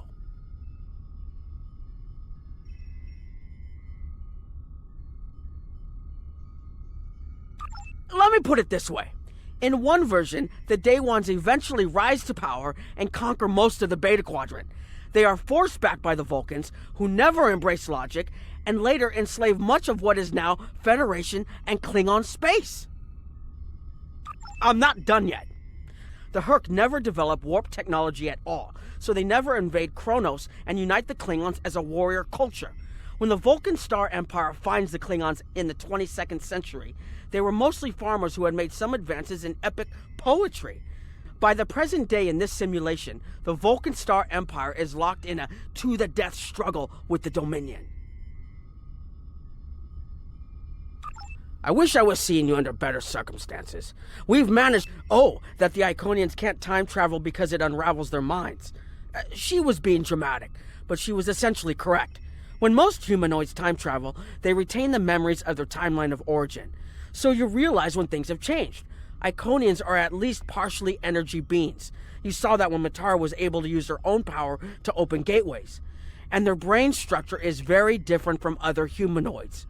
As far as we understand, if an Iconian traveled back in time, their mind and memories would reshape to fit that time, so they would retain no memories of the present. They don't use time travel because it would literally be taking a step backwards.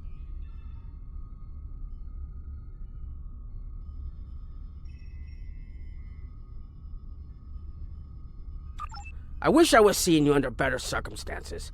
We've managed to make a prototype of the Once we make an incursion, anything not protected by a temporal shield will conform to the new timeline. That includes all of us once this mission is over. We won't remember the Iconians, the war, or anything that changes in the new timeline. Clouda has been leading the work to create a shielded computer core to hold all the data we currently have. A time capsule, I guess you'd call it. Correct. This isn't the sort of sacrifice we'd expect any personnel involved in the incursion to make. So we've built a computer to retain the information for us. We'll know what happened before, even though it essentially will have happened to someone else. I wish I was seeing you. We've tried a different number of scenarios, but only in the holodeck. Direct action against the Iconians is proving to be problematic, because so much time has passed since they were first a great power. Incursions that far back in time must be carefully planned, or the fallout of even minor changes can ripple across reality. We have, however, seen some promise in trying to delay their arrival. Actually, it would be closer to a 700-year delay if our calculations are correct. The Iconians have had 200,000 years to build their fleets, but we're catching up to them. We've already seen what the 29th century technology can do. Imagine what we'll have in the 32nd century. Exactly. The other potential solution is to cut into the current power base. What if the Iconians never allied with the Alachi or the Solanae? We wouldn't be facing the trouble we do now. The three most promising incursions each follow one of these tactics. My teams have been running simulations and refining their targets, but I'd like you to assist them using a special quantum recursive algorithm. Our simulators can run the outcome of a possible incursion on the holodeck. Interacting with that simulation will give us more data than just crunching the numbers. We need to really interact with it to see what reality would look like, and for that, I need someone like you with field experience.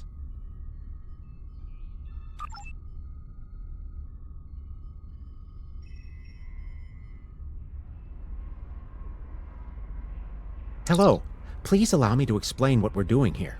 We've determined that if we remove a specific series of stars from the Beta Quadrant in the distant past, a rogue planet will enter the Iconia system and cause massive geological damage at about the same time the planet was bombarded by the Iconians' enemies.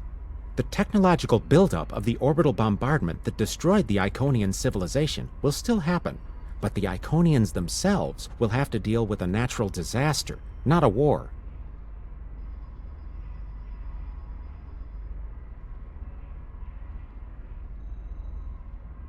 Maybe the survivors of a natural disaster, if there are any, won't be so vengeful, and none of the stars we will remove have planets with the possibility of developing life. The overall effect on the galaxy is minimal. It's a painful path, but it could be the one that leads to peace.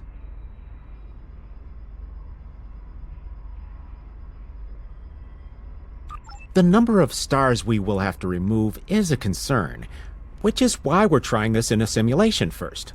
But as Captain Nog said, these simulations aren't perfect, so we have devised a holodeck program that will expand and extrapolate on possible effects of the temporal incursion. It's the best option we have available to us. The holodeck's algorithms have been updated to change and adapt to the data created by the simulated timeline alteration. This is not your average holo novel. Once we run the program, you'll be able to interact with our best approximation of the new timeline. Interaction with the holodeck components will allow the program to generate a more in-depth solution and give us a better idea of what to expect. We have set this simulation on a Federation starship patrolling the Sol system, and you are the captain. If all goes as planned, we expect that almost everything in the system should be close to current reality.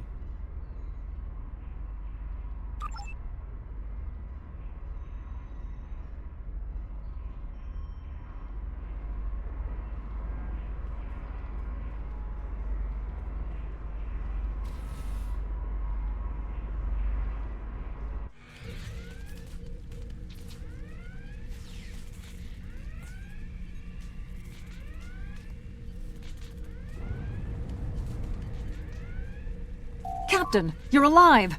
We repelled the intruders on the bridge, but the ship has taken heavy damage, and a lot of the crew are injured. Sir, I'm not sure this is the time. So many people are hurt, and most of the systems are offline. The life support is on backups, and our resources are down to nothing, and... The Dominion stopped firing at us when we lost weapons. Now they're focusing on Earth's defense grid, but it's only a matter of time before they return to finish us off.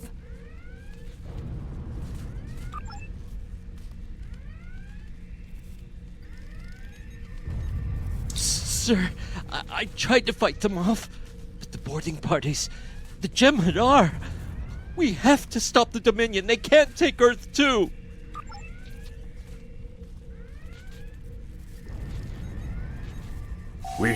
We can't stop them.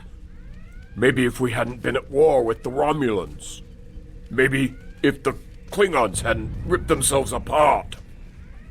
I'll be fine, Captain. Just rattled.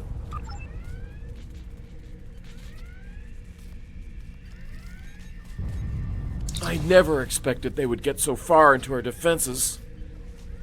I'm sorry, Captain. I just need a moment. Then I'll be ready to fight. Incoming hail!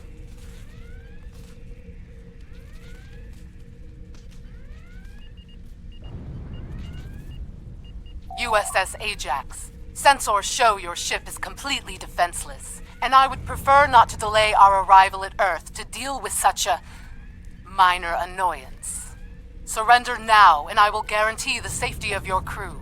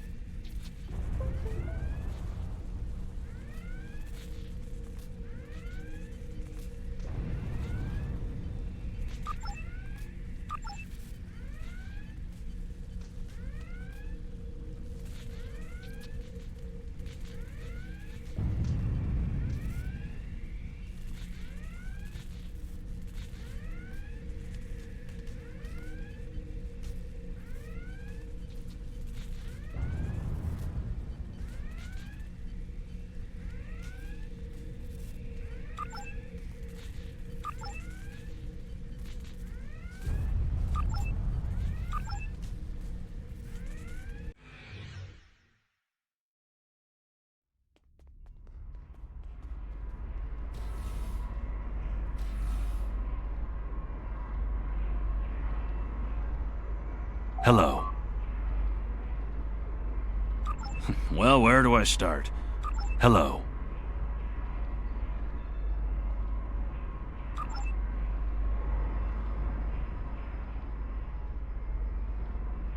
Sorry, we were watching from the control room, and that could have gone better.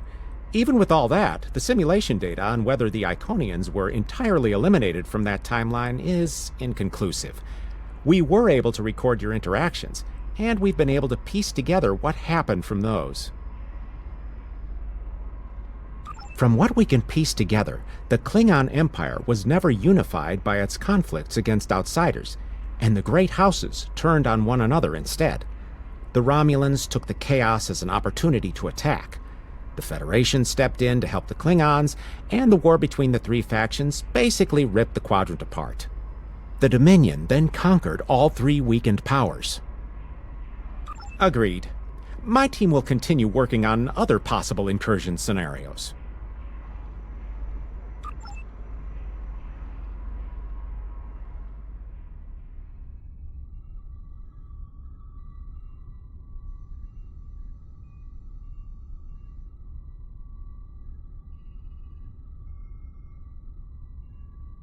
Another one of you Voyagers? I don't know how you can help, but very well. My team is working on scenarios that reduce the Iconian power base. We're attempting to do so by fixing a mistake that Janeway allowed to happen decades ago. We're going to stop the Vaadwaur from being rediscovered. We plan to do this by preventing Voyager from ever coming into contact with underspace. This will prevent them from finding Vaadwaur Prime, and 7 of 9 will never wake the Vaadwaur.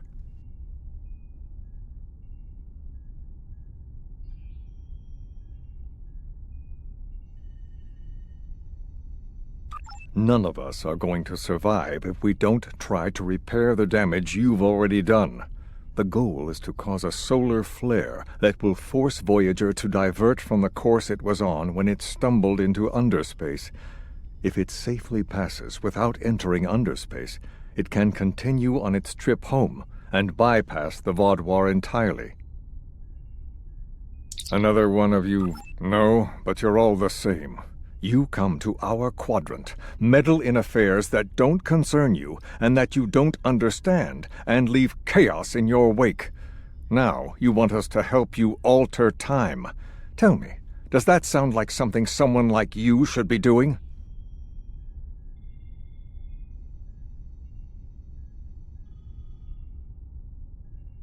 None of us are going to survive if we don't try to repair the damage you've already done. The goal is to cause a solar flare that will force Voyager to divert from the course it was on when it stumbled into underspace. If it safely passes without entering underspace, it can continue on its trip home and bypass the Vaadwaur entirely. The simulation is set for the USS Voyager, which is fitting since they caused the problem in the first place. Our projections show that even if the Vaadwaur never return, your people will still find a reason to stick your noses into our business. So, we're attempting to see how the elimination of the Vaadwaur will change the formation of the Delta Alliance. You will be a member of the diplomatic team.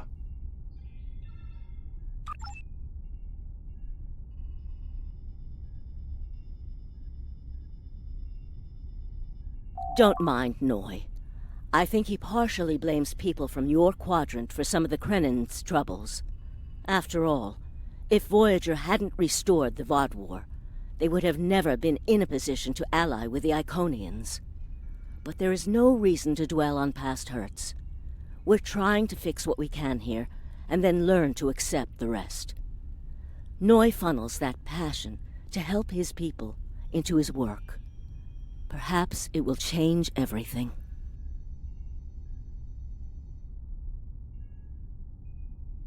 It is a pleasure to meet you.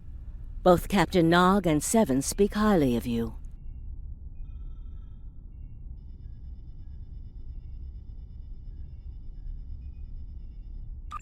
My name is Claudia, and I am a Tutarian. We're from a region of the Delta Quadrant Voyager never visited, so we haven't had much contact with species from the Alpha and Beta quadrants until now. However, my world has had close ties with the Krenim for several years. Now that they are actively pursuing temporal technology, I chose to join them and lend whatever assistance I can. I miss my home, but I've made a new one here.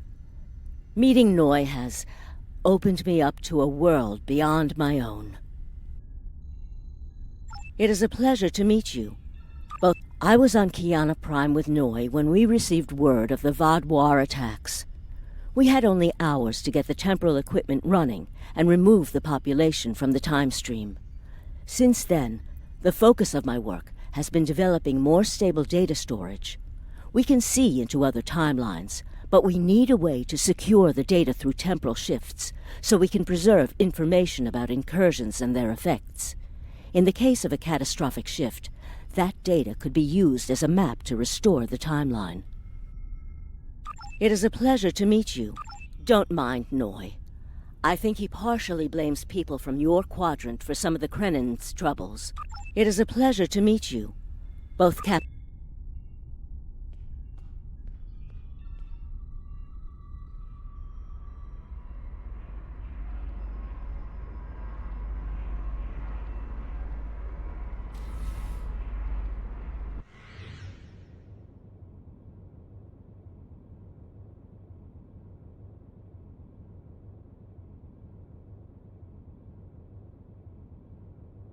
This is an absolute disaster.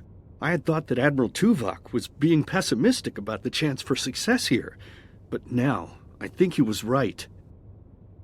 No, it's not. The hierarchy started setting these people against one another before Admiral Tuvok and his team could start to pull them together. The very fact that they all agreed to be in the same room is a minor miracle.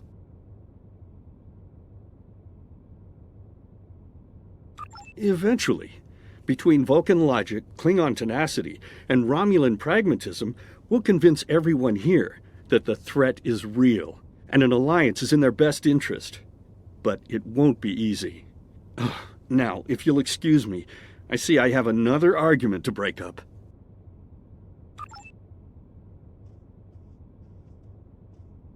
We've always tried to be good neighbors and treat other races with respect, but this is really too much. The Malon are using our system as a dump, and their trash isn't our problem.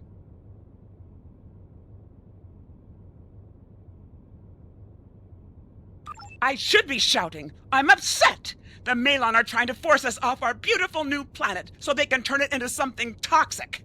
How would you like it if someone treated your ship like a garbage scow? We've always tried to be good. The Malon claim the hierarchy are harassing them, but they're targeting our ships too. So I don't know what to believe. But there are rumors, traitor talk, you know how it is. But I've heard it a lot lately. They say the hierarchy are capturing people and selling them to another race for experiments or as food.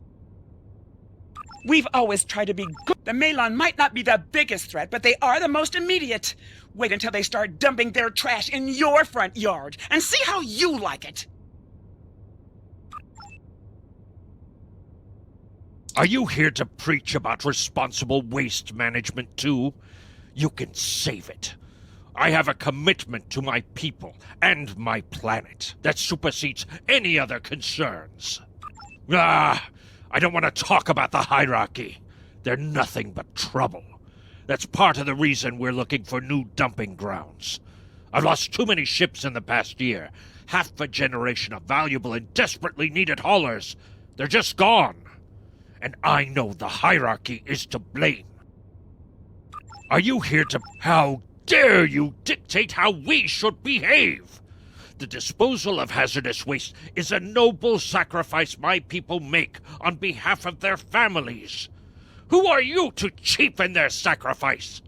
What we do is none of your business. Are you here? We don't need outsiders telling us what to do. If the Talaxians want to talk, they can come to us directly.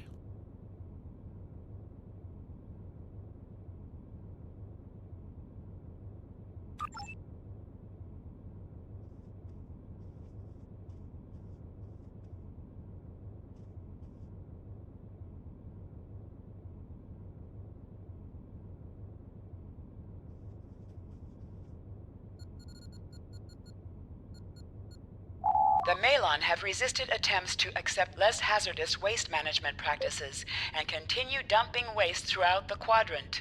The most at-risk populations are the Talaxians, who have a new colony close to Malon dumping grounds. The Malon have moved into Talaxian space to avoid hierarchy attacks.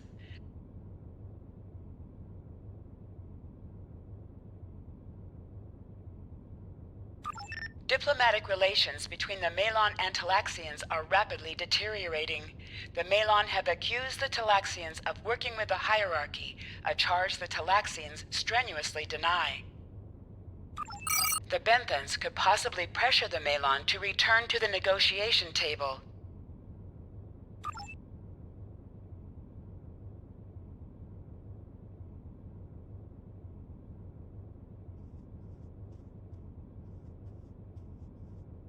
Yes, what is your question? I am rather busy. The Hazari are stepping up their smuggling operations, and the hierarchy's new drive for profits has created a significant increase in attacks on unaligned transports.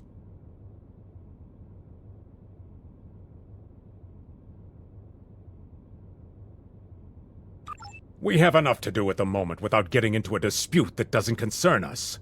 The hierarchy is harassing our supply lines, and I'm convinced they're behind the losses we've taken over the past 3 months. We're having to double up patrols, which means we're leaving holes the Hazari can slip through. The Malon are a headache we don't need.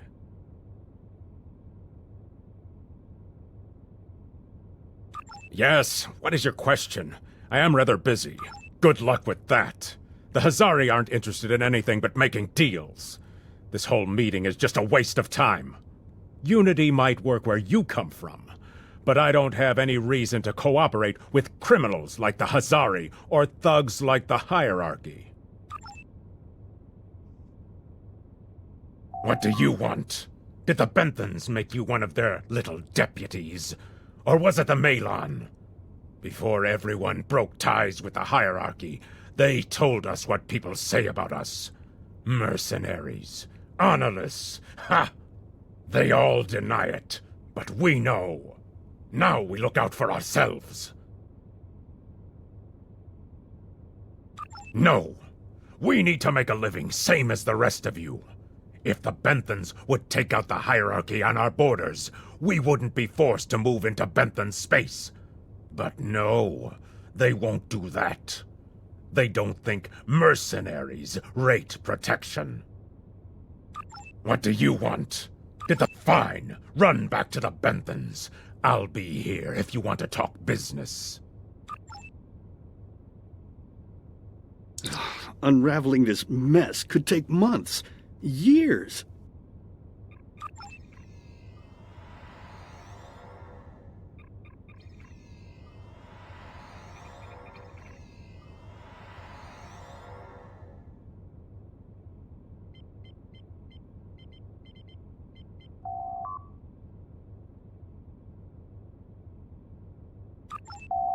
The number of planets the hierarchy have taken outright has increased 20% over the past 6 months.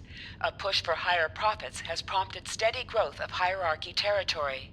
Reports of abductions in areas near hierarchy space have increased by 77.2%. However, this data has not been confirmed by outside sources because few Delta Quadrant species are willing to share information with the Federation. Further investigation is needed.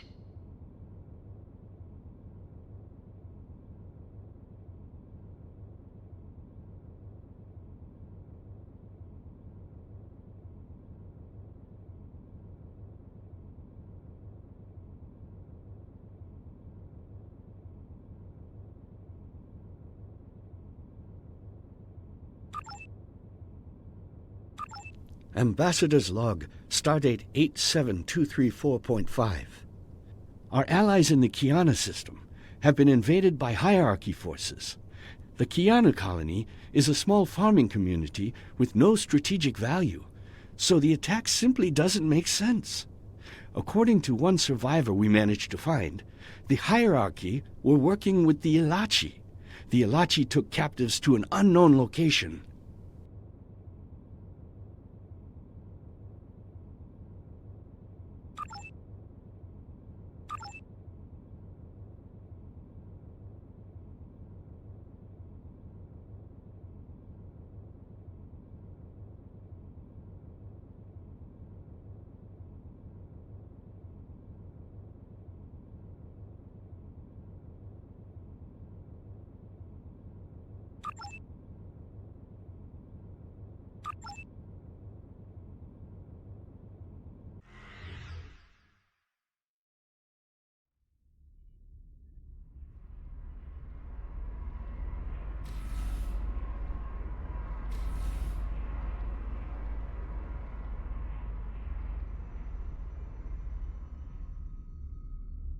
Damn, that was useless. The Iconians were so determined to have a hold here that they simply found another species to fit the bill. Maybe if you had been a better negotiator, you would have been able to unite those representatives against the hierarchy. Then, at least we would have had a chance. This scenario isn't as catastrophic as trying to remove the Iconians, but it's not exactly ideal either. We'll have to try something else. You must excuse my husband's harsh demeanor. This has been a very trying time for the Krenim. Thank you for helping us get this far. Trust my wife to be the voice of reason. Perhaps I was too hard on you. I just want to be able to fix all of this. We can't turn back time, but we can change it. Please speak to Gamma Team. Captain Nog thinks very highly of their plan.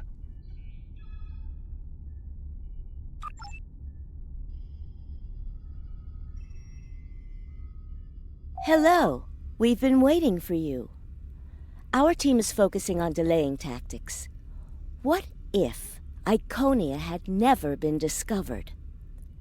In 2365, Captain Donald Varley of the USS Yamato found a star chart on Denias 3 that revealed the location of Iconia. I want to redirect a meteor to impact the archaeological site on Denias 3 before Captain Varley begins his excavations. Iconia will remain a myth, and we will not attract the Iconians' attention as early as we did.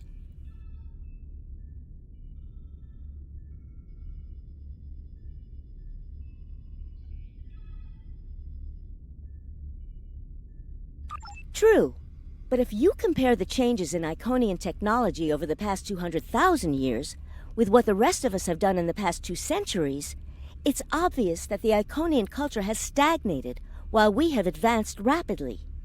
Additionally, there are other factors in play that could trigger the alliances and sharing of technology that have come about because of the Iconian threat. It's a risk, but it's one that could pay off. The program is set for Romulan space. Because the Hobus supernova was caused by direct Iconian interference, we expect Romulus to be intact in this new reality. As such, the Romulan Star Empire should once again be a major power in the quadrant. Your role will be as an officer on a Romulan warbird. Yes, to call it a huge change would be an understatement. Please be aware that nothing will be done unless the Republic agrees this is the best possible solution. There is already a team here working on the possible restoration of Romulus, and Commander Jirak has been authorized to speak for the Republic if needed. The fact that our data shows delaying the Iconian arrival will also save Romulus is an interesting coincidence, but it does not mean we will accept the solution without looking at other options. The program is set for Romulan space. Because the Hobus supernova was caused by direct Iconian interference, we expect Romulus.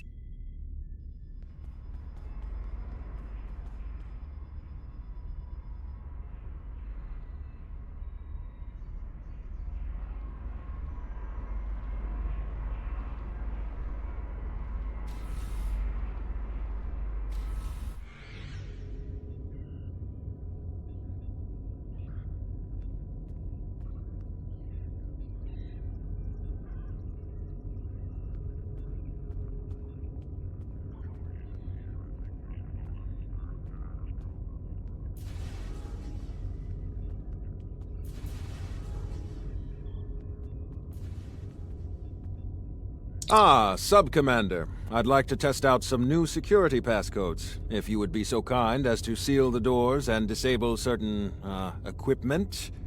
We need to talk.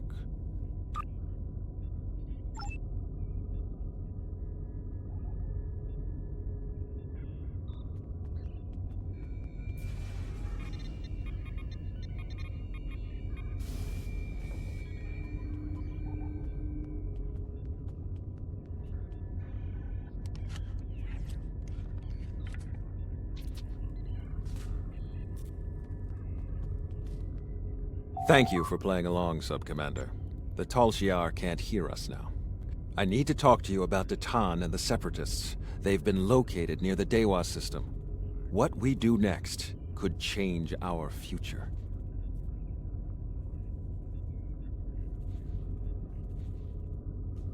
Datan has been inspired by Spock's teaching. He and many others have left the homeworld and are gathered together in a flotilla somewhere near Tau Dewa. Datan and his allies have been making overtures of peace to both the Federation and the Klingons. Because of this, they have enough support that even the Tal Shiar won't take direct action against them. The Borg are at our borders. The Empire can't fight the Collective and the Separatists at the same time. Thank you for playing along, Sub-Commander. The Tal Shiar can't hear us now. If I was, I wouldn't have needed you to lock the door. I intend to put Lieutenant Silan in the brig and then take this ship and crew to join the Separatists. Are you with me? I know.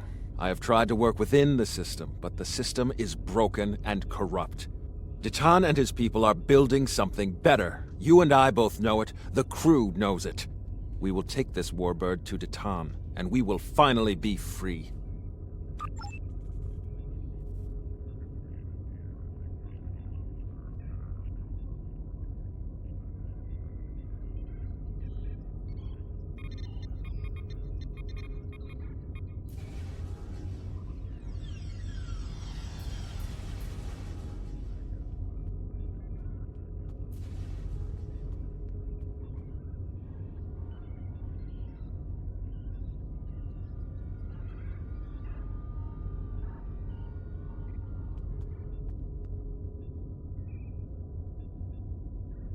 Secret conversations between the commander and one of his senior officers?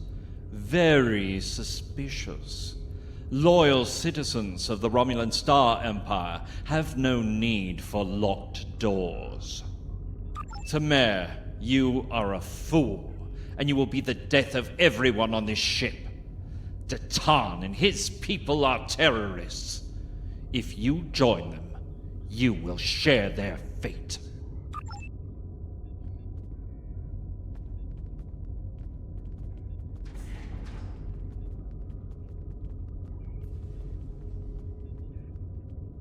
A destiny free from the tyranny of the Tal Shiar. If we leave, we will have a better, brighter future than what they would allow us. I know it is a step into the unknown, but it is a step we will take together. Throw off your chains. We will join our brothers and sisters in freedom.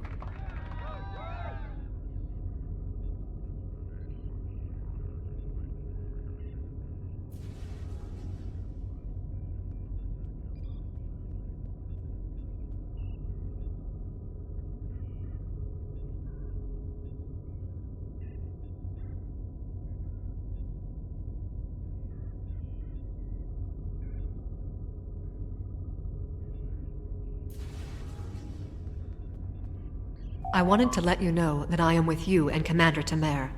Some of my family has left Romulus to join Datan. I'll be proud to join them.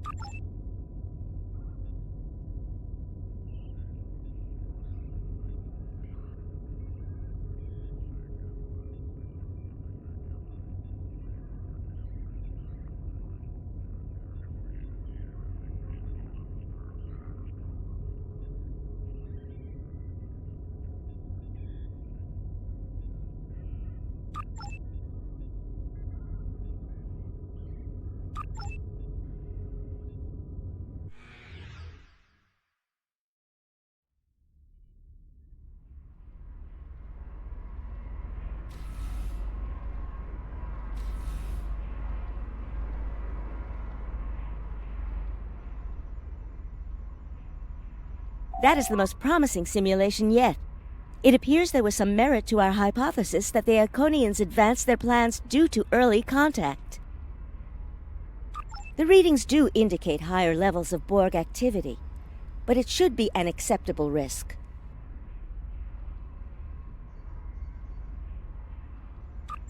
The data in this simulation does show higher Borg activity than we're currently seeing, but there are no signs of Herald, Iconian, or Solanae presence at all.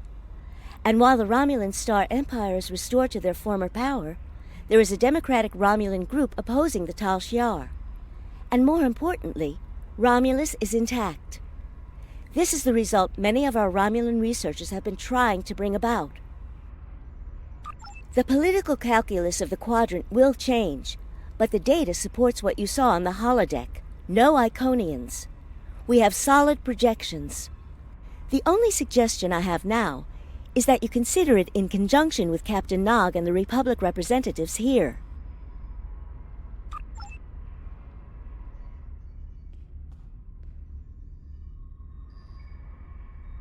This last test has the most promising results I've seen, and saving the Romulan homeworld is an added bonus. We're not going to have a lot of shots at this. I've been looking at Anorex's work, and I think it's too easy to get into a temporal loop where you try again and again for a specific result, and time starts fighting back. I'm inclined to say this is our best chance. But this will have a huge impact on the reality we know, especially your people, Commander Jirok. I won't give my authorization without hearing from everyone.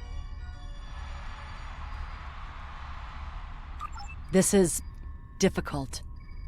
It would change everything for us. We'd have our home back, but the Republic, everything we've built, it would all be gone. But there's still hope. Even in this other reality, Datan has led many Romulans away from Sela and her Tal Shiar thugs. The simulation specifically mentioned Datan and a separatist movement. Commander Tamer makes the choice to join Datan, the same choice he made after the homeworld was lost. With Romulus, we could have numbers. More people who have had enough of the Tal Shiar's oppression could join us. Maybe millions more. If Datan is able to get a movement going, even at the height of the Empire's power, I have to believe that change is possible. Make the incursion. The lives we save will be worth the work we'll have to do to reform the Republic. The Tal Shiar wasn't able to stop us the first time. They won't stop us again.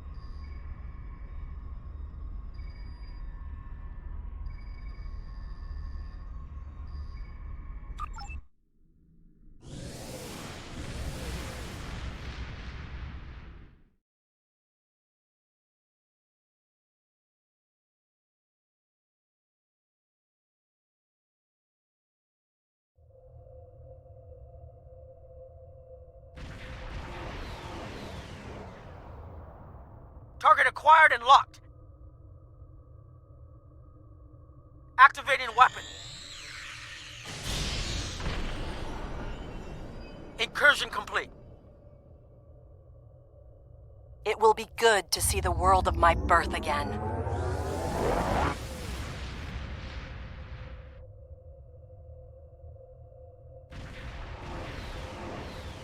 Elements? Is that Romulus? It's been completely assimilated.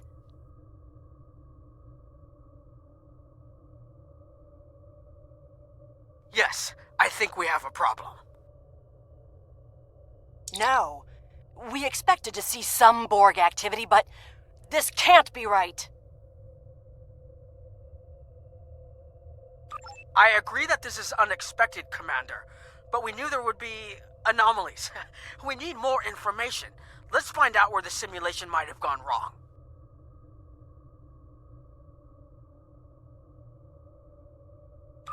The whole system can't be assimilated, can it? That is a lot of Borg.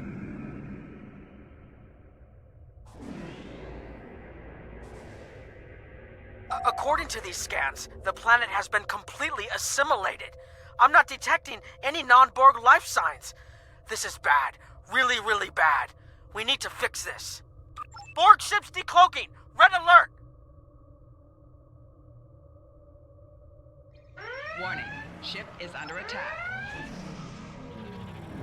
First the Klingons, now the Borg. Does everyone steal cloaking technology from us? Target's shields have failed.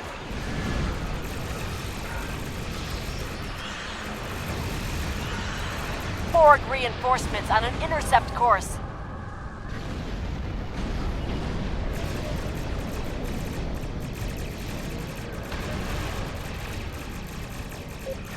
Warning, ship is under attack. Target's shields have failed.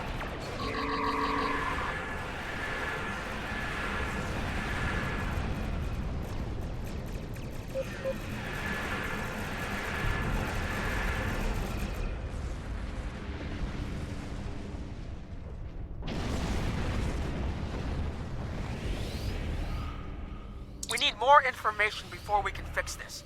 I'll keep the Krenim ship well out of Borg sensor range while you go in and find out what happened. Hurry. More Borg will be arriving soon.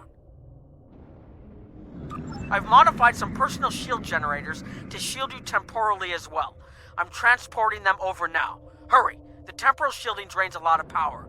You won't have much time down there before you're unprotected. If that happens, this will be your new reality.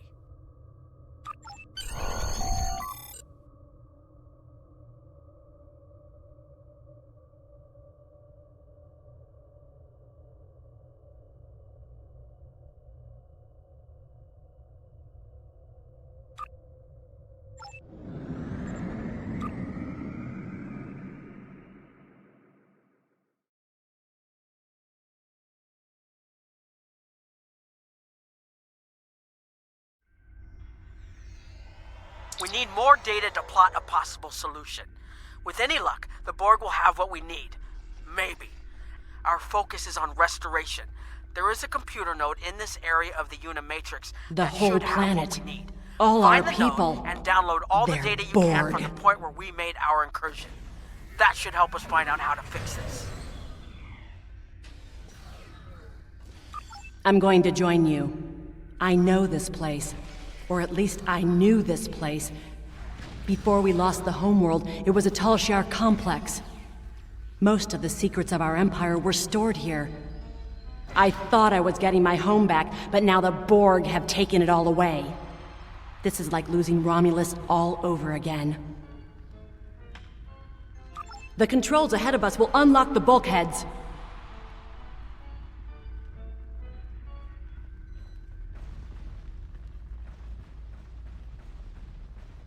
I can't believe we were so wrong.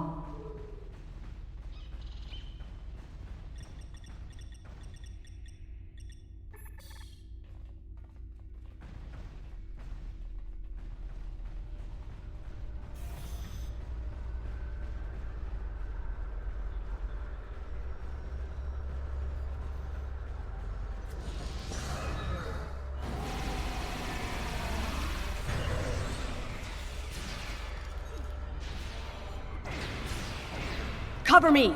I'll override the door controls.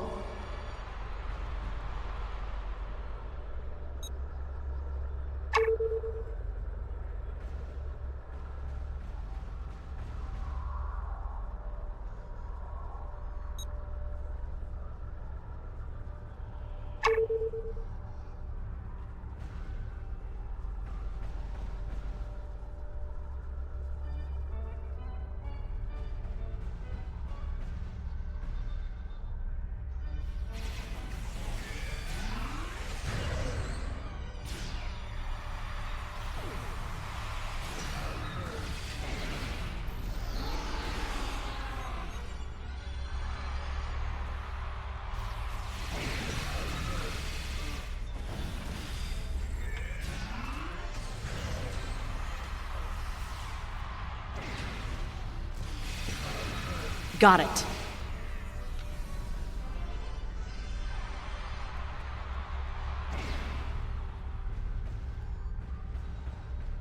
We have to find a way to make this right. Resistance is futile.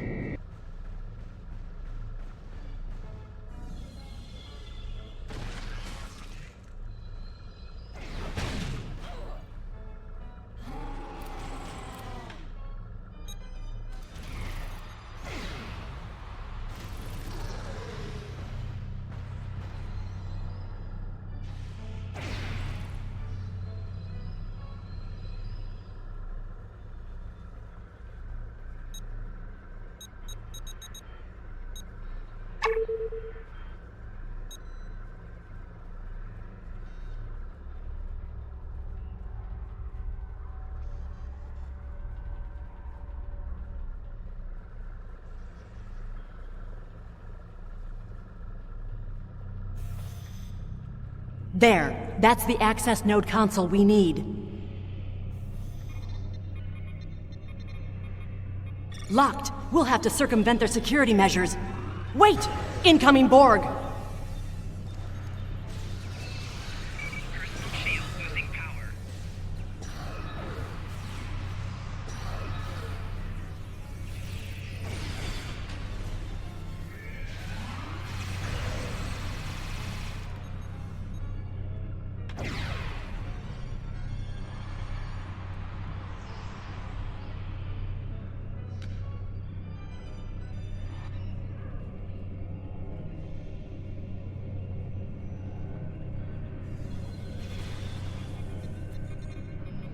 When we lost the homeworld, I thought that was the worst thing that could happen to us.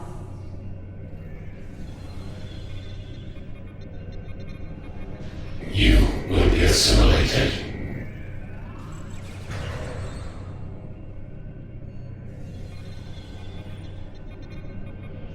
This was Romulan technology once, but it's been completely assimilated.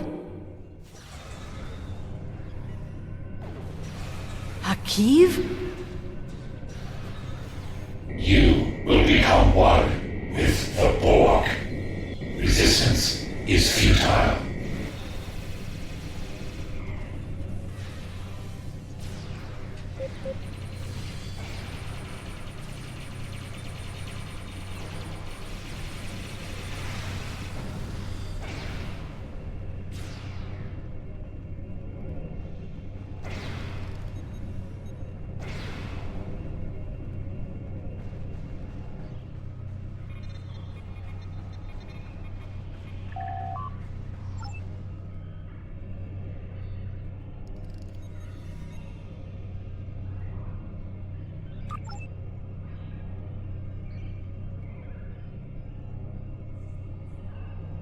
It looks like the main invasion of Romulan space occurred about 20 years ago. Something happened in the Delta Quadrant. The Borg assimilated something that greatly improved their technology. They adapted, evolved, and my people, they didn't have a chance. Maybe it's our fate to lose Romulus.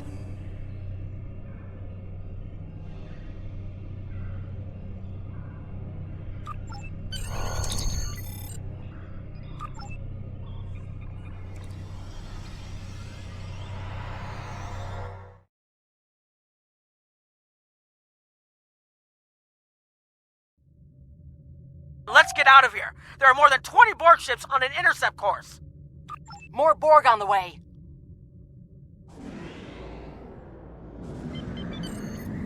Borg decloaking.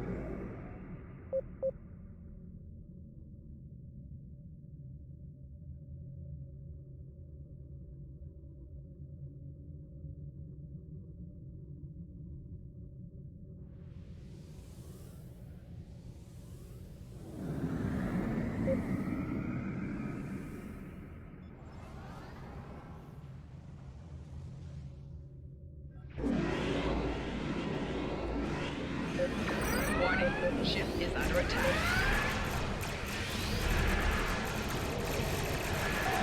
Four shields failing. Rear shields failing. Resist this! Target shields have failed. Right shields failing. Hull integrity below 75%. Transmit the data! Hurry! We're under attack! We're losing power! Send the data now before we lose temporal shielding! Focus on your repairs. We will make sure the data is preserved. Ship is under attack. Hull integrity below 50%. Data is compressed and ready.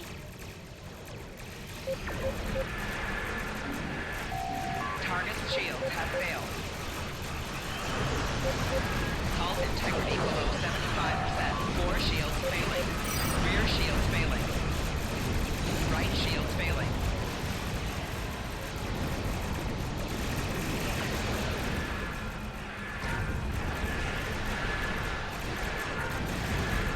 Left shields failing.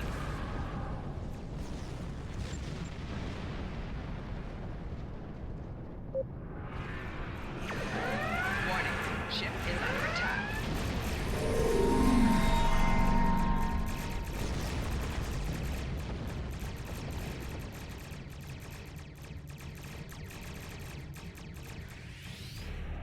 Communications array is ready. Secure channel confirmed. Warning, ship is under attack. Target's shields have failed.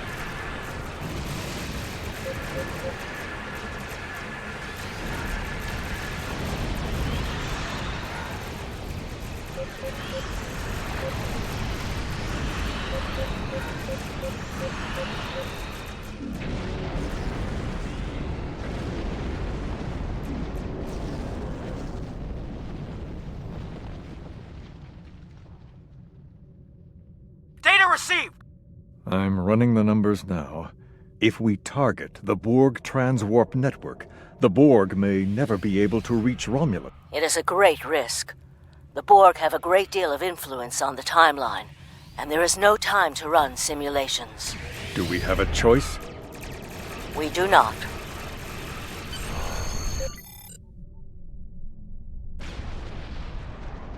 Targeting the transwarp network.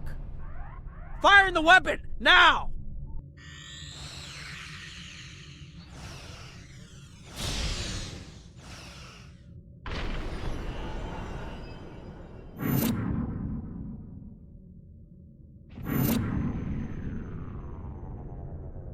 The Borg are gone. But so is Romulus. Romulus isn't the only thing we lost. Temporal shielding is failing. What happened? The Borg did too much damage to the generators. If we lose the temporal shielding, we'll all reintegrate with the timeline. Has anything else changed? Checking? No. The Tutarians. They're What? gone! How? I see the problem. 20 years ago, your people tried to replicate the work of the Solanae to protect themselves from the Borg. They failed. Temporal shield is at 8%. No, I need to restabilize the shields. I'm downloading my personal files into the shielded core. You'll have all my research notes and everything we've recorded from this mission. You're giving up? When the shield fails, if the Tutarians were lost in the past, then you'll be lost too. Temporal shield is losing integrity. Is there anything we can do? No, we all knew the risks. I love...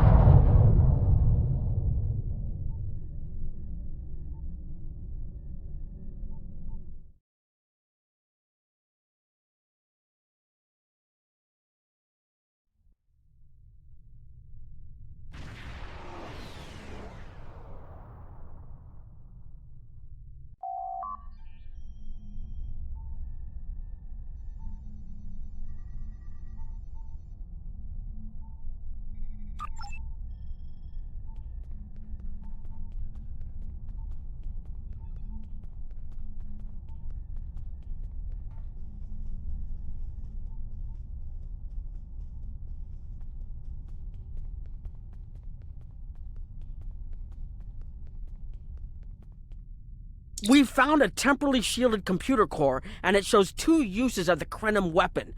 But as far as I know, the Iconians are still out there. We changed the timeline, but we didn't fix our most important problem. We won't be sure until we finish analyzing the data, but the Krenim weapon was used twice. I remember being on the bridge of the Krenim ship and seeing a readout with a far lower power reserve than had just been there a moment before.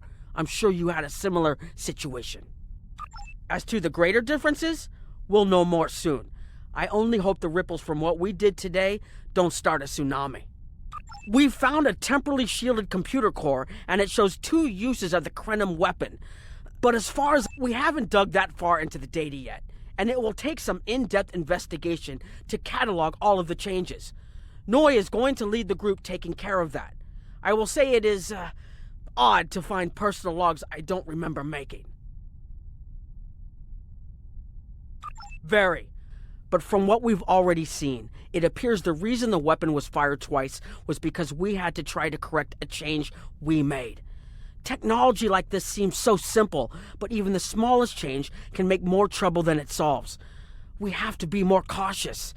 Far more cautious than we've already been, I suppose. The next mistake might not be fixable. Time alteration might not be the answer. There are some problems that can't be solved with a weapon. But time travel... Look, whatever happens, it was good working with you. I hope we have the chance to do so in the future.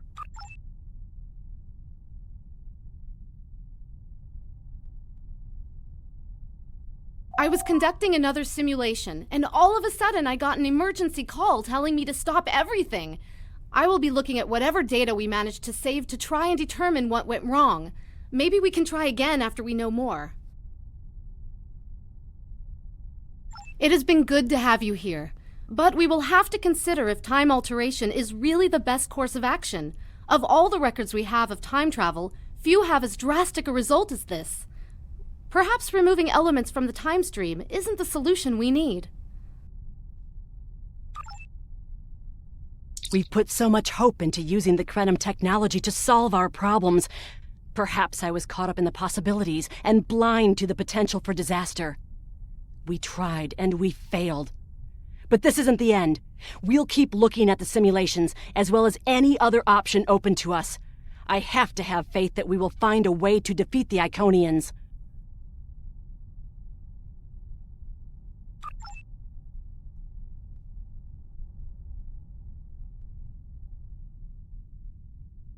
I have a lot of information to analyze.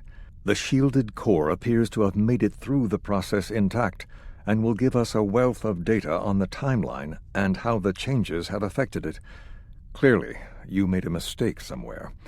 I still feel this is the best technology available to us, but we will need minds sufficient to the task to operate it.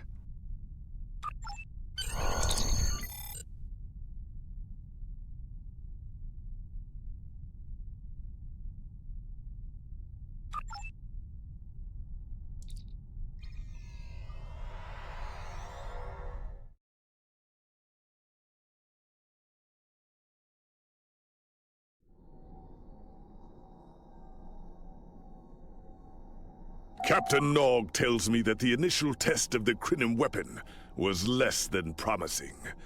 He says that he and his team have a great deal of data still to analyze. But I do not believe they will find much that will assist us. Removing elements from the time stream is reckless, and while our options are limited, we should not destroy ourselves in a fruitless effort to destroy the Iconians. It is time to consider all of our alternatives.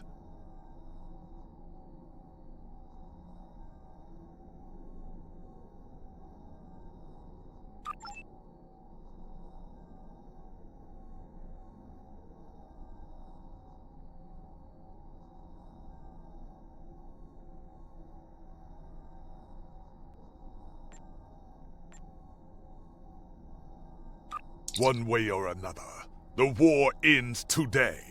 The Iconians are massing for a final push towards the key worlds of the Alliance.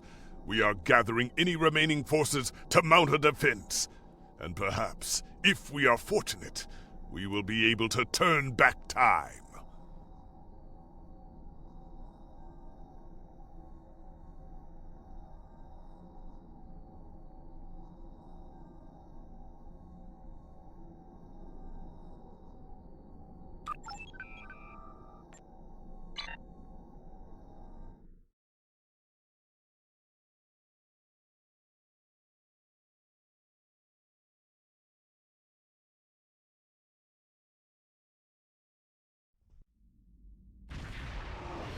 You are cleared for docking.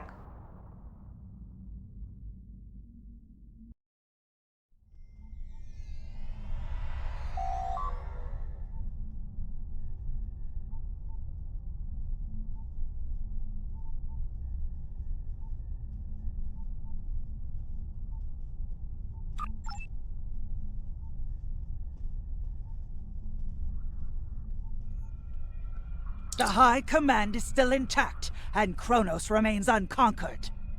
Even so, this war cannot be won if we lose Earth. The Bortesque will fight until she can fight no more, as will I. If this is to be our end, then I will meet it with blade in hand and blood in my teeth. I can ask for no greater honor than to fight beside an ally who has shown this courage time and again.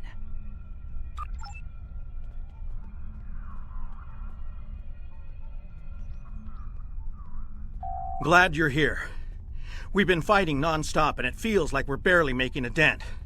Command says we're preparing for our last chance. I hope they have an ace up their sleeve, because I can't see a way to defeat the Iconians in a straight military battle. Whatever happens, just remember that you'll always have the Enterprise at your side.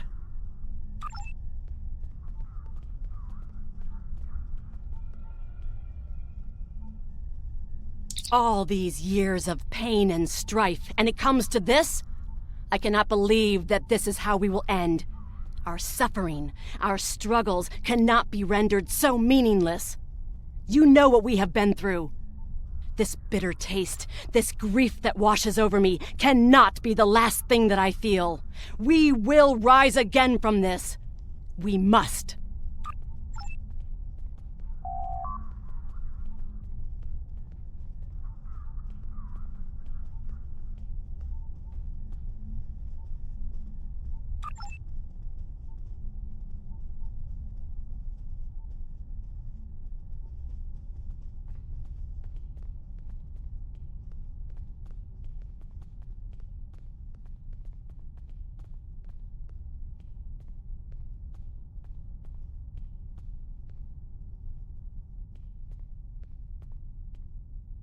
We have defeated one Iconian, but the cost to do so was too high. The Iconian forces are too numerous for us to sustain such a strategy. We have been forced to our last resort. The Krinim timeship has been modified, and we can use it to generate a portal to send us back to the ancient time of Iconia.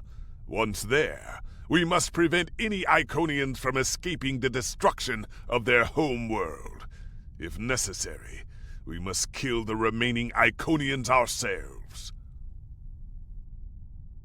We presumably failed at temporal incursion, changing things in the past while remaining in a bubble of temporally shielded current time.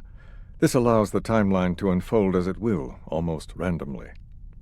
My team and I have been working on an alternative method that will actually send someone back in time to the past, where they can directly affect the timeline and help to guide it along the desired path. We've been running some basic scenarios that leave us quite hopeful that we can aid in the original attacks on ancient Iconia to ensure there are no survivors for us to deal with in the present. We cannot sustain this war. The Iconians will destroy or conquer every species in the galaxy if we do not stop them now. There is no guarantee that this plan will work, but if we do not try, we will certainly lose everything. Our long-range sensors have detected signs of transit from the Iconian spheres. The Iconians must be preparing their heralds for another large-scale invasion. We are gathering our remaining forces to make our stand.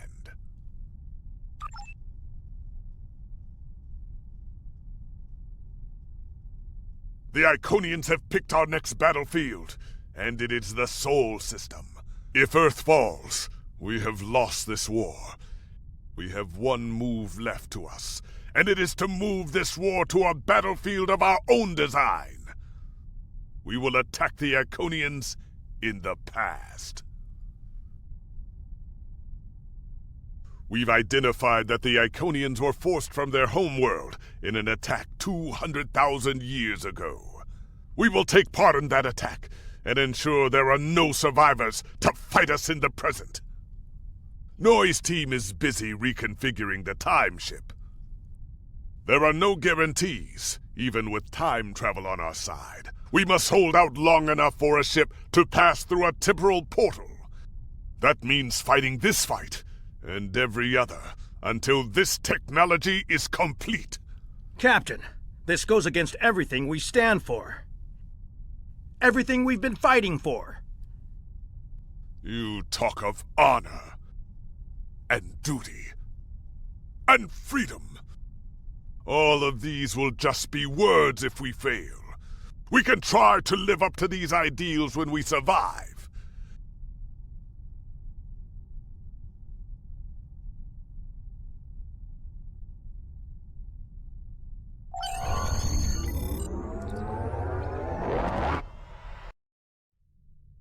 You are cleared for departure. Good luck.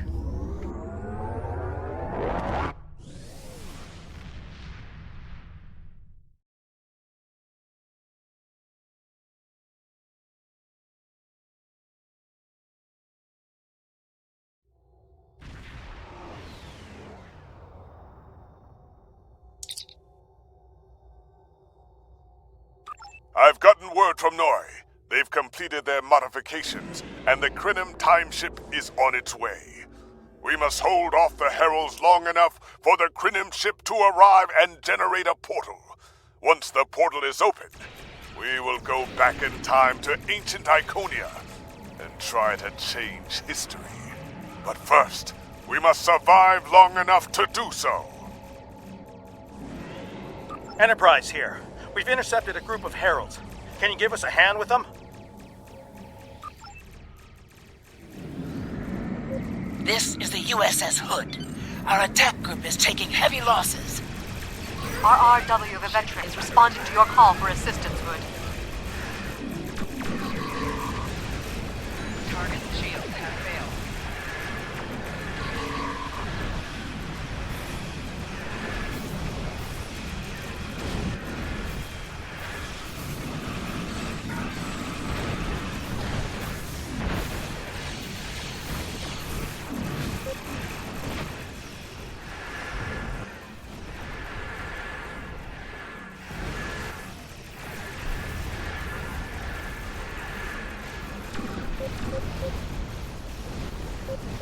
Hull integrity below 75%. Right shields failing.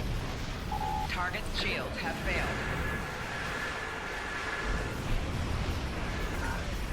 Hull integrity below 50%. To any ship in range, this is the USS Cleveland. We're losing reactor containment. We need immediate assistance. Enterprise can hold the line. Help get those ships back into the fight.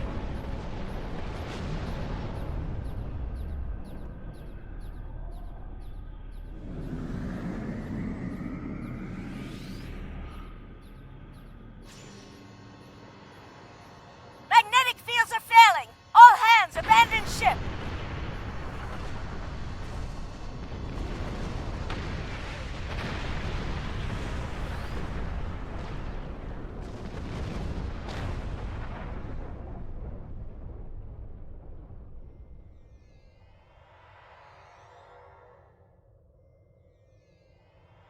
Curlin here.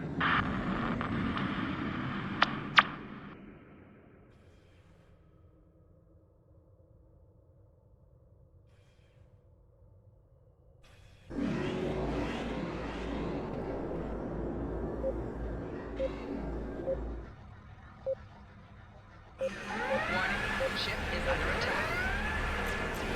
Jupiter Station is reporting Herald ships are moving in some kind of massive infrastructure. Requesting immediate assistance. IKS Varanus.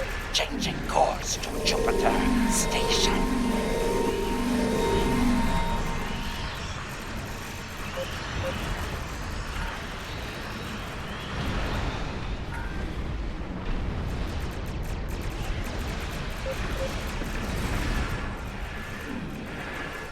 Target shields have failed.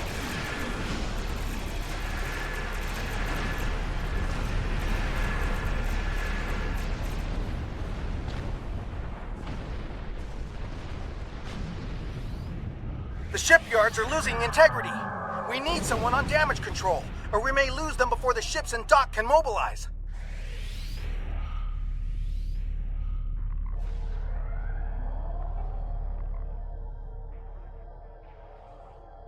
Akagi here. We've restored main power.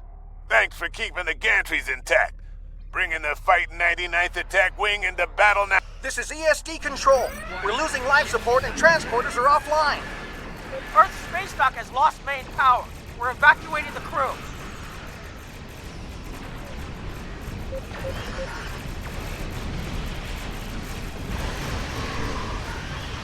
Target's shields have failed.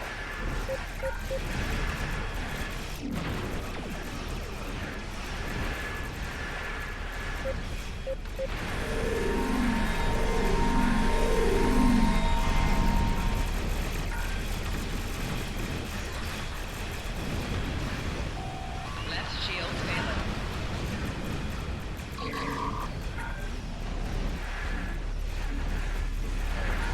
Chimera, all non-essential personnel are away.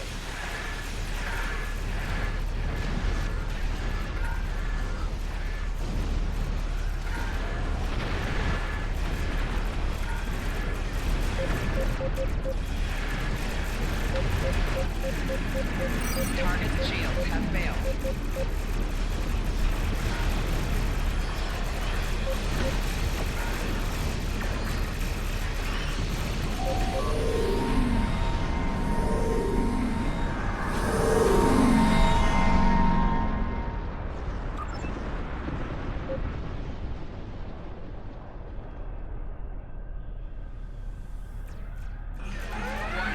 Ship is under attack. Target's shields have failed.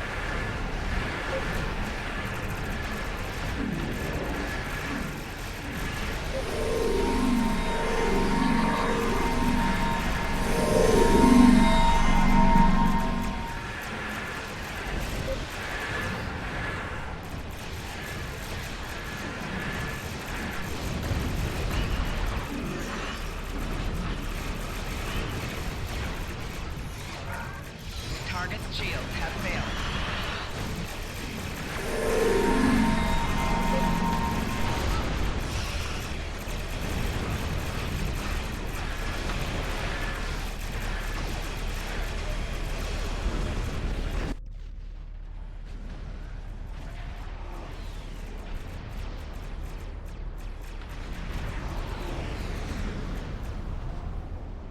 I told you I'd be back. And this time, I brought friends. We have brought together forces from every quadrant of the galaxy. The Iconians have done the impossible. They've united us. I hope you're happy to see me. It doesn't look like things have been going too well so far. I left because I needed to find allies for this war, ones who you couldn't or wouldn't talk to. The Dominion understands the Iconian threat, and they are quite eager to protect their stake in this galaxy. The Herald ships are regrouping. We should use this respite to our advantage. Form up at the KIS Anarax. We must protect it long enough for it to activate a time portal. Once the portal is stabilized, we can use it to go back to Iconia's past and hopefully undo this war before it starts. Our situation is desperate. If we fail here, Earth will fall, and Kronos won't have much hope of standing without it. I am arriving with the time ship. We must protect it until the portal is stable.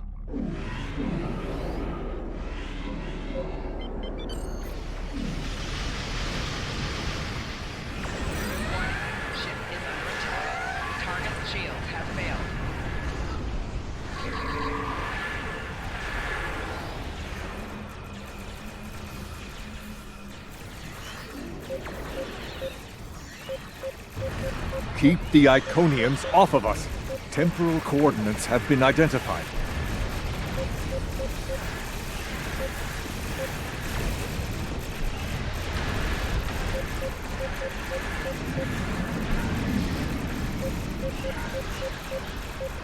Target's shields have failed.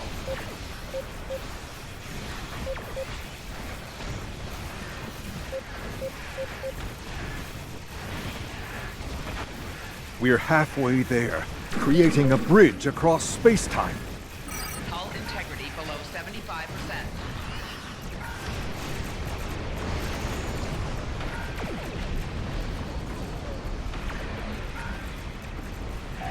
Target's shields have failed.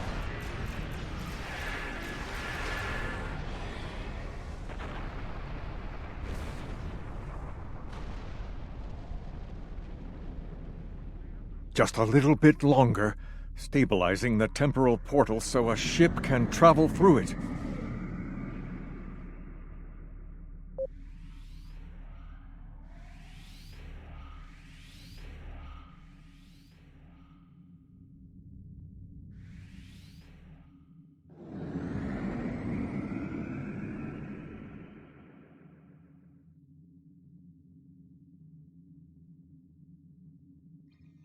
That's it. The portal is active and stable. Enter it now!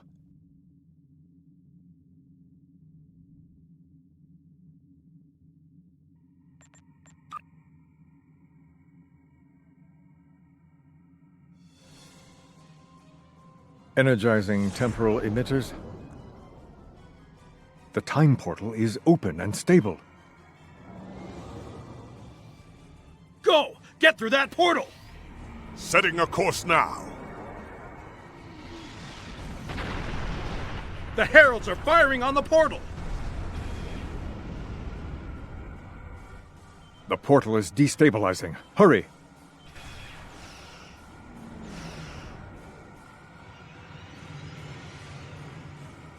More gateways! An Iconian flagship is moving in! This is the moment of your extinction. Not today! Everyone, form up and cover our six. Theirs not to make reply. Theirs not to reason why. Theirs but to do and die. Into the valley of death rode the 600.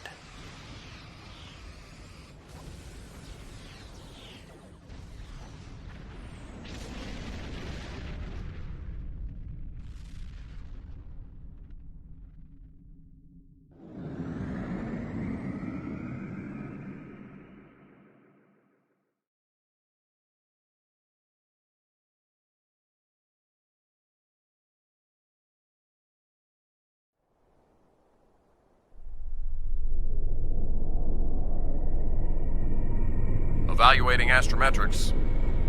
Confirmed. We have traveled back approximately 200,000 years. Only our two ships made it through. There are no signs of Captain Cogran or his ship. We will have to continue the mission without him.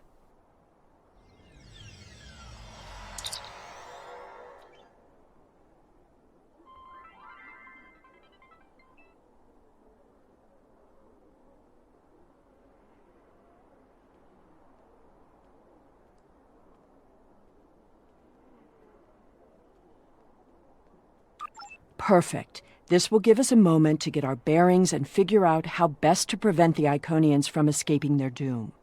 There are only 12 Iconians that we've encountered, so trying to deal with just those 12 will be a much easier task than trying to take on this whole world.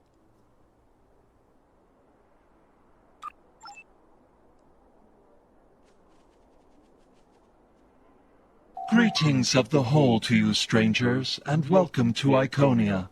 My name is Matara-Ren, and I am a herald of Matara. Before I can allow you to pass, I must scan you to ensure that your technology is of a sufficient level for you to be allowed access to our city. This will only take a moment. Your technology is sufficient, but your chronoton particles are substantially out of phase. Please follow me. You must speak to my mistress. Remember why we are here. Every Iconian must die in the bombardment, and their technology cannot be taken. If even one Iconian escapes, this could all be for nothing. I recommend we begin by infiltrating their government building. We need access to their data and the gateway controls.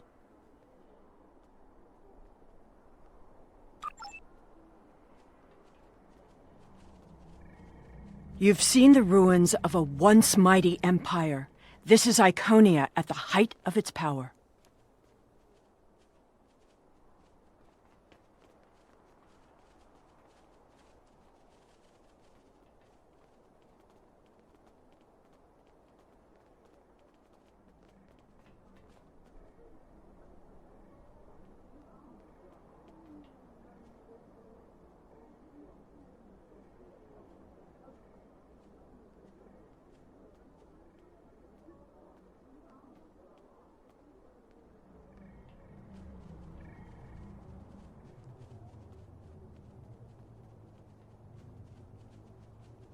I apologize for the interruption, Honored One.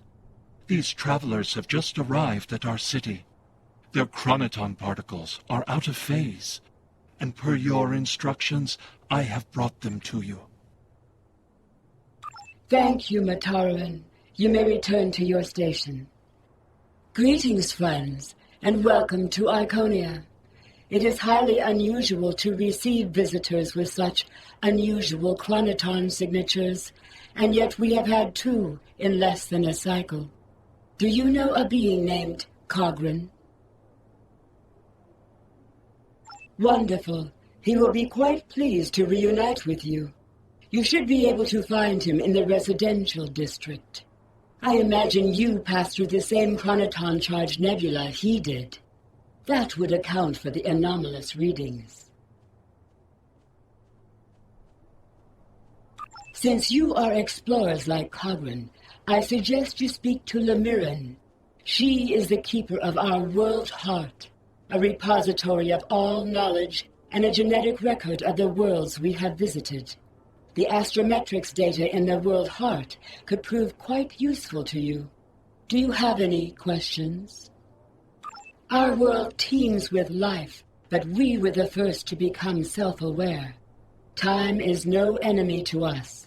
An Iconian can live thousands of years, but our numbers have always been few, and as the years passed, we understood that would not change. Needing servants and companions, we found a local population that could be molded and shaped to suit our purposes. At first, we used them as beasts of burden, or for tasks that were too difficult or dangerous to do ourselves. I imagine your own species has similar creatures. Over the years, machines and technology began to replace many of those functions. And as technology advanced, what we needed from the Heralds changed as well. Ultimately, we needed beings who could think for themselves. Our genetic reshapers transformed the Heralds from beasts to companions. Now we have achieved a kind of symbiosis.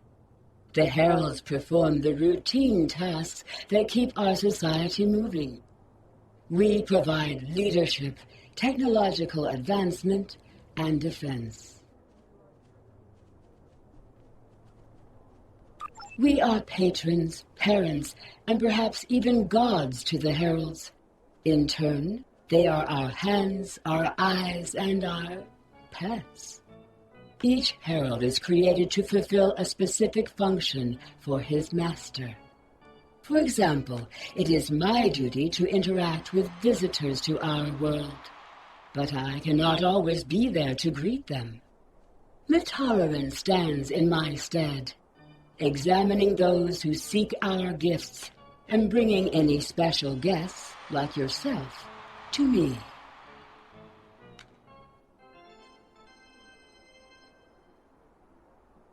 We begin with a particular genetic line.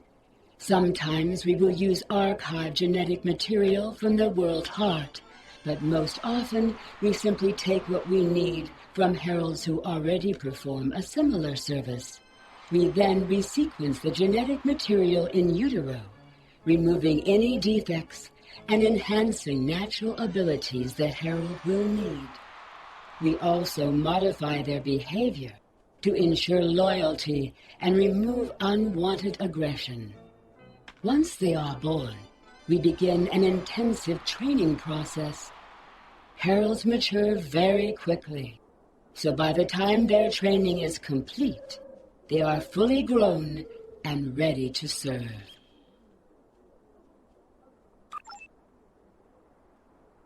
Greetings, travelers. Are you explorers, or do you come seeking our wisdom and guidance? Either way, I apologize. I am rather occupied at the moment. Please return later. I should have time to speak to you then. The World Heart is the repository of all our knowledge. It contains the genetic information of every species on Iconia and all of our colony worlds. With it, we can colonize and repopulate an entire world, shaping it to resemble our home in just a few short years. It also holds a record of our culture, history, literature, and philosophy. This is why we call it the World Heart. It is, in a very real way, the center of our civilization. The changes we see in the Iconians are too great to be simple evolution. The Iconians shaped themselves and the Heralds into weapons. Genetic engineering that is both efficient and terrible.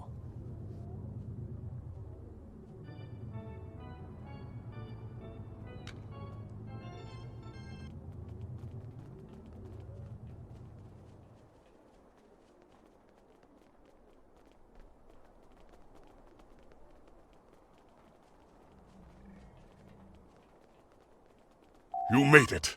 Something must have gone wrong as we entered the portal that disrupted synchronization. I arrived 2 weeks ago. I remained cloaked, scanned the planet for several days, and then came to the surface as an explorer, seeking to open diplomatic relations with the Iconians. My ship is using the magnetic fields above the poles to help conceal its presence. The Iconians of this time are nothing like the ones we know. They are flesh, and appear to be friendly and peaceful, if a bit arrogant with those they see as lesser. Come. They will allow us to move through the city freely. You should see this for yourself. Cogran is either a fool, or he's being manipulated by the Iconians. Either way, he might jeopardize the mission. We'll need to watch him closely.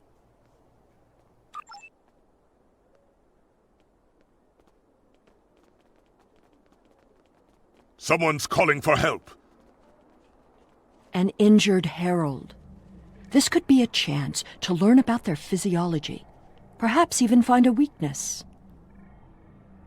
Hello. Can you help us? My herald is injured, and I cannot leave him. I need someone to bring us some healing supplies. Heralds are also native to this planet. They were not as evolved as we are, so we enhanced them. The heralds are our companions and our helpers. They are our hands and our eyes, and they are our children. It is rare for my species to reproduce. In fact, it has been more than a century since a new Iconian was born on this world. Perhaps we are evolving beyond the need for such things. We will endure here, and our heralds will spread our word throughout the stars. Thank you. There should be a healer nearby.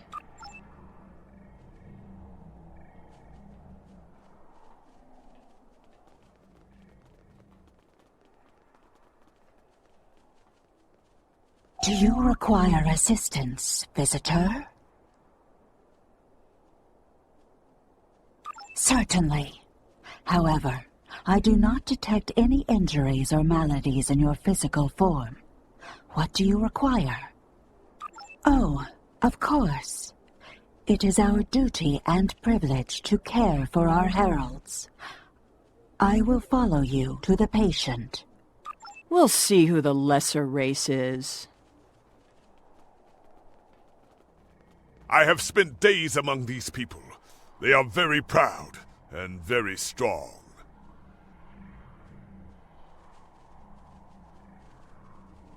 Thank you, Traveler.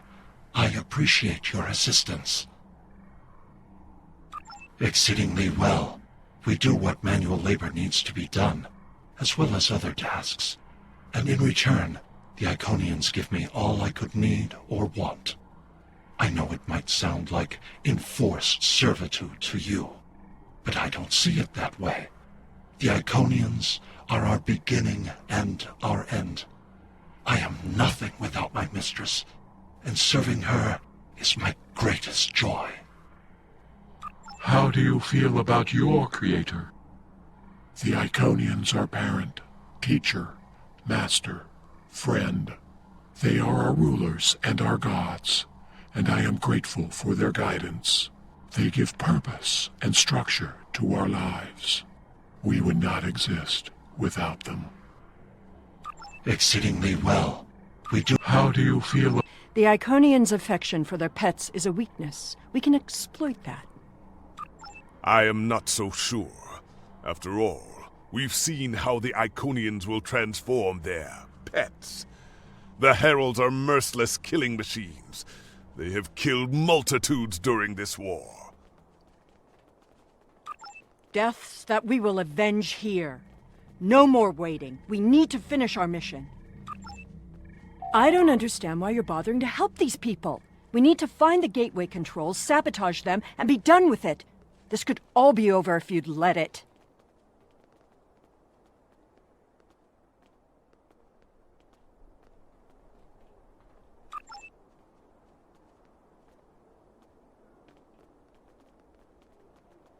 Clearly the Iconians have a highly developed sense of the... That's fine, but what we need is to know more about their technology.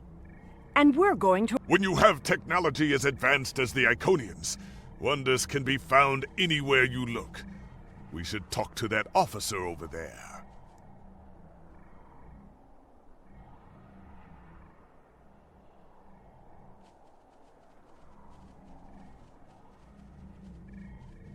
I see you are interested in this device. We are testing a new method of encryption. So far, it has proven to be most effective. To access the console, you must solve a series of problems that we believe only an Iconian could answer.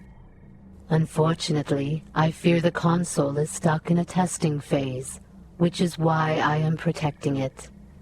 It may be a waste of time. You appear intelligent enough, but I doubt you or any of our other visitors could solve even the easiest of problems in the algorithm. I am not supposed to leave this area unwatched, but all of my heralds are performing other duties, and if Elmiran sent you, very well. Thank you, Traveler. I will not be long.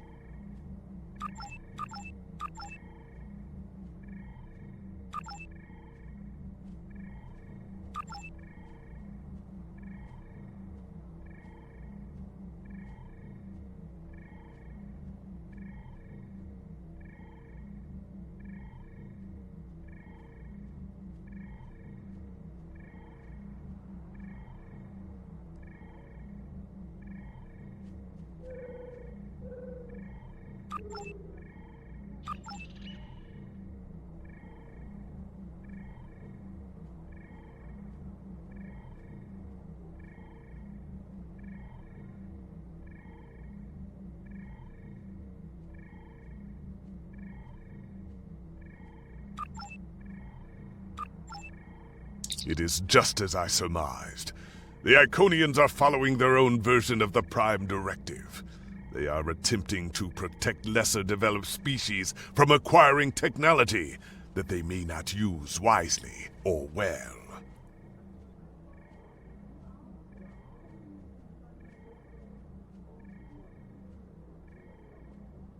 Not so fast. We've only heard one side of the story. I'd like to know what some of the other visitors here think about the oh-so-noble Iconians.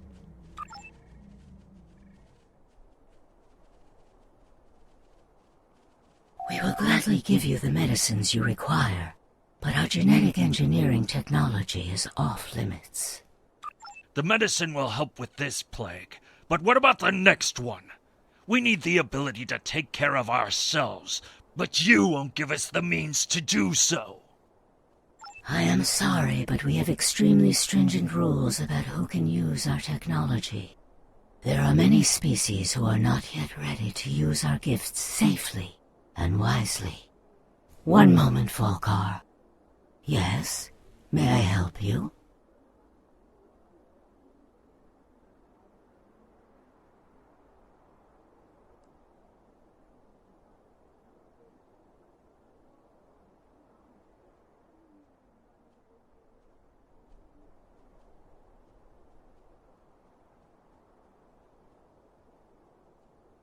Yes, I will take your opinion under advisement, but ultimately, this is an Iconian matter.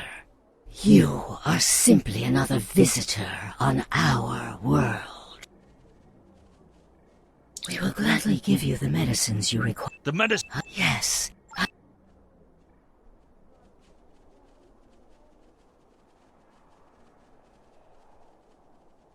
We haven't made much headway trying to reverse engineer the gateways, but just imagine what we could do with it. Oh, I have. You could move an army in the blink of an eye. Think about what would happen if all these heralds just showed up on your planet. Oh, they'd take over in a day. I'm still trying to acquire some of their data. Have you had any luck yet? Nothing yet. Despite all their openness and hospitality, the Iconians have everything on lockdown.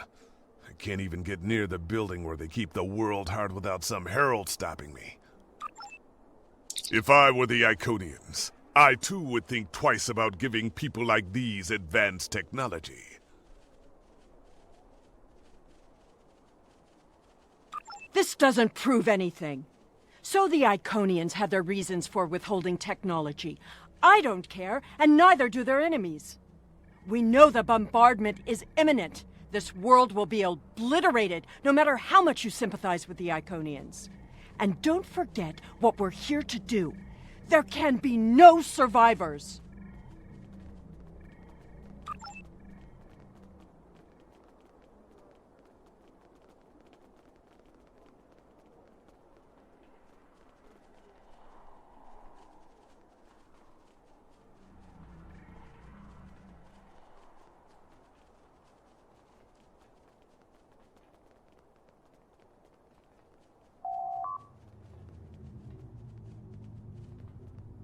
Tell your ships to drop into orbit above the polar region.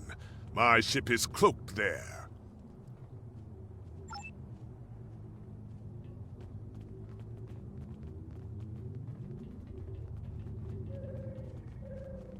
Excuse me, but I require assistance.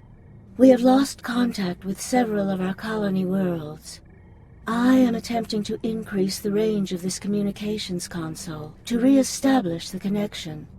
But I need another set of hands to adjust the frequency while I attempt to dial in the proper network levels. All of my heralds are currently working on the evacuation. Would you be willing to help me?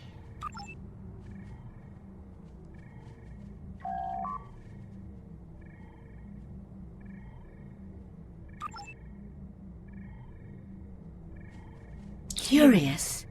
Our communications should be reaching the colonies, but I am not receiving any response to my messages. Something terrible must have happened. We We were not concerned about the lesser races. Not at first. They were like children who wanted things they could not understand. It was our duty to protect them, to guide them. In time, when they were ready, we would have shared all of our gifts.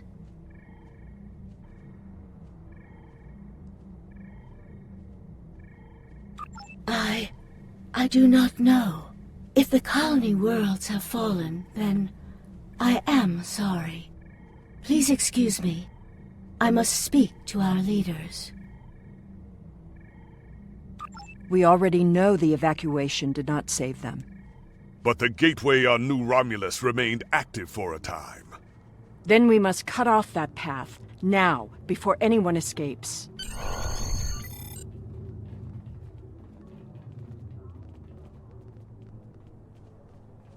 Welcome, traveler.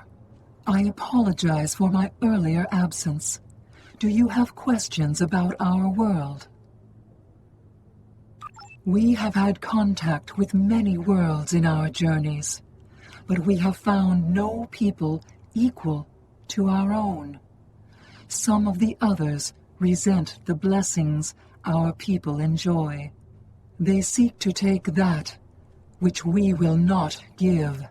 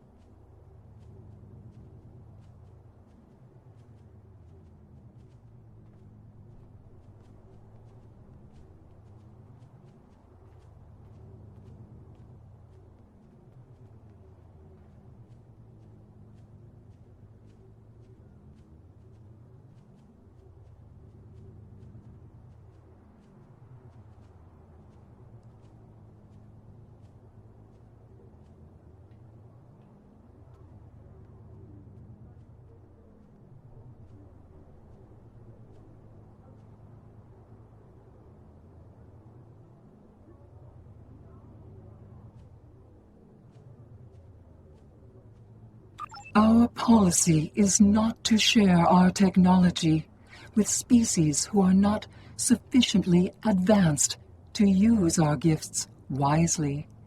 When a society encounters advanced technology, before they are ready, they often don't have the cultural or social development to handle it appropriately.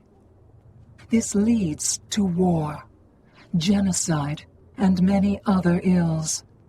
We would protect the younger species from those tragedies.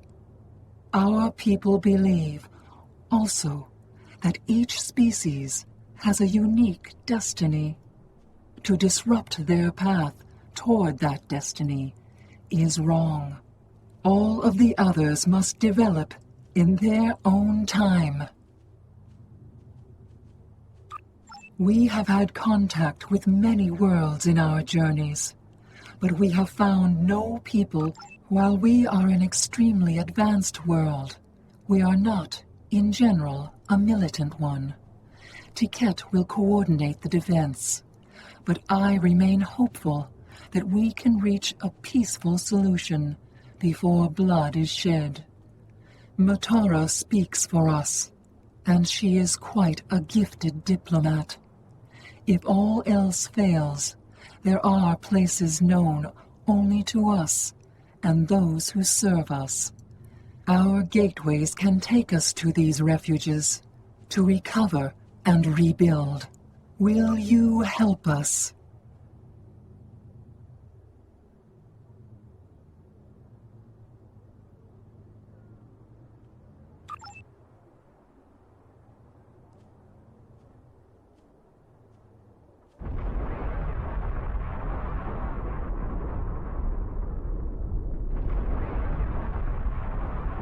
The attack is beginning. I thought we'd have more time. We must retrieve the world heart and escape. Will you help us?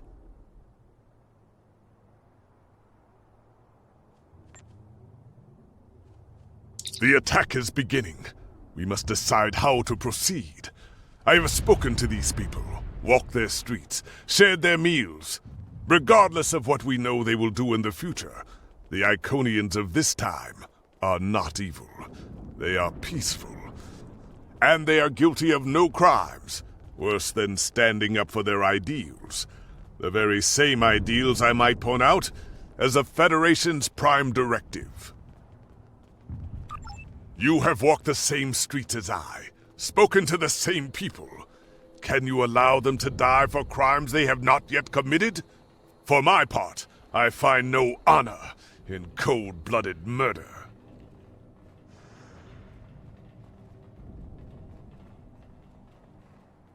It doesn't matter what these people are now.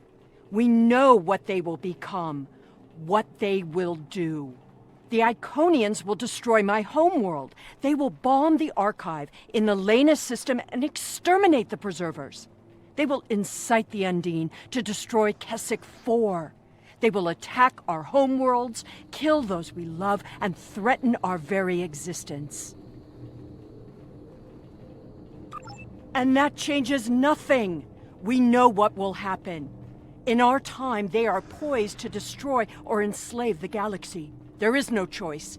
We destroy them now and save ourselves.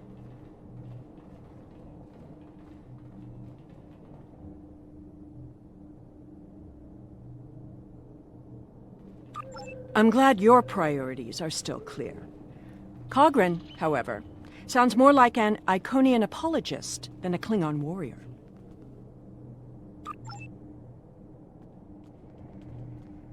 The World Heart contains all of our knowledge and all our genetic data. With it, we can rebuild. We have a refuge built for those who serve us. We shall go there. We should be able to access the gateway network from here. We could disable all of the gateways at... We offered Lemirin our aid. There is no honor in striking down an ally from behind. The honorable thing would be to complete our mission and save our galaxy. Or do you not care about what happens to Kronos?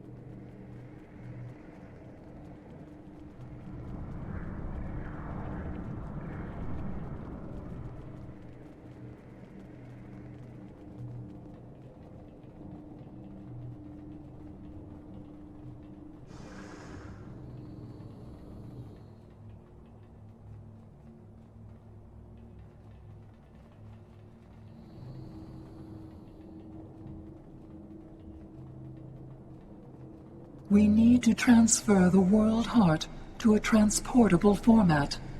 I'll need your help to initiate the download from that console.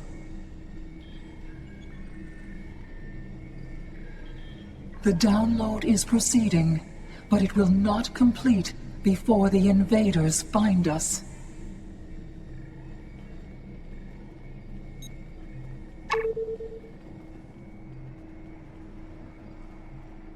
Enemy targets on sensor.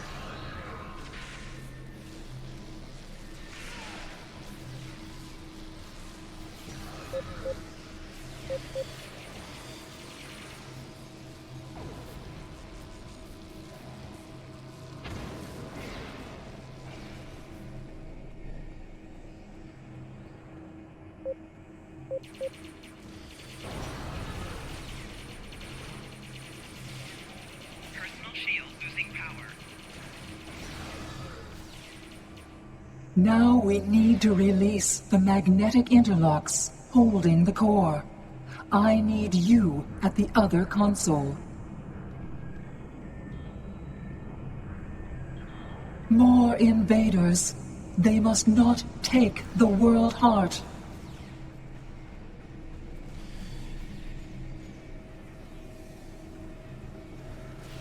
Enemy targets on sensor.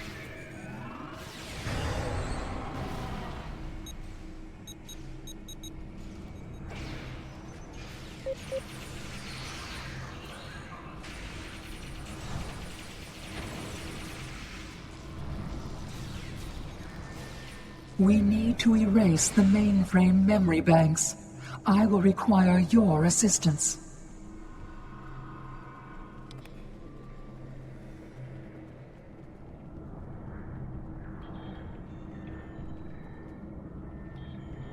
More aliens are coming. Protect me. Enemy targets on sensor. Personal shield losing power. Mainframe memory erased. The last step is to eject the World Heart.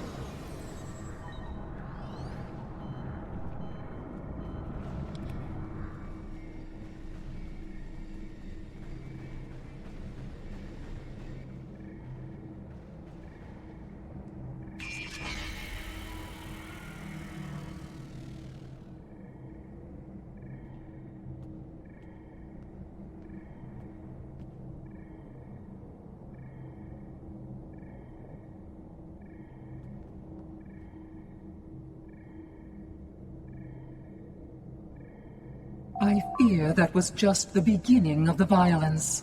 My people are few, and I fear that was just the beginning of the violence. My people are few, and most of our heralds are elsewhere. Defeating a significant force would be costly to both sides. I know you are not one of the whole, and I have no right to ask for your assistance. But would you help us evacuate the city? Blessings of the whole upon you. We must gather as many of our people as possible and escort them to the gateway platform. Once we are there, I will open the path to our refuge. Many of our people already left for Colony Worlds, but we have lost contact with them. I fear the worst. I recommend we locate Tiket. She is our protector, and there are none who know the ways of our enemy as well as she. Tiket is a fearsome warrior, and has kept our people safe for countless millennia, until today. Rescuing Iconians is not what we're here to do. Perhaps it is. When we came back in time, we did not know what we would find.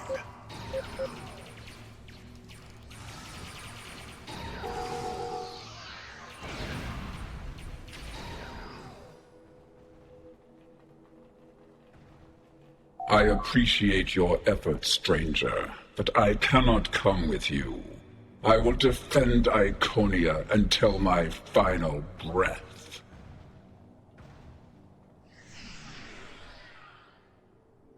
My people are weak. They have neglected the ways of battle in favor of science and art. They are philosophers. I do not wish for them to die, but they could have chosen the path of strength. I will die to defend them. I do not know if I can save them. I appreciate your efforts, stranger, but I cannot come with you. I will defend Iconia until my final breath. Your words have merit.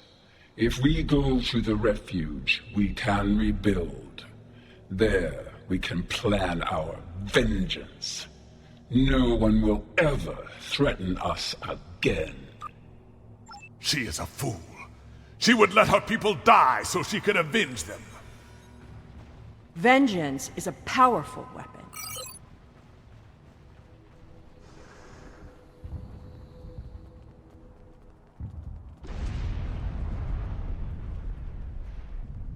We will never forget this tragic day.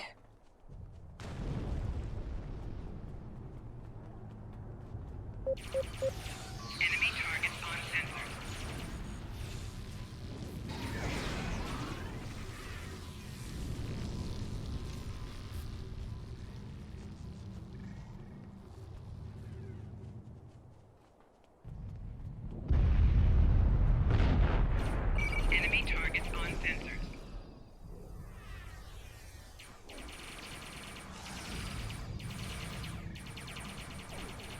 Personal shield losing power.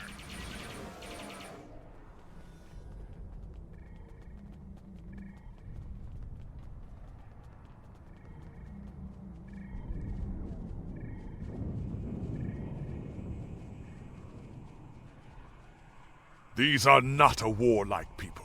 Not yet. That will change. Bloodshed affects everyone differently. My people became warriors when an alien species threatened our home. And the Iconians will become conquerors.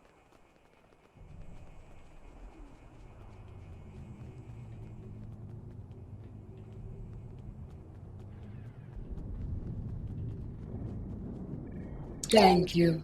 You have shown exceptional kindness and valor in this trying time. I will miss my home. Iconia is precious to us, but as long as the whole survives, we can use the world heart to rebuild.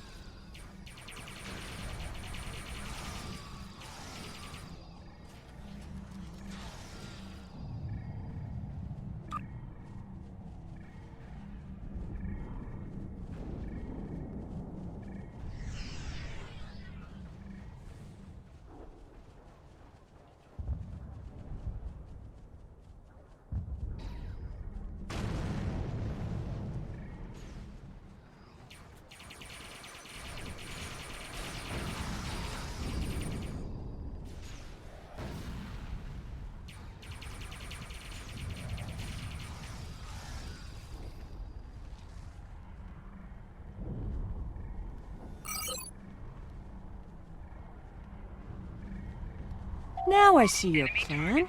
We've won their confidence, gathered them together. Strike now, and we can eliminate them all.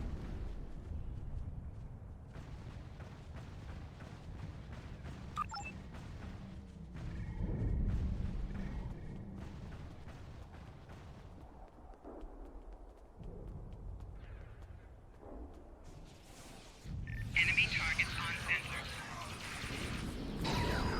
Personal shield losing power.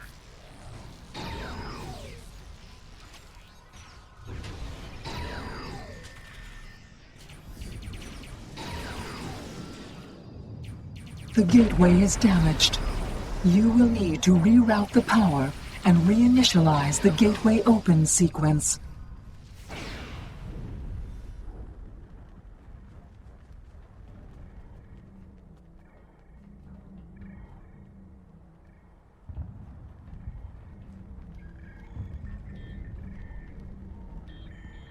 Didn't the others save the Iconians? Where are they? They may already be here.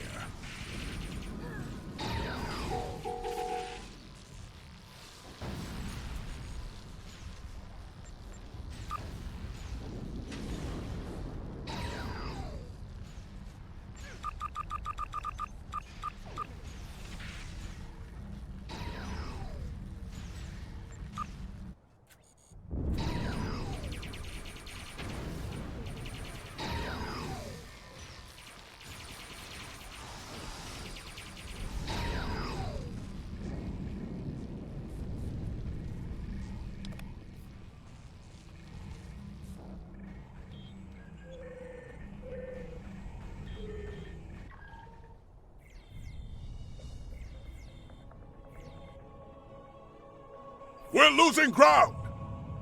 We can't hold them off for...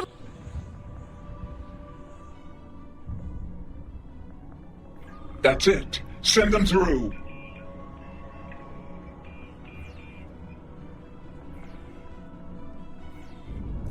No! This isn't our mission!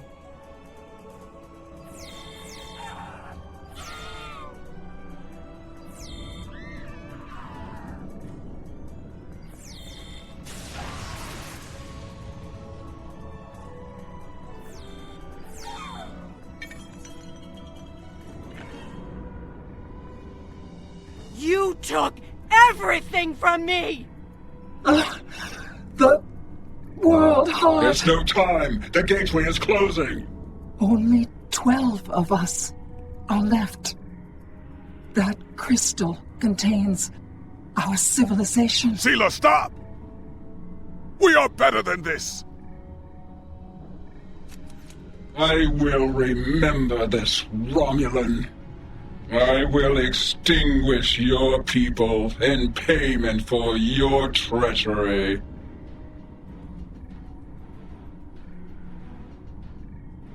This has all played out this way before.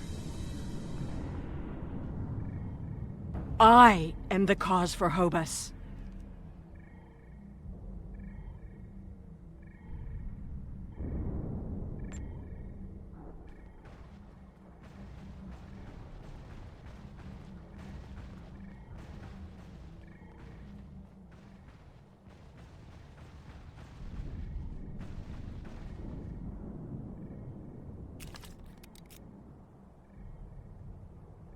I know what you are going to say, but I did what I had to do for my people.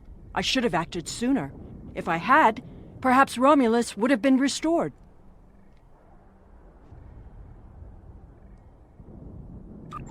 That can't... Taket! What have I done?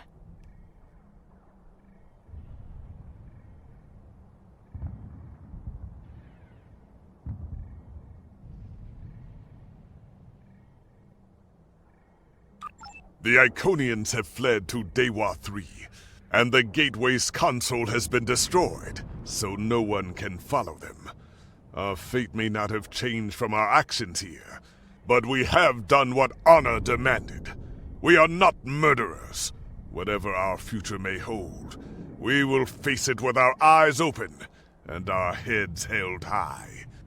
We must return to our own time and see what effect our actions had.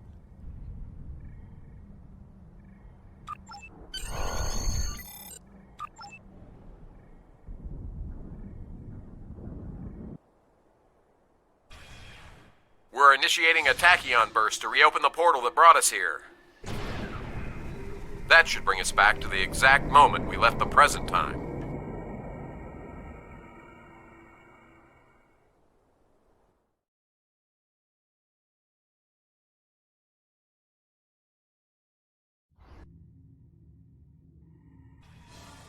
The Heralds are firing on the portal! The portal is destabilizing! Hurry!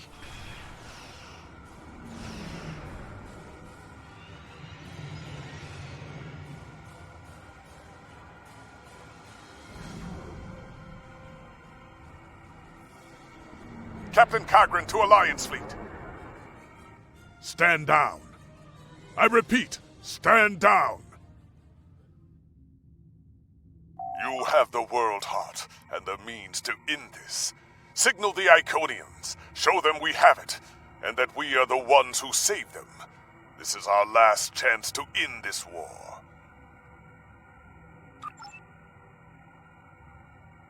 Do you wish to surrender?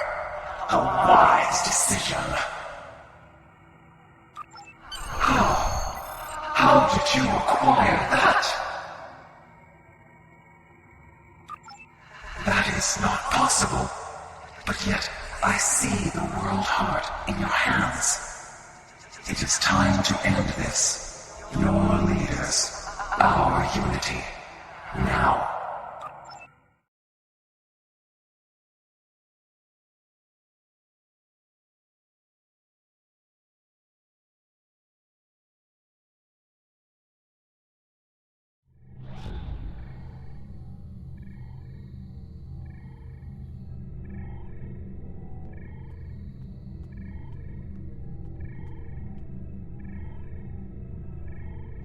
If what you say is true, then that core contains all of the lost knowledge of our people.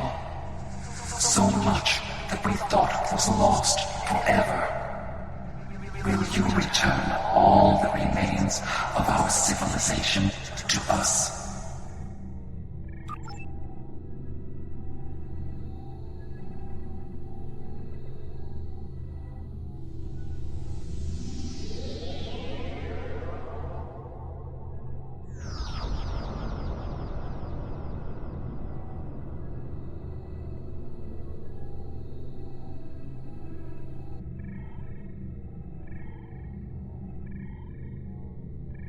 I have never had a chance to examine you closely, but now that you stand before me, I remember.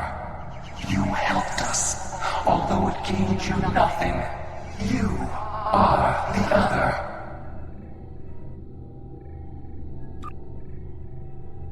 Hate blinded us. Fear of the unknown crippled us. Pain called out for blood in ever greater measures. The events of that day set us on this path. It grieves me to see where it has led. After we escaped to Daywalk 3, protecting ourselves became our sole purpose. We transformed ourselves, our whole, even our heralds, to prevent another tragedy. And we vowed never to trust again. I did, and it saved us. But we believed the other lost to us. And you were lost to time. And we preserved the whole by any means necessary.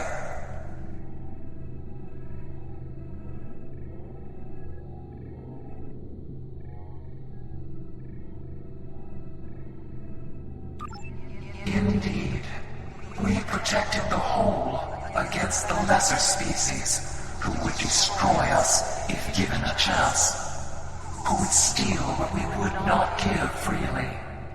And we did not mourn the deaths of those who were not a part of our unity. And then we faced you, a foe who would not yield, who subverted time itself in an attempt to destroy us. But instead, you showed compassion, even though you knew what would happen to your people if we survived. You helped us, because that is who you are.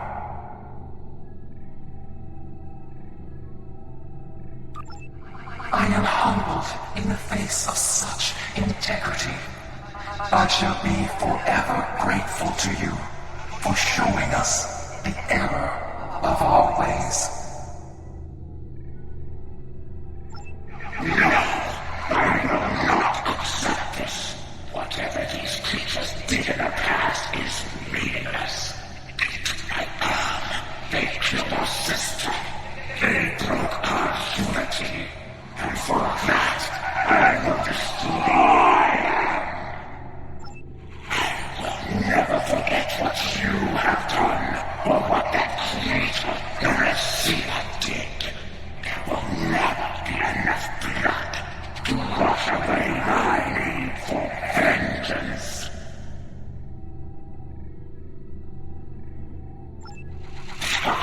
A single world. I can destroy 1,000,000 worlds, and it would not be enough. Your existence is an insult to the memory of our people. I will continue my fight, even if I must fight alone. She will not listen. Tiket has always been very stubborn. In a few thousand years, perhaps, her attitudes will change. Until then, be wary. Tiket is a formidable opponent, and I will not take up arms against her, even in defense of the other. But with those of us who remain, you shall have peace. We ask only for our home world. Leave Iconia and our servants undisturbed, and we will trouble you no longer. I understand, but our terms are not negotiable. We need time to breathe and contemplate. Perhaps in a millennia or two, it will be different.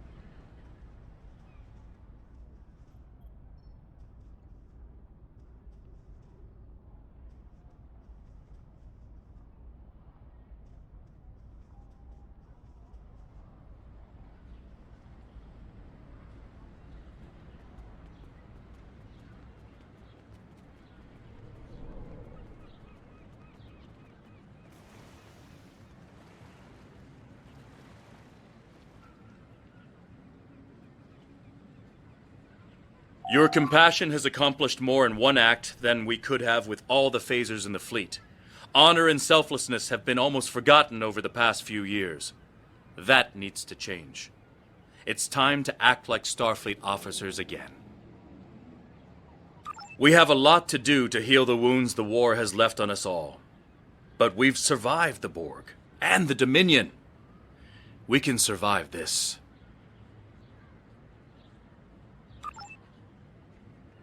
There's a lot of work to be done now. We need to rebuild, recover, try to learn how to live in this new reality. But with people like you on our side, I know we can do it.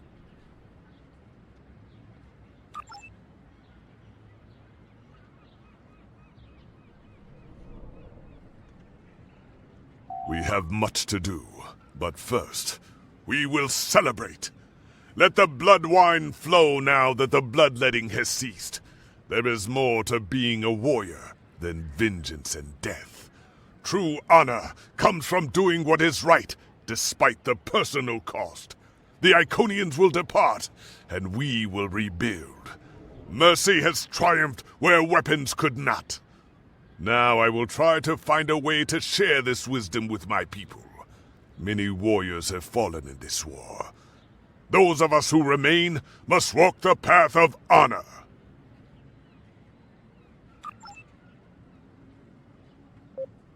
I thought this was it. The last day. And I was ready, but I'm glad my daughter didn't have to die in defense of the Federation. That I get to go home after this. We all do. Thank you.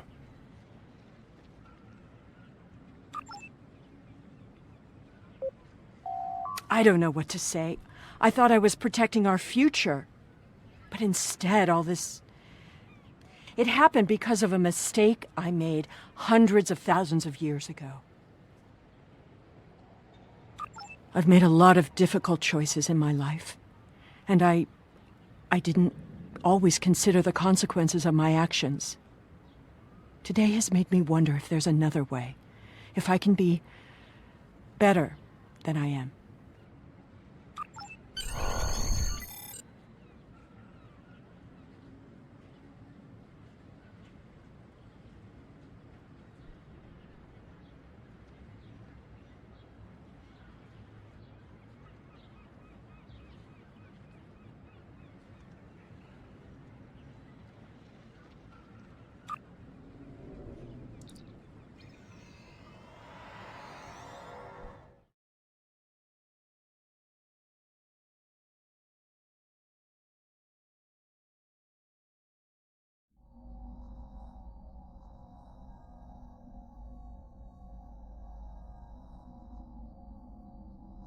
The war is over. Although we could not turn back the clock and restore the lives that were lost and the planets that were ravaged, we have ended the conflict honorably. You made the right choice. And that is not always an easy one to make. I would be honored to fight by your side again. Before that day comes, however, we must rebuild. There is already talk of new exploration missions. Perhaps we will find our next challenge among the unexplored stars.